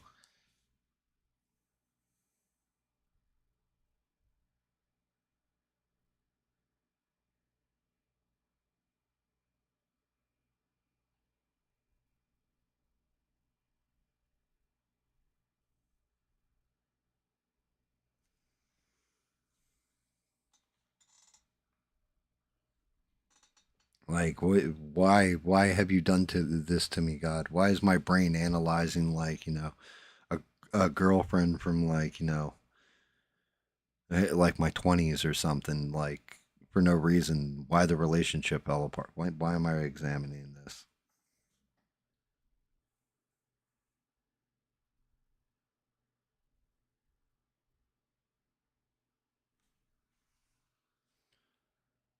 I don't understand it.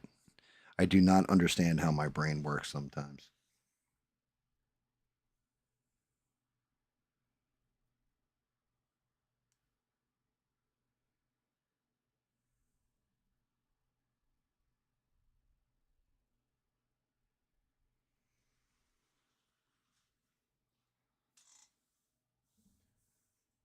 I mean, have you guys ever caught yourself just like wondering about stuff from when you were like a little kid, or like past friendship? Like, yeah, how come I don't talk to this dude anymore?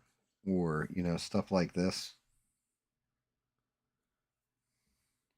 Just going back and re-examining ends of your life that you're like, man, that was a good time, or that was shit.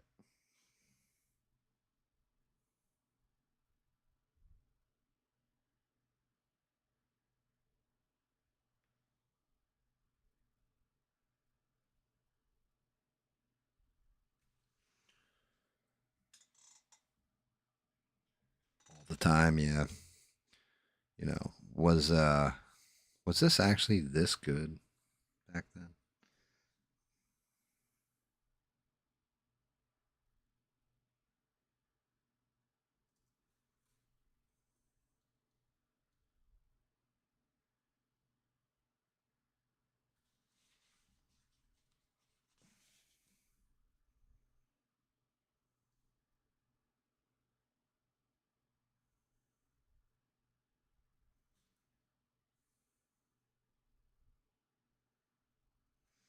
I mean, I get a kick out of it because hopping on here and bullshitting and talking or whatever. When I get done stream, sometimes I'm the most relaxed. I think my mouth just ran and ran and ran, and my brain ran out of things.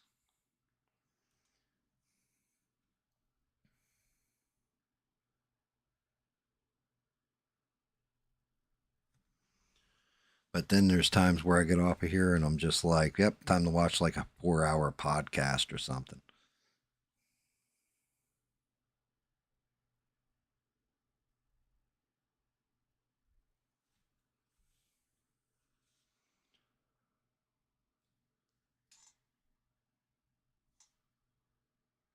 Have a good night, Rebs. Always appreciate you, brother. Get some good rest.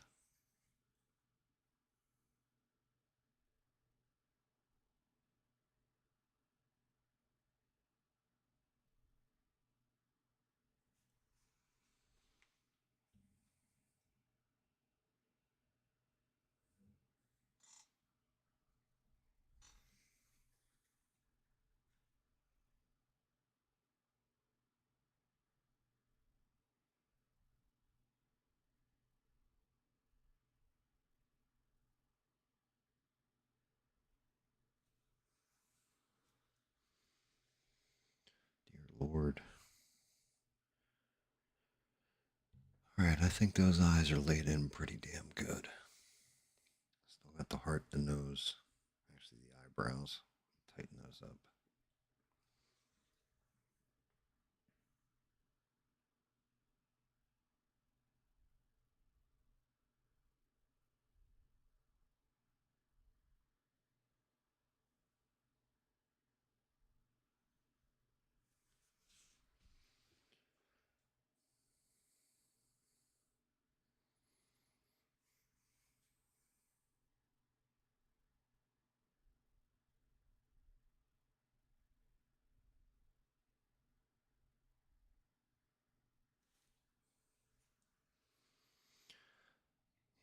wouldn't think it would be that hard to pull clean, straight lines. My Yeti actually, like, doesn't look like a blob of white shit this time.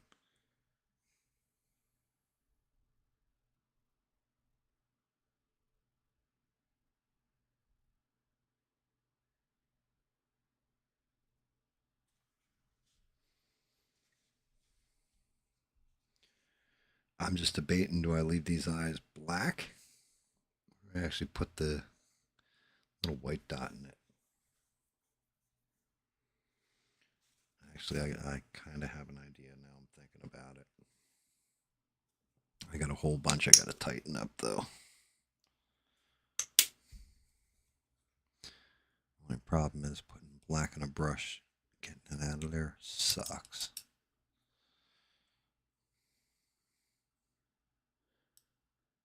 Gotta completely unload that sucker before you put any other color in, or else you're kind of done.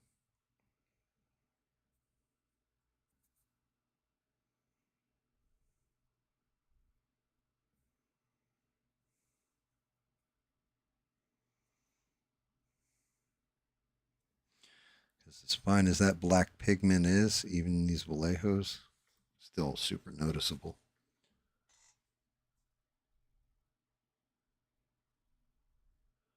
I know David and I will be streaming tomorrow night. Actually, we found a fucked up game that we're gonna try out, I think. And it's 1 to 4 players, right? But basically, you're a gas station attendant. Now, it's a gas station attendant simulator. However, there's one clever thing to it. You're actually aliens, and you're studying human beings, and it's called what is it? Rest Side Research, I think. So you got to like study the humans without getting caught. Haven't tried it. Don't know all that much about it, but it sounds funny. So David and I were talking about it earlier. We're probably going to try that. And then Sunday, I'll be streaming Sunday.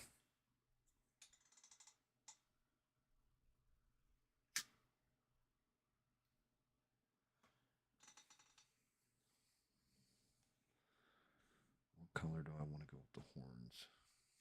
I'm thinking of brown. You know what?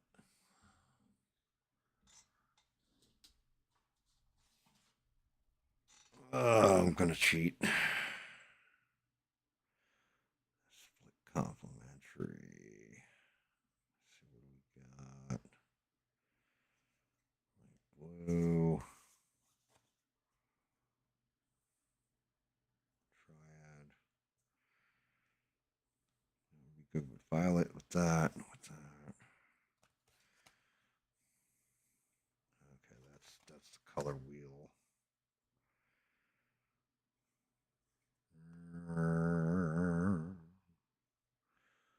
Wow, wow, wow, wow, wow. Blue, light blue.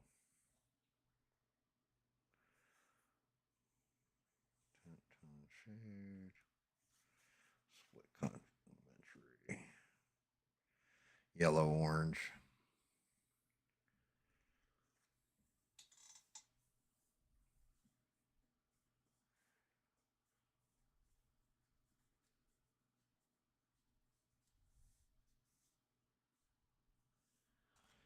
He doesn't speak on anything to do with his position, basically.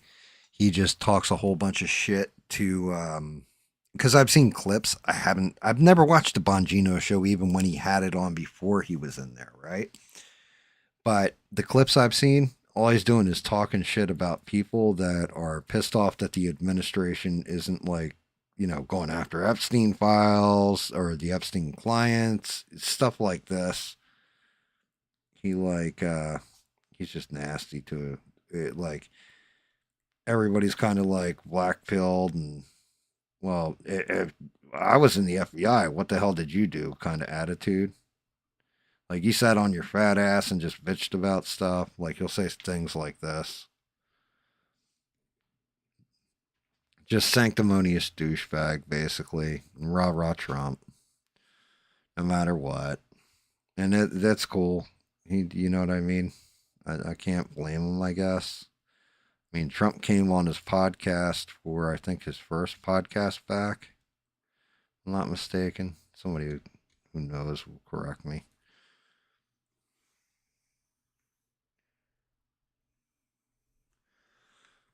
I just see it all as bullshit.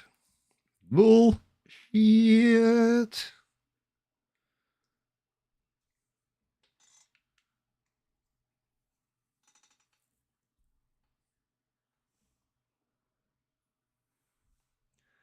I mean, where we're at now, there's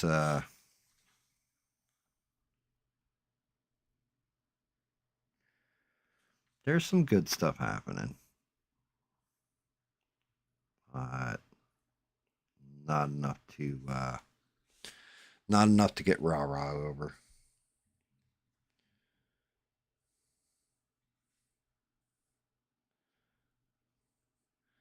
One I'm shocked with, something David has been telling me about, something I've kind of been watching. They are not fucking around over in Great Britain with those Epstein files, like zero fucking around. They're going at people hard as hell.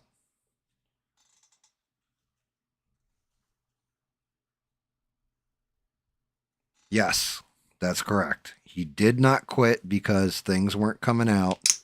He quit because he was homesick. Because he realized, and I mean, I can't fault the man, right? Well, I can fault him because he talked so much shit before he went in there. And now he's talking shit coming out of it. But I can't fault him. You got a comfortable life. You're probably earning $1 million, $2 million a year off your live streams. You're super popular. Everybody loves you, hangs on your words and stuff like this on the right side of the aisle. You go to a thankless job in a drab, shitty office surrounded by people you don't really want to be the fuck around. You're far away from your family, your pets, everything else, where before it was like, did your live stream, walked out like, well, that was an easy, X amount of dollars, and here's my wife here, and, I can hang out with her and bullshit, and now you're moved across the country and all that other stuff. When you already had a comfortable life, it's a hard thing to give up. I think Trump can kind of do it easy because, well, he's fucking, like, he gets the power of the presidency, right?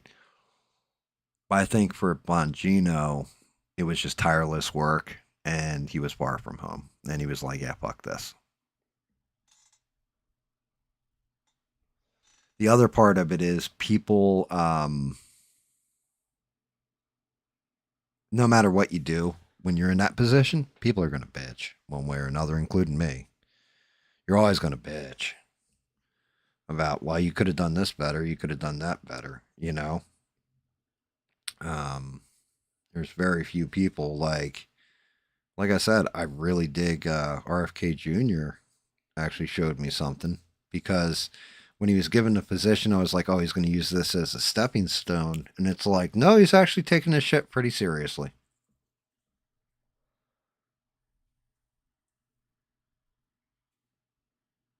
When you're taking the red dyes out of fish food, you're taking it pretty damn serious.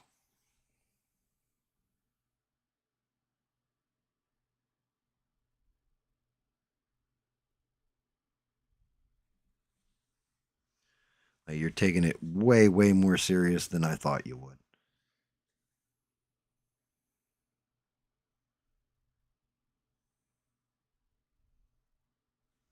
Like that guy, I can actually believe takes it as an opportunity to better America.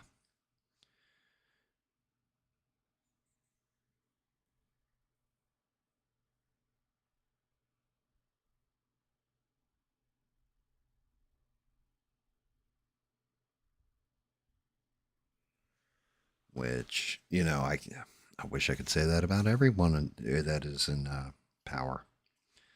Unfortunately, it's not the case. A lot of them seem to just want to either enrich themselves or their friends, their family, and themselves. But it always seems to be something to enrich them or benefit them in some way.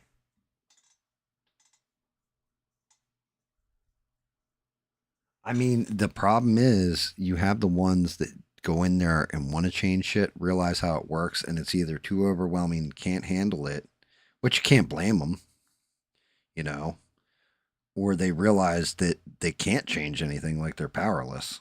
And then it's like, shit, what am I even doing?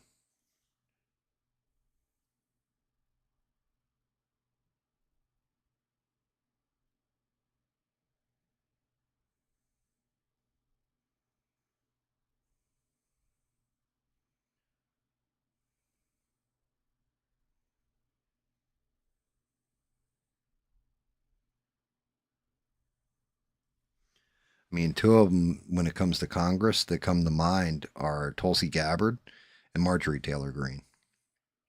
Both of them had like, oh, well, this is how this is going to work, and this is, you know, the way it's going to go, and it didn't work. And they realized, like, yeah, no matter who's in there, it's going to be kind of fucked because you have to play the game. Doesn't matter who you are. Donald Trump, doesn't matter. There's a point in time where you do have to play the game.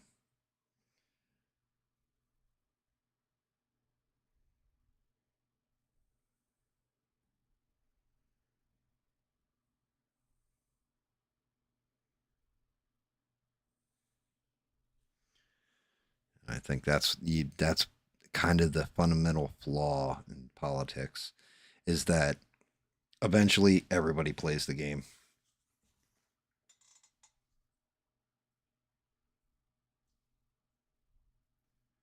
Yeah, like RFK Jr. is a weird one because I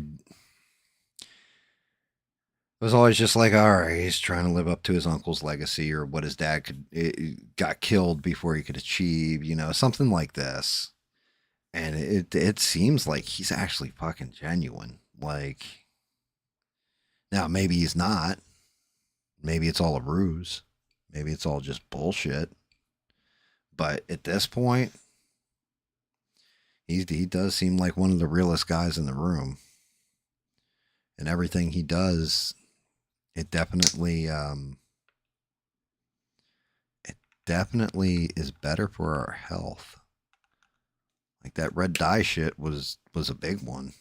And it's going to be weird soon because all that stuff's going to be gone.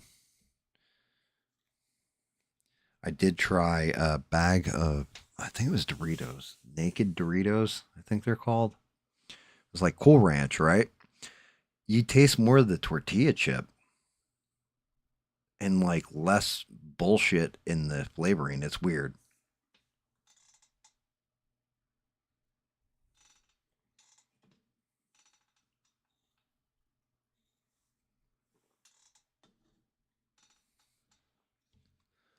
I'm just wondering what the next round's going to bring. No more Trump on the ticket. Definitely no Biden. I mean, everybody's like pretty all in that it's going to be Gavin Newsom. But I don't know. I don't know that it is going to be Gavin Newsom.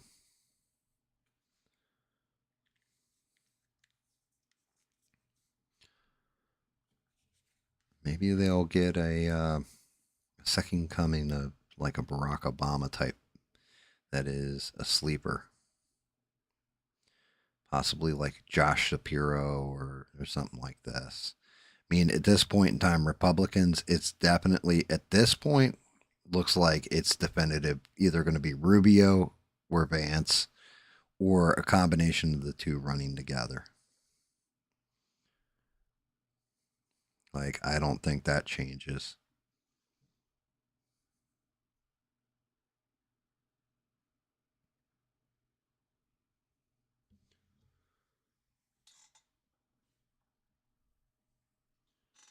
No.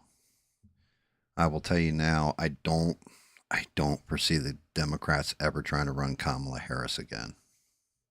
I think she might throw her hat in the ring or something, but it'll be like, what was it, 2020, where she gets like, she doesn't even make it to Iowa or whatever state's gonna vote first, because I know they changed it last time, right?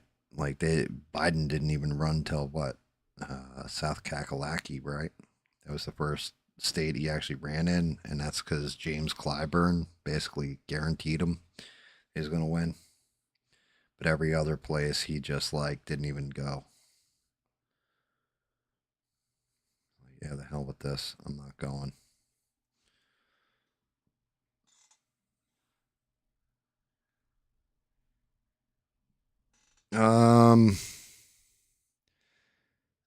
Midterms, I mean, and it's sad to say it, but Republicans, I think, get shellacked in Congress for the most part. I think they get shellacked in Congress, and I think they come close to holding the Senate, or actually do hold the Senate. I think that's how these midterms will play out. And then I was discussing this earlier with somebody. I don't see Democrats moving to impeach Trump. No matter how much they hate him, that strategy would be the worst strategy that they could try and implement. Because if they do ouster Trump, Vance takes over. He gets to serve out this part of Trump's, the last part of Trump's term. And then he gets 2 terms on his own, because if he does a good job, like, it would be a serious gamble to ouster Trump at this point with impeachment. If you ouster Trump and JD Vance does a good job, you're going to be in trouble come 2028. And I think JD Vance will do a good damn job, if I'm going to be honest. The only thing that worries me about JD Vance, the only thing that really, really worries me, is he's too close to shit like Palantir, to some of the AI, like, big tech execs. That worries me.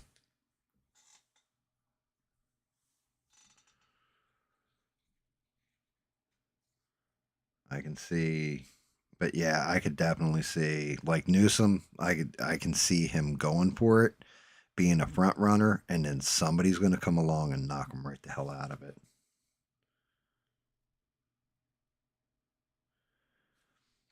Because, like, the one thing you can't say about Trump is that he had it easy running for his first term. There were so many people on that stage, people taking the piss out of him, big names, everything else, and he outlasted and beat every last one of them. And, like, we're talking Jeb Bush was a big name. He was just like, everybody was like, oh yeah, it's going to be Jeb Bush. So that's where I'm saying, like, JD Vance, it could be the same thing. Could be the same damn thing with JD Vance.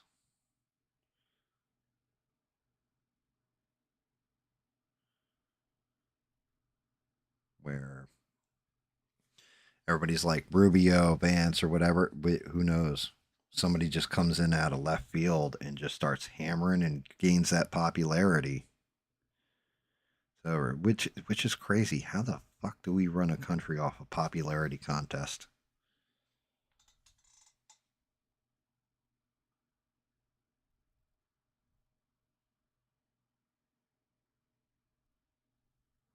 Yeah, I mean, you're not wrong, Ian. You're on the pretty staunch on the right, correct?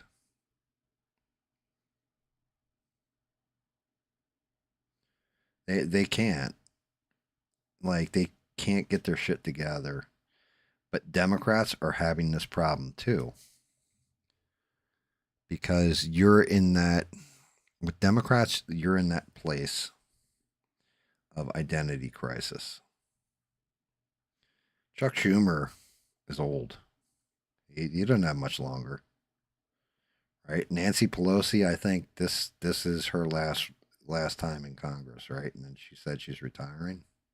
She's not running again. So you're losing Nancy Pelosi, who has been there for as long as I can remember.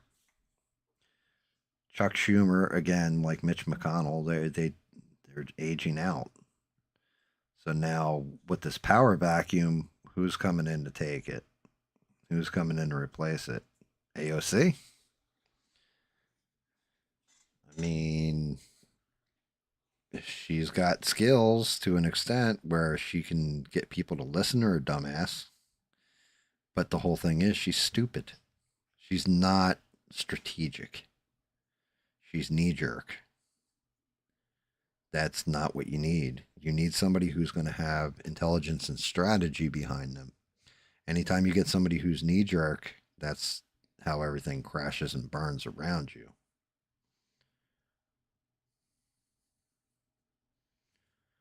You need somebody that is like, you can say whatever you want about Nancy Pelosi. There's a reason why she held so much power for so long. There's a reason why when she told AOC and the squad, get the fuck in line, they got in line.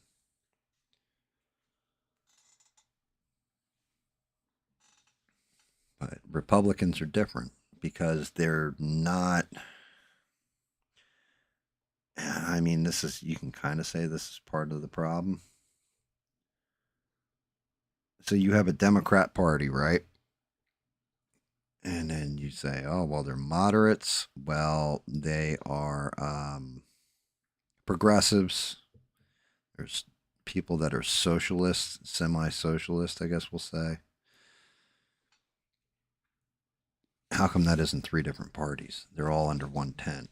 Well, the Republicans have the same thing because the libertarians, like, name a libertarian candidate that actually made a fuck's worth of difference in an election.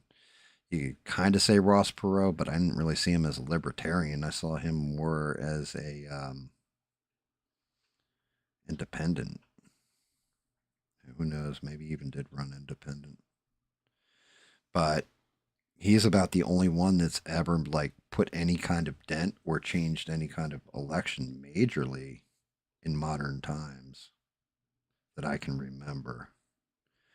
So that doesn't bode well for a libertarian president. I mean, it would be cool if you actually had somebody who was viable and not fucking batshit crazy that takes it just a little too far.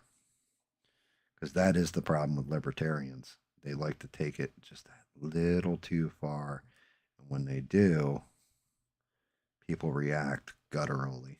Like, oh yeah, fuck that. These guys are fucking nuts. That's a shame. A lot of their ideas make sense.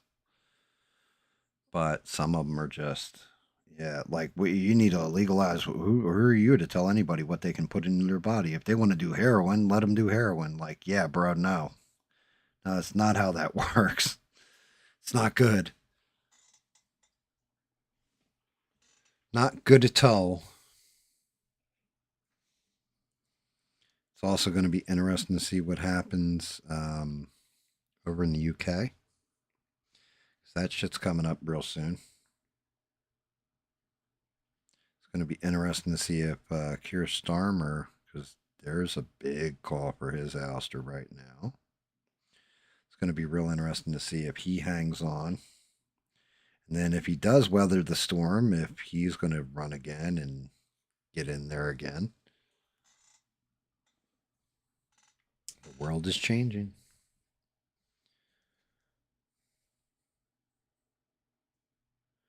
I'm just wondering what the running slogans are going to be like for 2028. Like the presidential election. Like, are you going to get Republicans that are like, you know, Trump promised this, that, and the other thing I'm actually going to deliver and that kind of shit? Because as far as I can see, MAGA, the entity of MAGA is kind of dead. And once Trump's out of office, I think that is the death nail in it. It's got to become something different. You can't stay MAGA.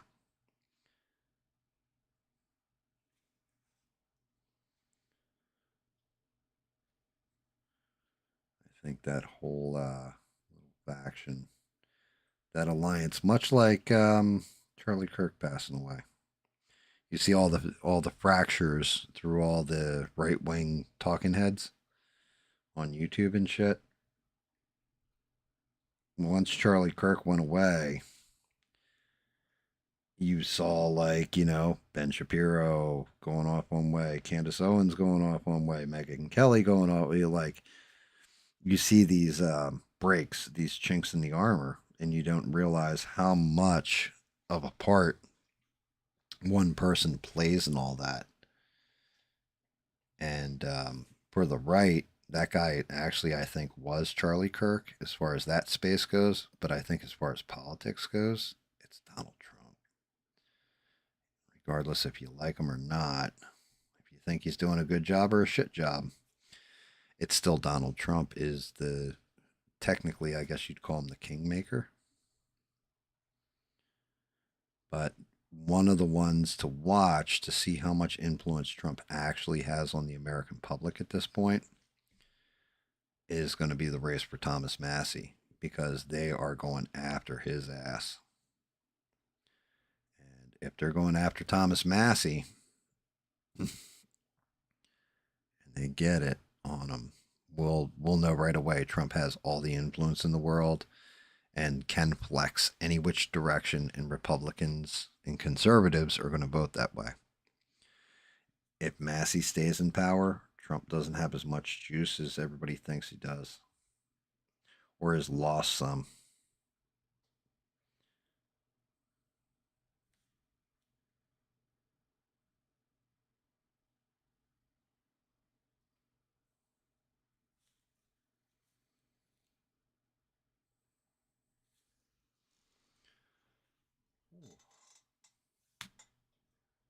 Little guy's coming out all right, I think.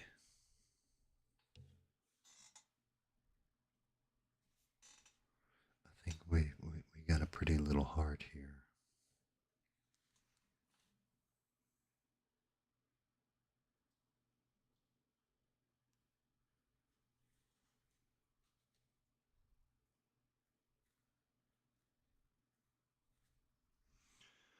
I almost dropped the fucking model right into the brush.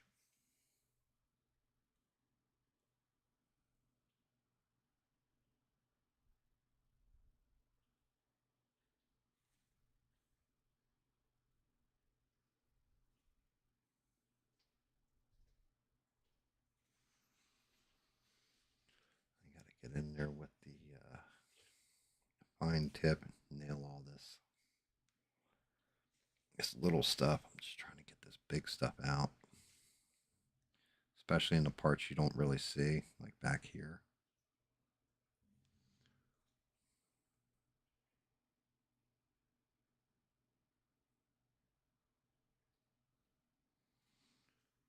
Oof. Still got his little horns, his nose. I don't think I want to go red with the nose. I think I'm going to go to a pink.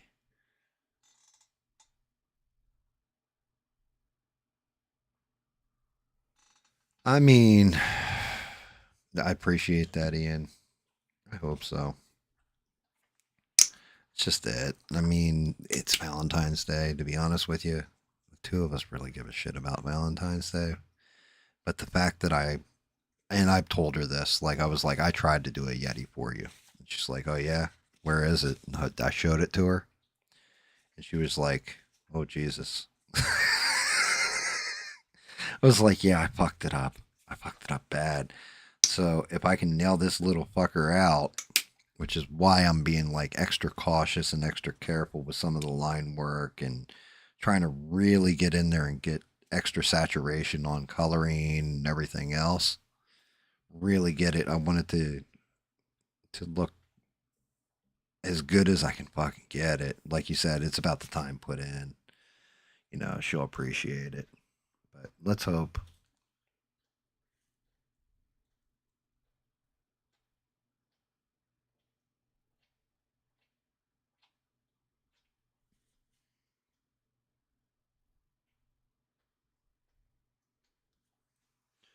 I mean, my wife is definitely the type of person that, you know, I did it where this thing was covered in well, yeah, not really covered in blood, but just looked like an actual description of a Yeti, spot on.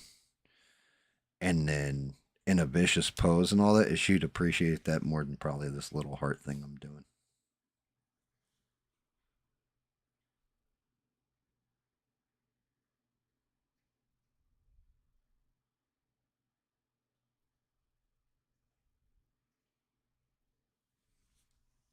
One of the ones that she's always said was like one of her favorites. I did the Mongolian death worm, and she's like, "You got the colors exactly as it's described. It looks identical." So I sat here and read it. Like when I do that Mishepu,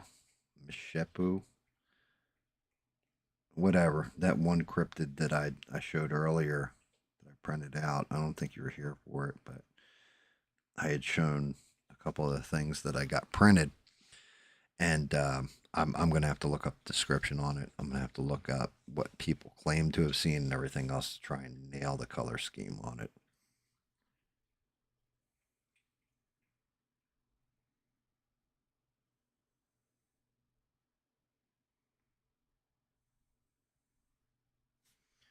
Because sometimes what sounds right or looks right to my eye isn't what it actually is, and my wife likes the fact that I do them like they're described.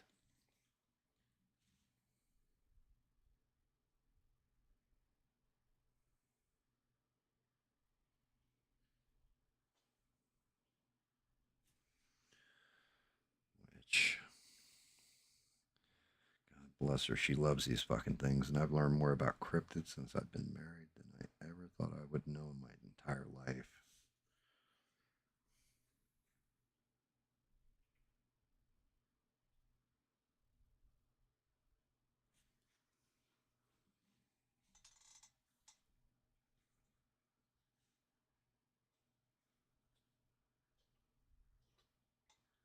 My wife doesn't watch the videos. She stays away from my channel because of that.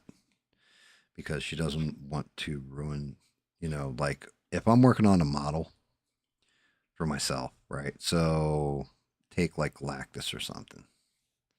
And I'm working on that and I'm just like, yeah, it's for me. I show my wife after every stream, as soon as I see her in the morning, I'm just like, yeah, check this out. And we'll walk her through the model. We'll look at it or whatever. She'll be like, yeah, this looks good. That looks like shit. She's honest with me on, you know, stuff like this.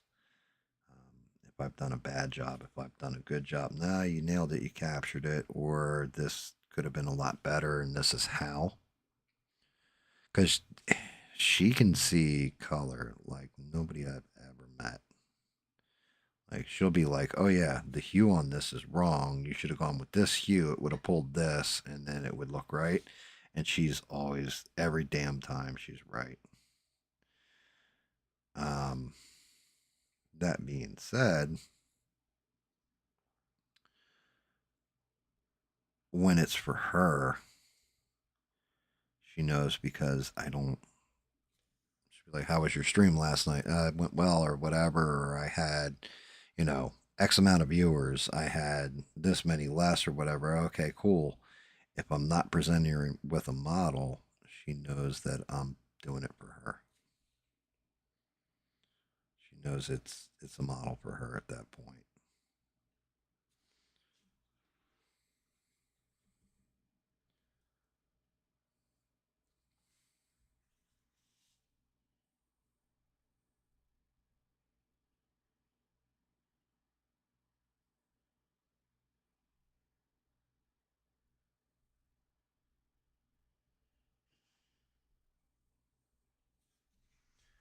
And I mean, some of them, like the crocodile from Donkey Kong,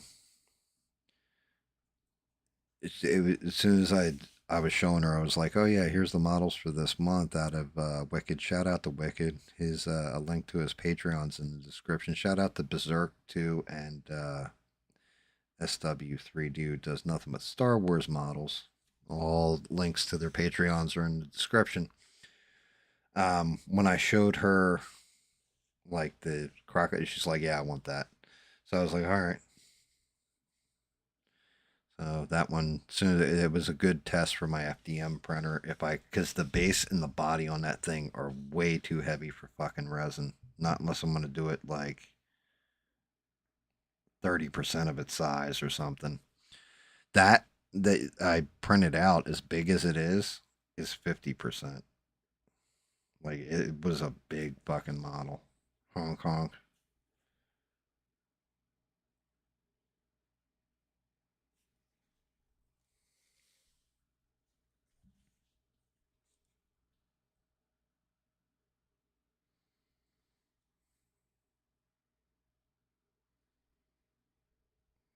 The other good part about having to do something where it's just a clean paint job for the most part. Like, I know I did the fur where it's white, blue, and gray. Like, there's a nuance of blue in there on purpose. But like a smattering, I guess we'll say. Where it's a clean, oh shit. Where it's a clean type paint job is that it forces me to make my hand stay steady, or as steady as possible, to really try and get a candy shell on the paint so it pops.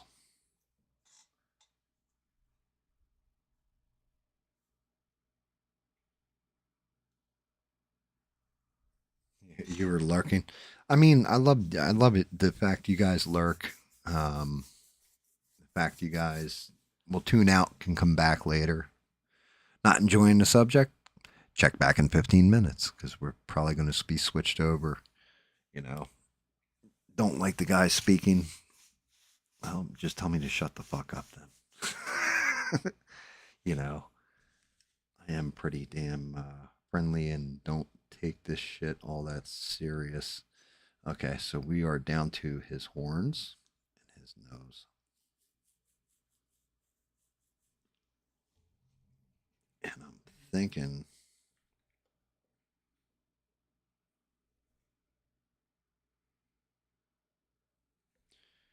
yeah, I think we will go with this. So let me look at, where the hell, what did I do with that damn color wheel thing?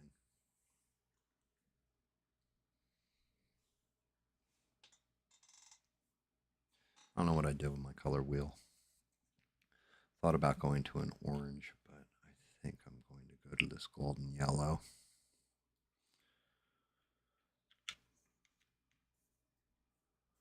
We're almost at GAM's 24-hour mark.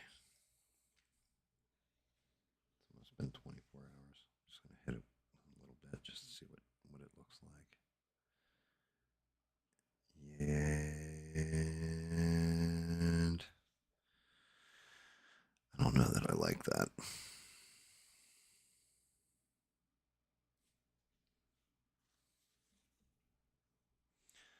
think I want a more muted color, actually, for the horns.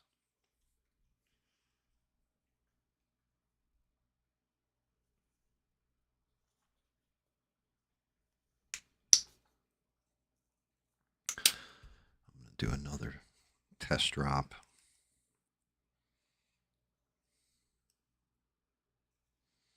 Just want to see how it looks.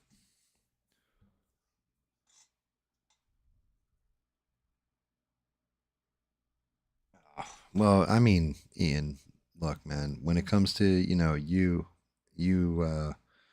Reb, Beans, Bob, Melissa, I appreciate you, by the way. Thank you. You've become a pretty damn regular watcher. Usually tuning in if you're not at a rave partying your ass off. But I do appreciate you. I'm thinking, let's see, tone this out.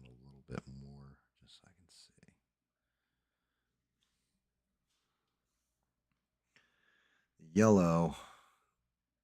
Yeah, the yellow's too much. I think I'm going to go to this muted. I think the muted looks a little bit better. I'm going to be honest.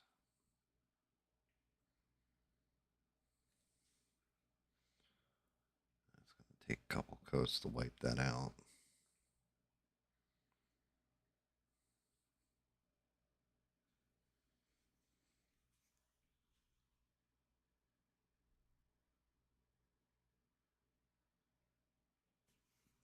I still like, Melissa, how the hell did you even find my channel anyway?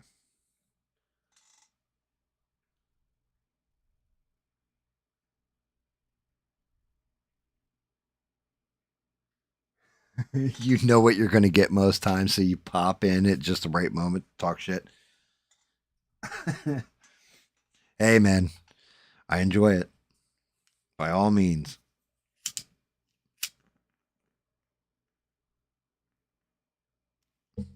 The big thing to me is you're having fun, right? 'Cause I do talk a lot of shit. As David would say, I stream too much sometimes too. I don't know when to just shut the stream off and just call it a day and, you know, walk away or whatever sometimes. But, you know, it's because there's shit like now where I'm physically, mentally exhausted. Well, yeah, I am physically and mentally exhausted at this point. And the job ain't done. So, regardless of how I feel, I'm going to be painting.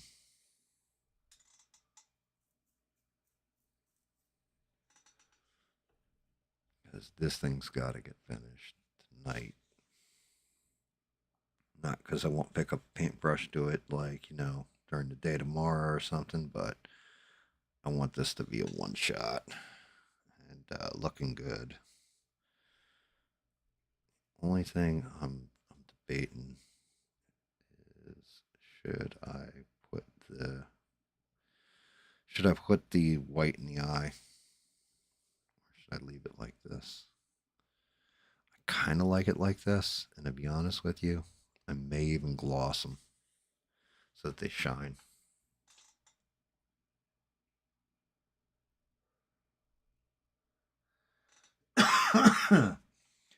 Absolutely. Absolutely, yeah. And I invite people to, you know. I don't think I'm flawless. I think sometimes I can have bad takes.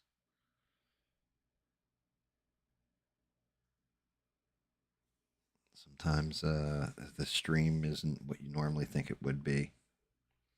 Other times it's exactly what you know it's going to be. But I do like to keep people, I do like to switch it up, which is why I hate doing stuff like now where it's where I did like having like talk about Epstein files, or there's nothing else really major. And then if there is, there's shit like, you know, Bob showed up tonight and was just like, hey, you talking about the shooter? Like, shooter? What fucking shooter are you talking about, Bob? Oh, the Canadian one. Oh, really? Tell me about it. You know, stuff like that, or that entire Guthrie case. I'm watching shit to do with it. Like, I had seen it and I was like, I know that name, Savannah Guthrie. And at first I was thinking, don't ask me why either. I was like, I know the name.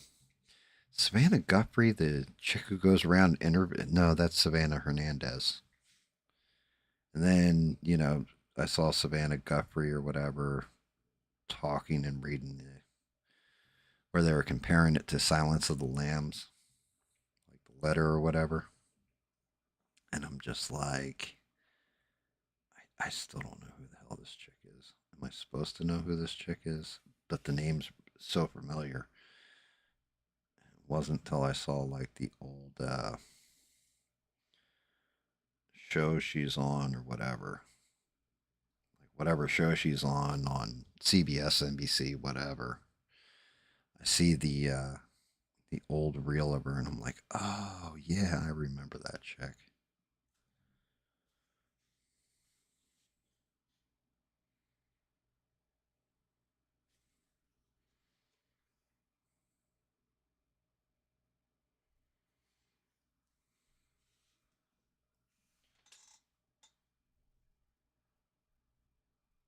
Yeah, we're done with C-SPAN. We've been done with C-SPAN for a while there, Beans. Good to see you back. You know what? I was just saying that. If you don't like the show, you just say, all right, I'm going to take off for 15 minutes and I'll come back and check again, and it's going to be a totally different subject. The worst part is I'll probably get tagged for like copyright infringement or something for that bullshit.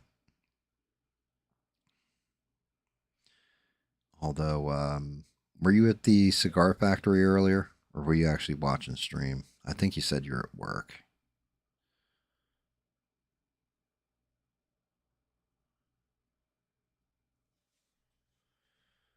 If so, I do have something that I will show you before the end of the stream. You got to see the Bizarro sculpt, the way it came out, the sculpture that Berserk did. It's fucking unbelievable how detailed and everything else it came out.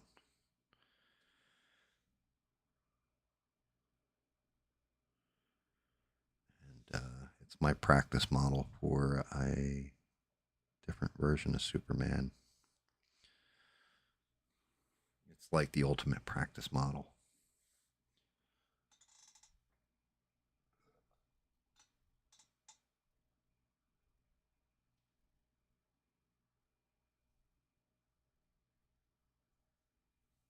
Yeah, you didn't have a clue it was a big deal. I mean, reality is, I hate to say it this way. Does anything having to do with this shit outside of us going to war or any of that? Is it really a big deal in our lives? You know what I mean? Outraged as everybody can be over different things, is it really that much of a difference? Unless we're getting hit like poor Bob, where he's saying Virginia, they're getting raped with taxes. He's not the only one. Eugene had said that too. Eugene said like taxes in Virginia or whatever are just all fucked up right now. Like they're ridiculous.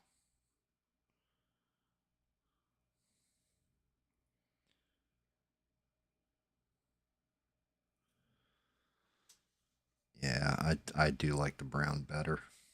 I'm happy I went with that. It looks softer, more playful, yet it's still actually that works because it is pulling the yellow from the horn, but it's still like a brown horn.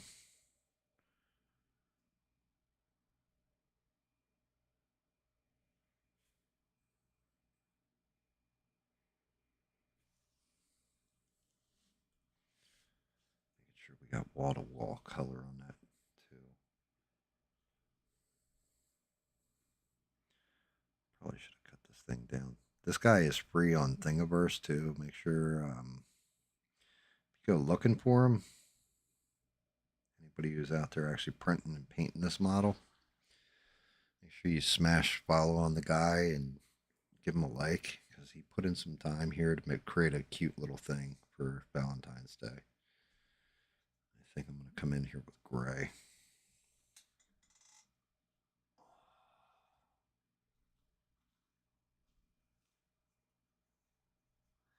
Well, okay, so if we're talking about Savannah Guthrie and all that, the reason why it's getting so much play is because it's almost like when a cop gets shot and the other cops go looking for the perp, they're going to look for him harder than if, it was somebody who wasn't a cop who got shot, like not somebody who's a politician, just average Joe. And the reason why is because you took out one of our own. And it's the same damn thing for this with the Savannah Guthrie thing is like, well, it's one of the media's own. You know what I mean? So they look at it like we don't have to agree. We can hate each other politically and think each other's assholes, but we're in this business, the same business. It's like professional courtesy.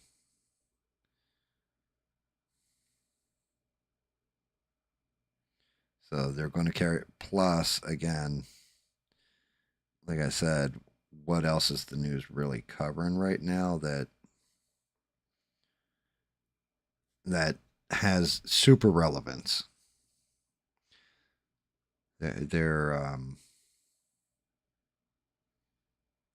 There's not much going on, to be honest. But I mean, there's a lot going on, but there's not much going on at the same time.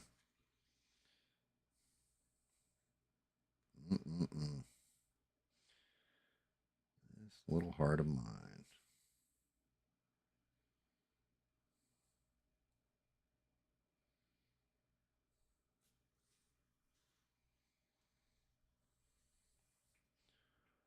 Give me a little bit of this white. Mix it in with the gray a little.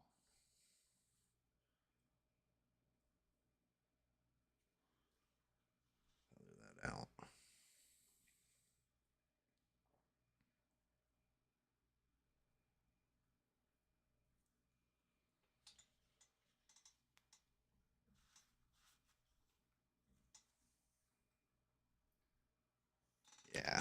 Yeah. The news is gonna cover the shit out of it.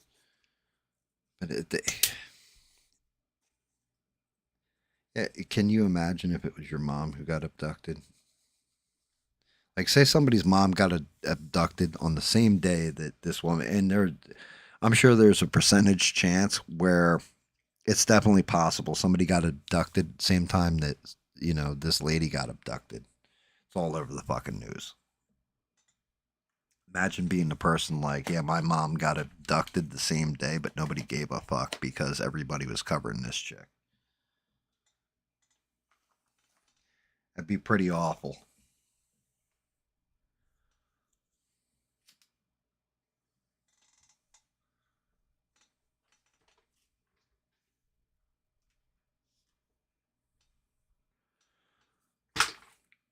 Oh, shit. I'm sorry, cat.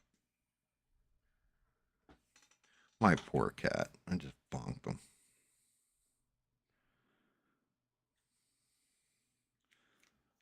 So I got a ridiculous amount of filament, by the way, delivered today, and there's more coming. I don't even think I have. Well, I do have enough shit that I could print with it, but it's going to be a ton.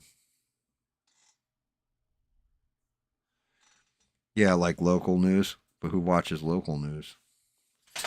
I haven't watched. Like, I'll read the local newspaper online. I don't actually get a physical copy.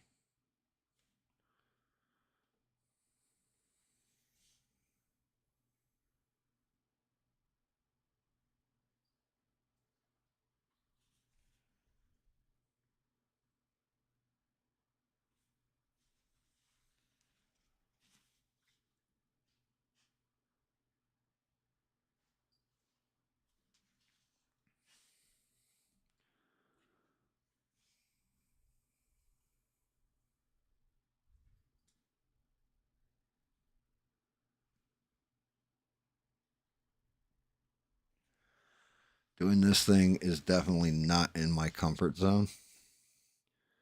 So I need female opinions. Is he cute?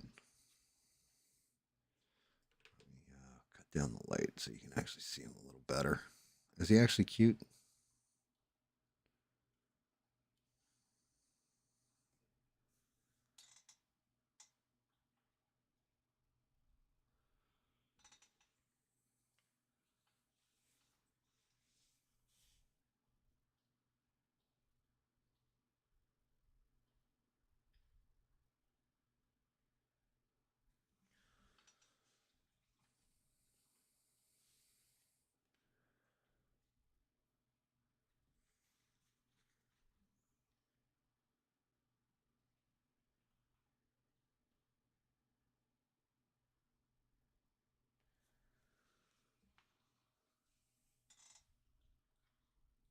He's adorable.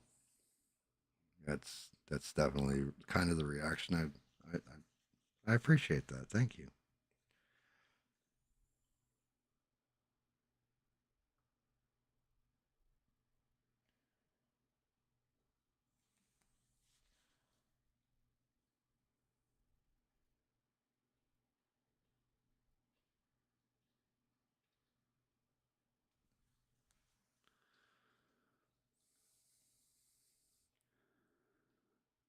I'm gonna gloss the shit out of the eyes too, I think. Yeah, I still got a little more work to do with this nose.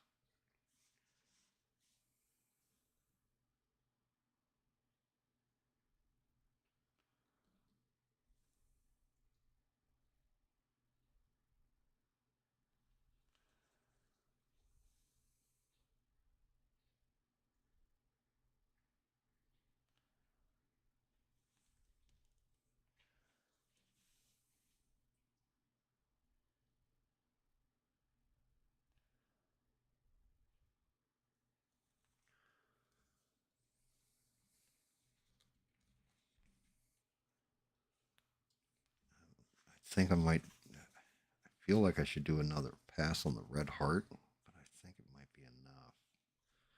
I don't want to overdo it. Yes, he's a Valentine's Day present. I was going to do Hangy Dune, but I've decided to save that because it's one she's really been looking forward to.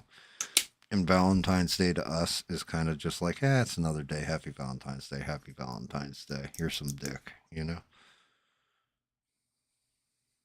So, yeah, he's you've been around long enough. Do you remember when I tried to paint the Yeti and fucked it completely up? This is my redemption for the Yeti.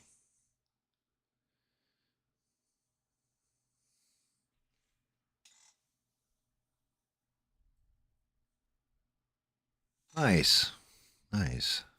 Get back to like just being able to go, But yeah, I screwed that Yeti when I painted that Yeti. Anybody who's watched me for a long time, that video's still up. That stream's still up because it's a fail stream. I show my failures.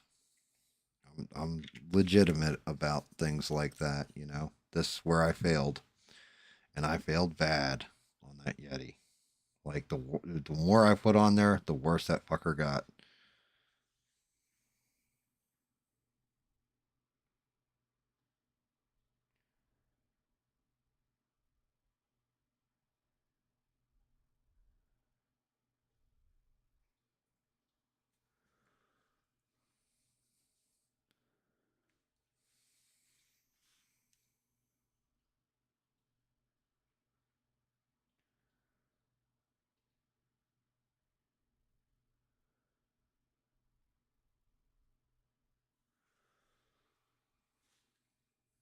Yeah, I put a little bit of that gloss on there. It should stay where it reflects like that forever now.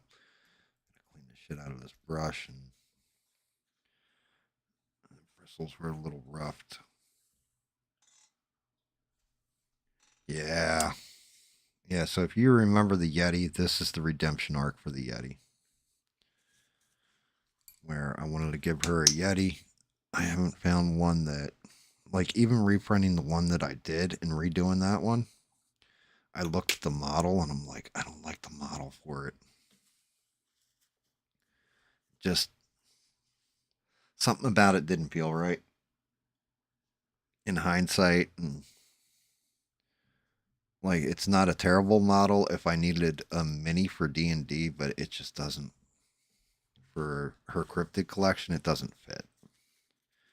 So this is the redemption arc for that Yeti. It's a Chibi Yeti that she can have that's cute. It's Valentine's Day. You know, that kind of thing. I can get in there with the blues. Like, get the actual, like, color scheme I kind of wanted on the fur. So it's good practice for one, but for two, It also matches Valentine's Day.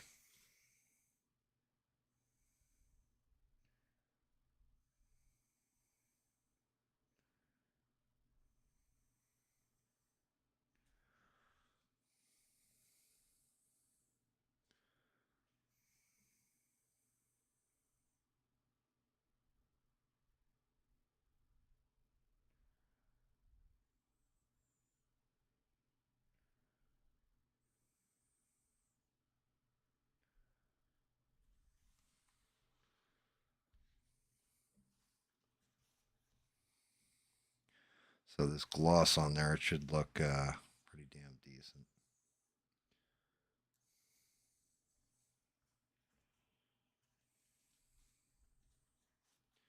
My thing is, I think that might have ruined the brush.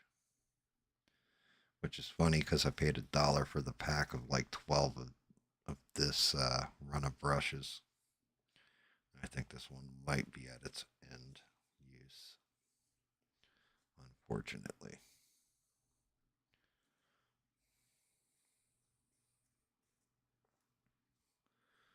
All right, let's take a look.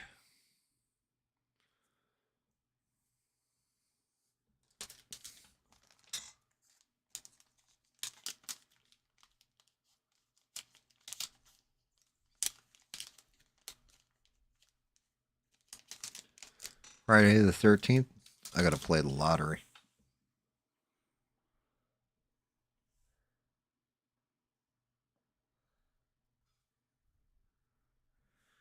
It's usually my lucky holiday. Okay, here we go. And this is with the eyes done and glossed.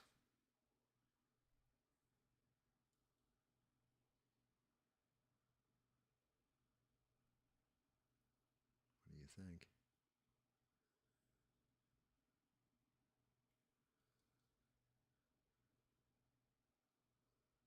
Not much to see from the back.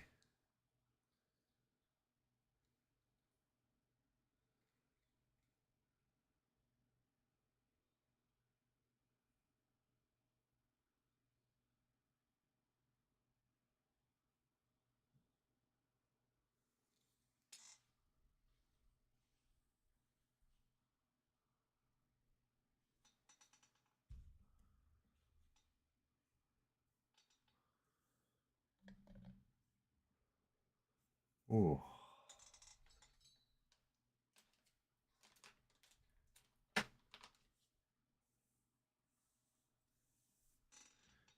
Yeah, cute little guy, huh? Right over here. Gloss can go away. Sky blue I got from here. Did I already put my...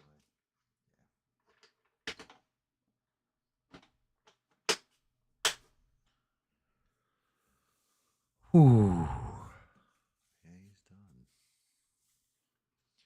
He is done.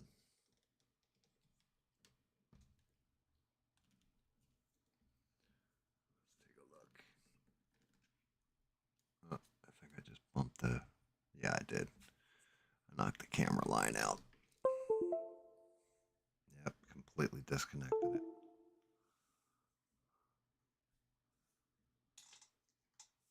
Oh, shit. I did that like a fool.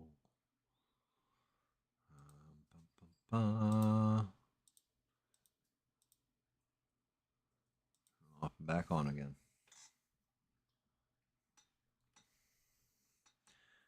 Careful with that USB line. Really? Again? What the fuck? Oh, shit. Yeah, that thing just rolled over that.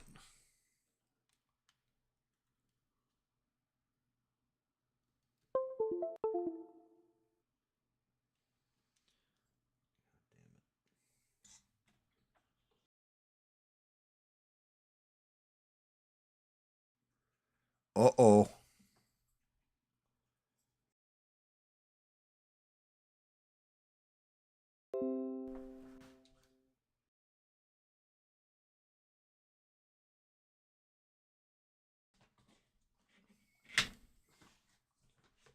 dear Lord.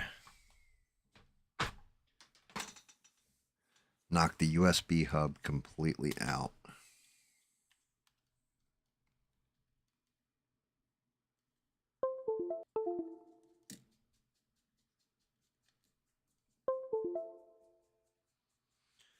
Disconnect, reconnect, disconnect, reconnect.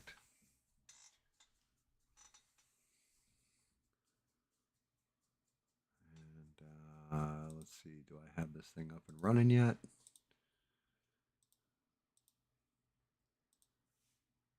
Yeah, I completely knocked that USB line out. All right, there we go. There he is. Even the dog got up like, yo, is that shit over, dude?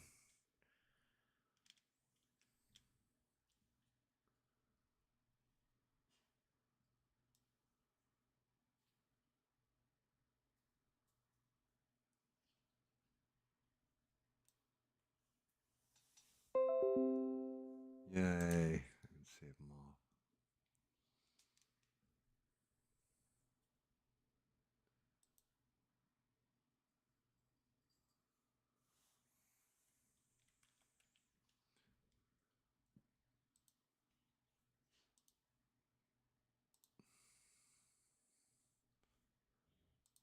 Set this damn thing.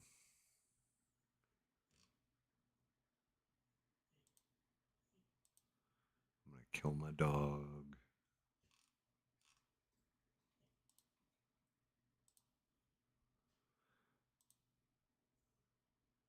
It would be an interesting one to do. Baby Yoda. What's his name? Guru or whatever.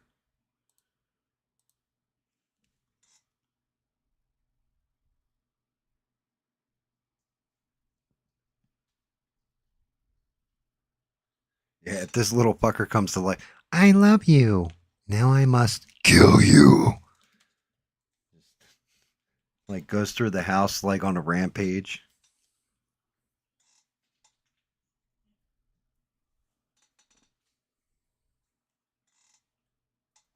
What's going on, Six? Good to see you, brother. Came in right at the end.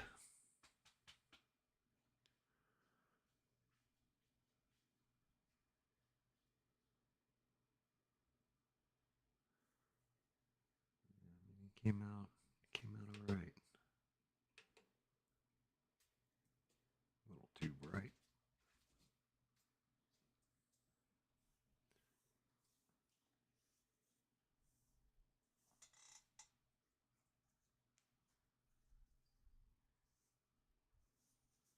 I'd throw my phone across the room. He just comes to life. He's like, hey, baby, love doctor's here. I come to eat you. Nom nom, bitches. Nom nom.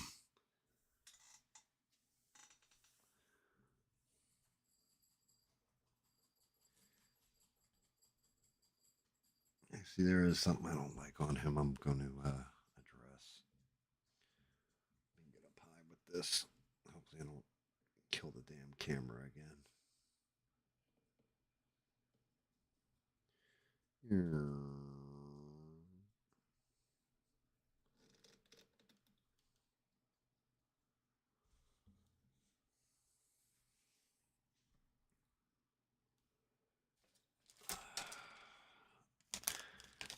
eyebrows are nice, but they're not set right.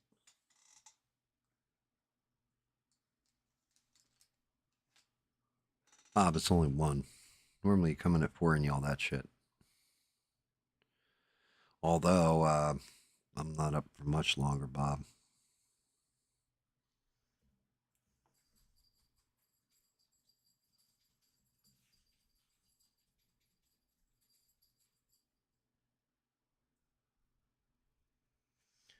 I have to re-wet my black.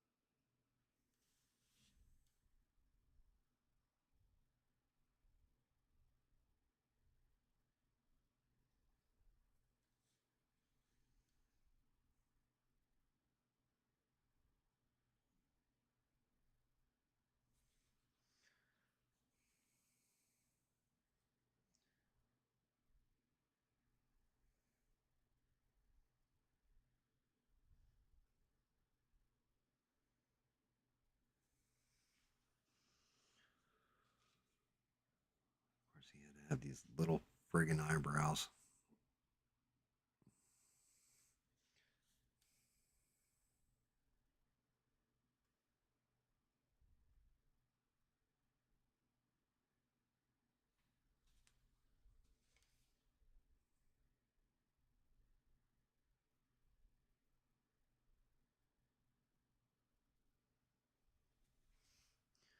Because any kind of little oopsie with them eyebrows, I blow out the whole damn thing.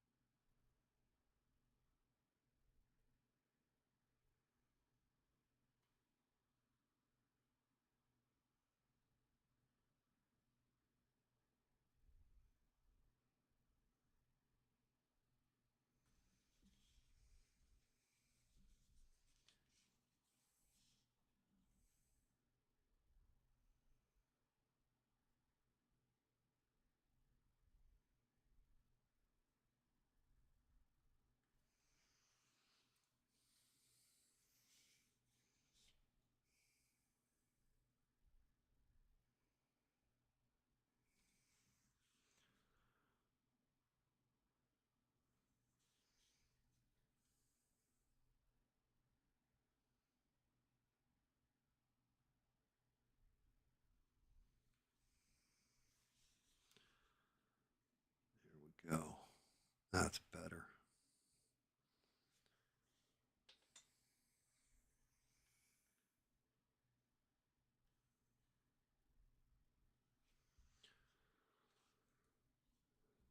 Oh. Yeah, I think that does it for him.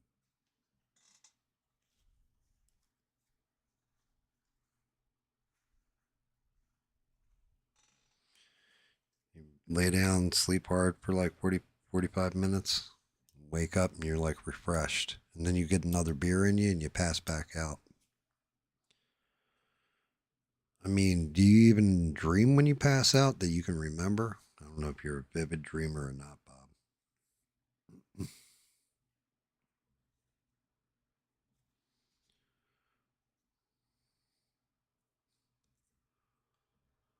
Ooh.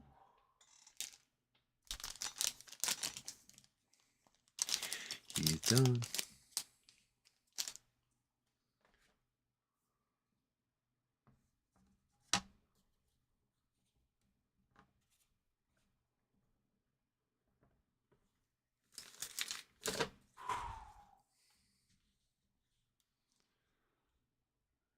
There he is. Tuned up them eyebrows. Black all the way. I don't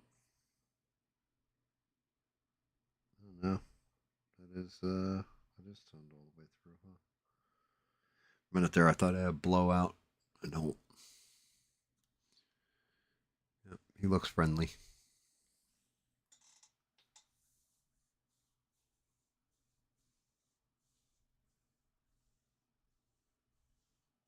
Yeah, it's either your body telling you need another beer or to quit the fucking drinking. It's one of the two, Bob. I'm not sure which though. And I would not be. It would not be my place to tell you either way. Only you can determine that. I almost feel like I should come in with a little brown in the ears. I also don't want to overdo it.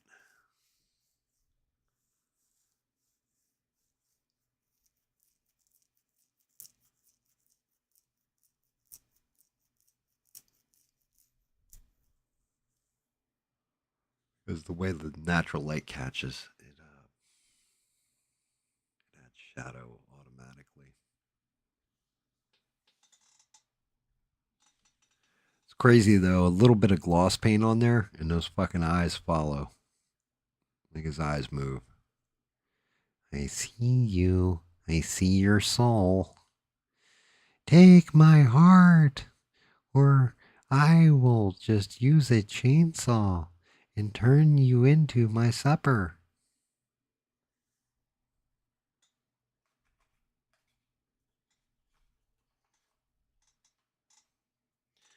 Please take my heart. My wife has become a lesbian and left me for her best friend.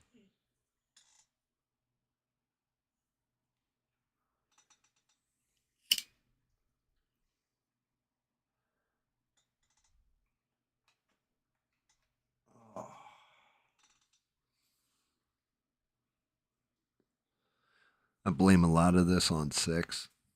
If Six had been here to reel me in earlier, I wouldn't be this far out on the ledge. But nope, he showed up late.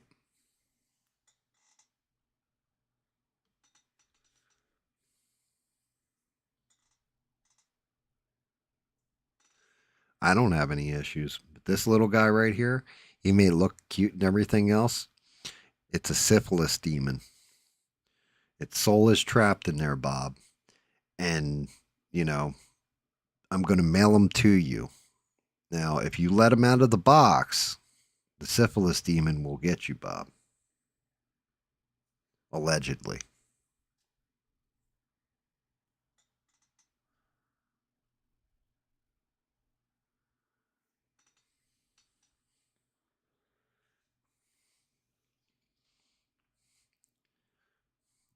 See, like this little this Yeti, let's give him a tragic backstory.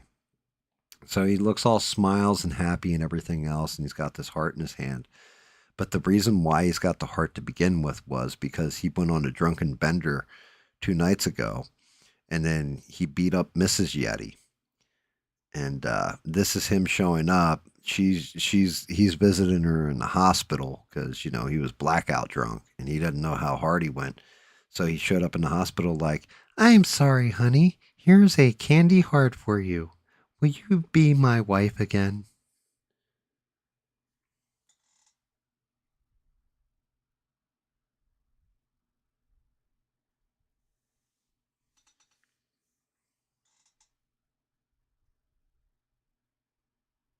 I like the Narnia version better.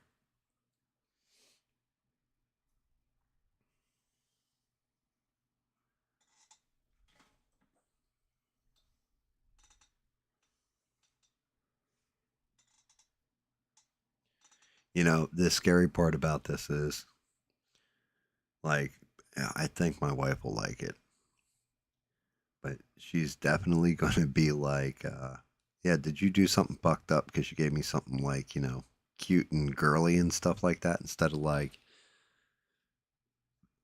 monstrous and like, lizard man or anything else. You gave me something that was like girly. And I can't even exaggerate this at all. It was actually difficult for me to paint. As easy as it looks and all that, the different color scheme, everything, because I'm trying to do it where it looks cute, and I don't know how to paint cute. Like, he's a cute little guy, but it was actually a challenge. I didn't know if I could get the paints right where it looked like it should.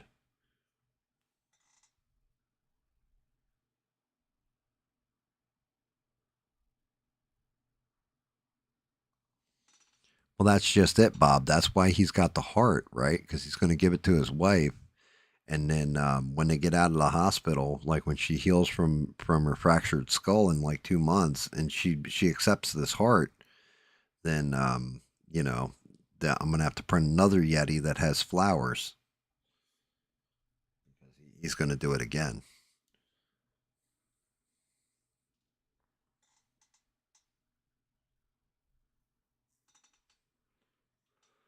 Yeah, in Bob, that is 100% the truth.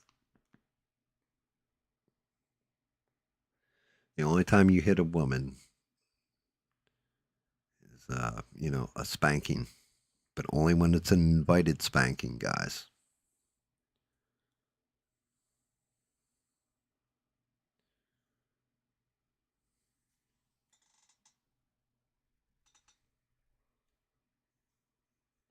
Like that kind of hitting's okay, you know, but only if it's an invited spanking.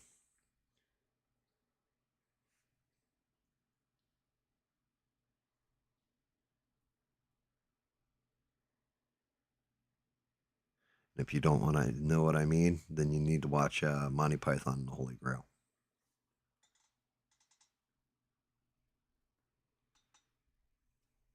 Oh, that's not true. No, the spankings are okay, but only if they're invited.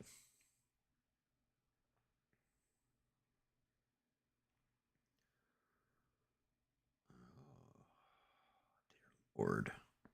Oh. Really? Oh, shit, I got 8 minutes and it's 24 hours.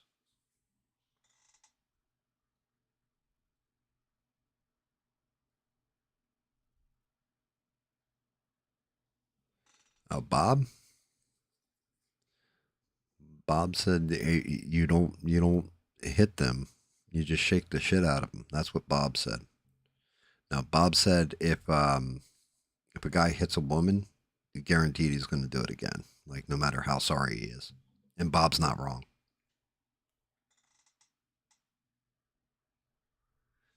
Exactly, 6. Yes, we've been very naughty. We all need a spanking.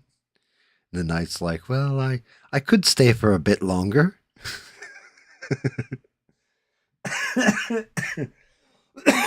And then I can't remember who it is comes like fighting their way into the castle and like drags them out. He's like, I'll save you.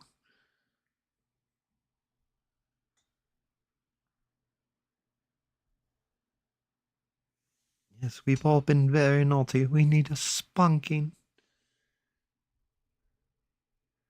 I love Monty Python and the Holy Grail.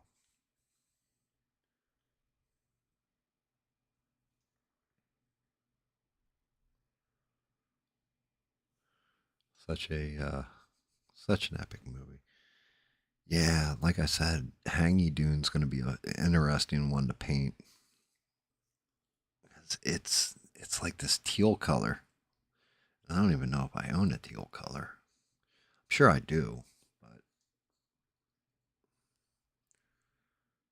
he's going to be one that I've got to nail perfect, or my wife will murder me in my sleep, allegedly.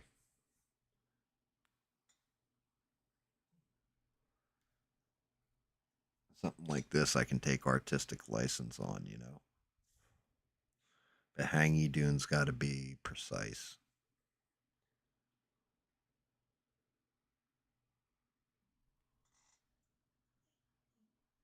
So stinking cute. Well, see, even an asshole like me can come up with something that's cute. Thank you. Let's just hope the wife likes it. I wasn't sure about this ear at first. I'm glad I went back and retreaded it. Because I had that blue all the way back. I don't think it sat right. Like the other one's cuffed in with fur. This one wasn't.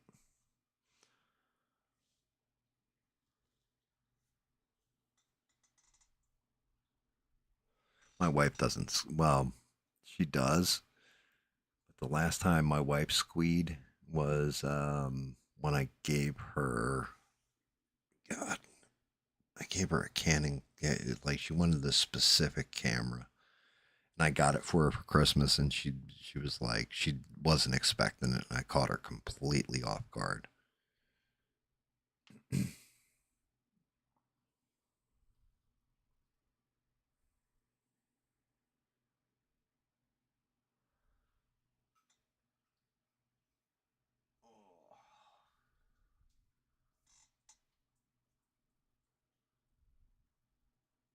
Yeah, I was looking at that too, Bob. I don't know, though. I think if I go in there and try and do it, I'm going to fuck it up bad.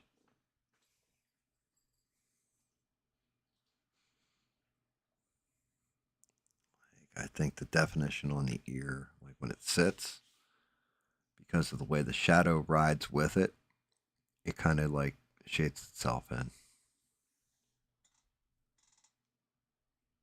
Yeah, on the right side. Yeah, like right here. I was looking at that.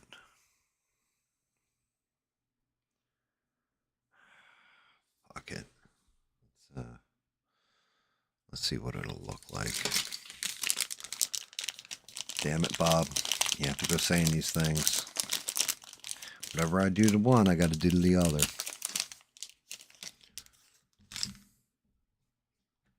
That's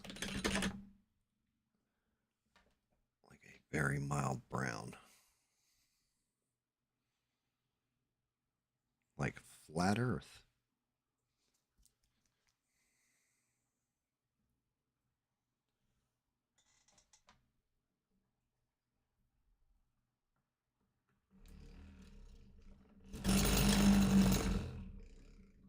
Better thumbnails with text.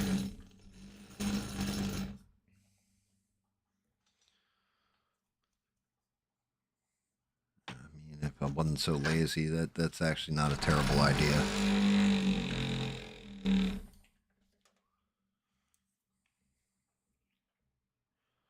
Let's see.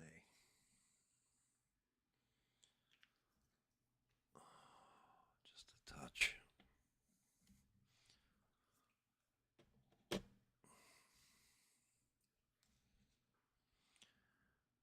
You know, an actual like photo picture of the like light boxed picture or whatever the model is, and then text on it for like the final.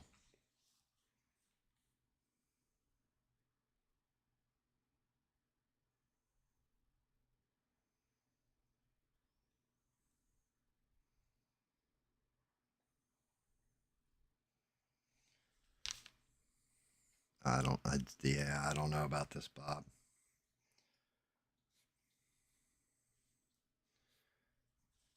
Not sure I'm feeling this.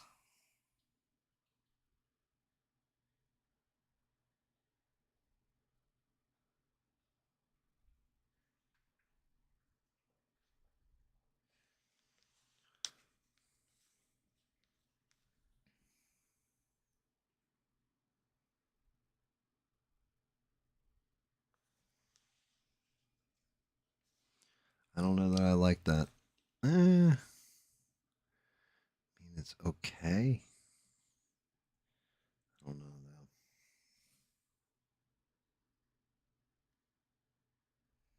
Almost feels like if I'm going to do that,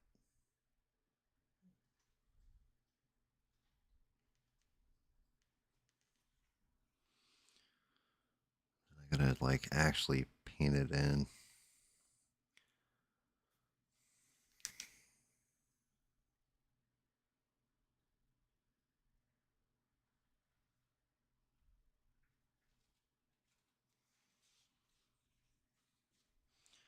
I don't know.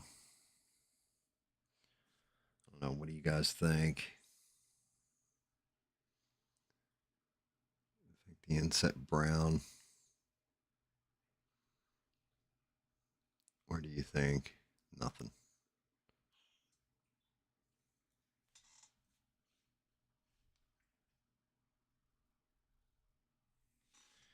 You think that dimension works?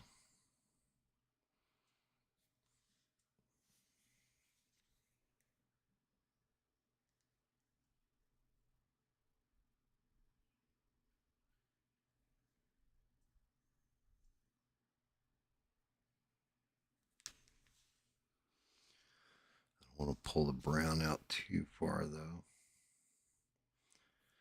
The other ear.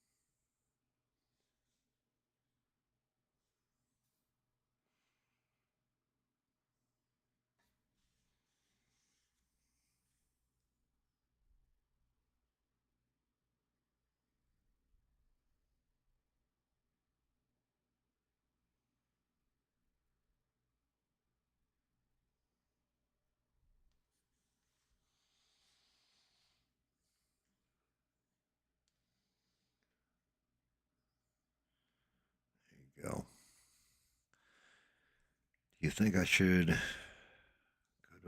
just do it in black? I'm thinking actually if I'm gonna go this route with it. Right. It's a dark brown, but I'm thinking maybe a black instead.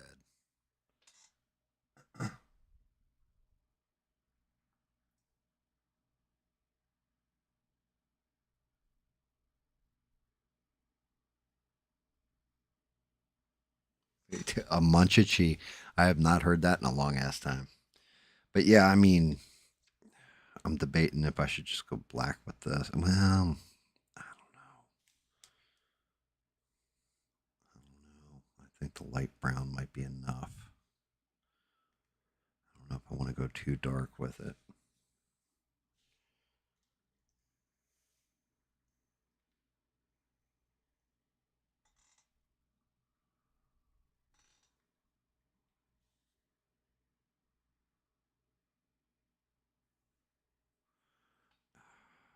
Man, I hope I'm right on this.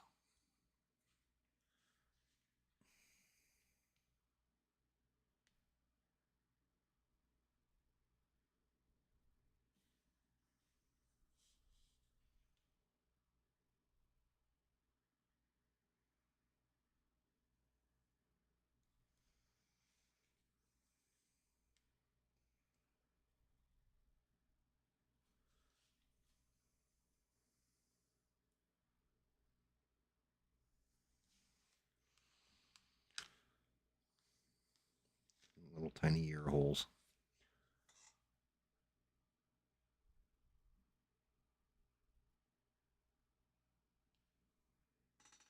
And don't go black. What's wrong with going black? Man.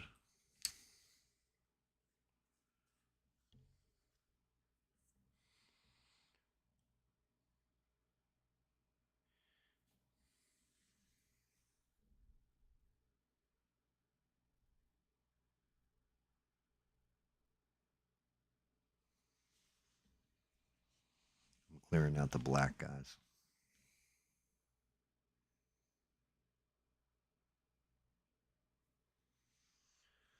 Much like the Democrats, I replaced that black with a little bit of brown.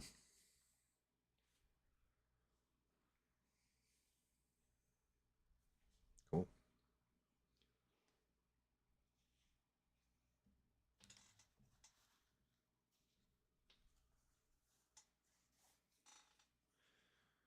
I don't know.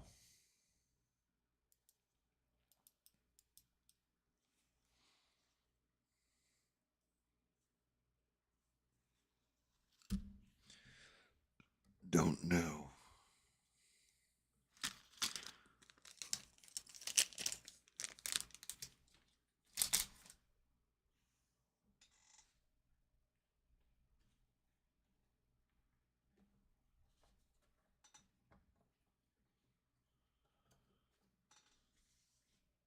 All right. Set and done. Past my 24-hour awake time. Yeah, I do think the I do like that, Bob. So that was a good call. I'm happy with the way the gloss dyes came out too. I was afraid I screwed them up. I think the gloss on the eyes gives it that shit follows your finger no matter where it goes.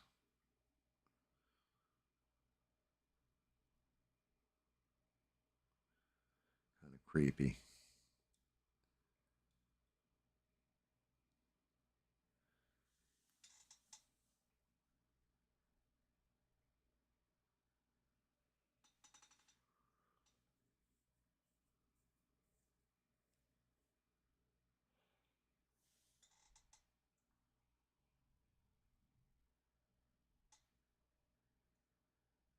Like an old photo that fucked you up as a kid. Yeah, exactly. Like something out of Scooby Doo.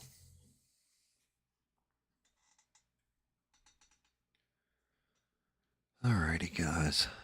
I think that's a good place to call it. What do you guys think? Good? Everybody cool?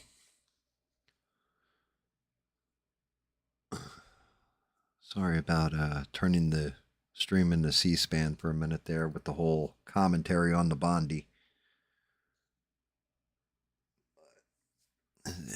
Not much to talk about otherwise, unfortunately. Although somebody did tell me, I was watching somebody. Nobody even told me. It was a fucking... Somebody was saying that Game of Thrones, whatever the new series is, the Night of the Seven Kingdoms, it's supposed to be pretty decent. So I might watch that tomorrow. Talk about it Sunday, or watch it Saturday, talk about it Sunday, or whatever. But I appreciate you guys. You guys are amazing. Thank you for all the likes, all the subs, being here. Good suggestion. Glad you woke up from a drunken stupor, Bob, and let me know, because that was a good call out. I was debating it, and yeah, I'm actually, now the more I look at it, the happier I am I did it, especially now the paint's set. Well, it came out decent.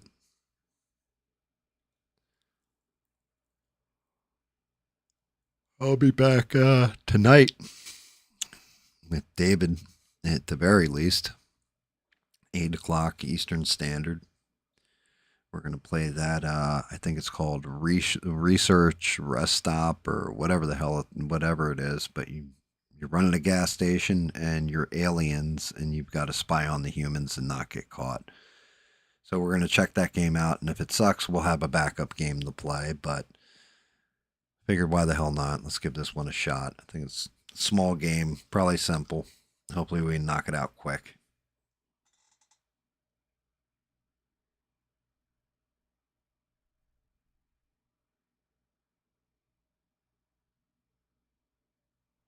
Oh, about over in the UK?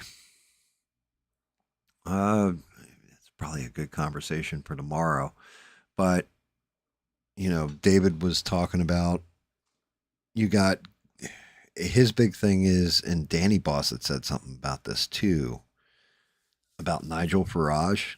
And like I said, it's better if David explains it. But it pissed David off. It was like, yeah, he was mentioning Epstein files or something, Nigel Farage, and every media company over there is going nuts about it. But like the people that were actually like involved with him and everything else, the media is trying to cover it up, and it was pissing him off. Like I said, he's actually the right guy to talk about it, because he's living over there, and, you know, well, grew up over there, lives over there, and everything else. So he's got the actual skinny on it.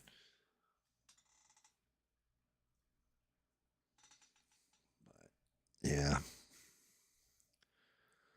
Alrighty, ladies and gents. Thank you again for everything.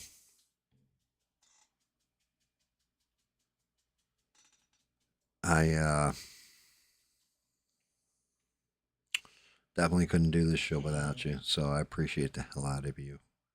And thank you for everything. By the way, Beans, thank you. I did get the coin toss to The Witcher, and I appreciated the hell out of it. So thank you for that too. You guys are amazing like that. And I will be back tomorrow night, 8 p.m. Eastern Standard, playing games, talking shit, and trying to have fun. Everybody enjoy your day today. I'm probably going to sleep through mine. But I will see you guys later tonight. Everybody be awesome. Have a great day. Always be creative. Don't forget. Never forget. Don't take shit from anybody. Good night, guys.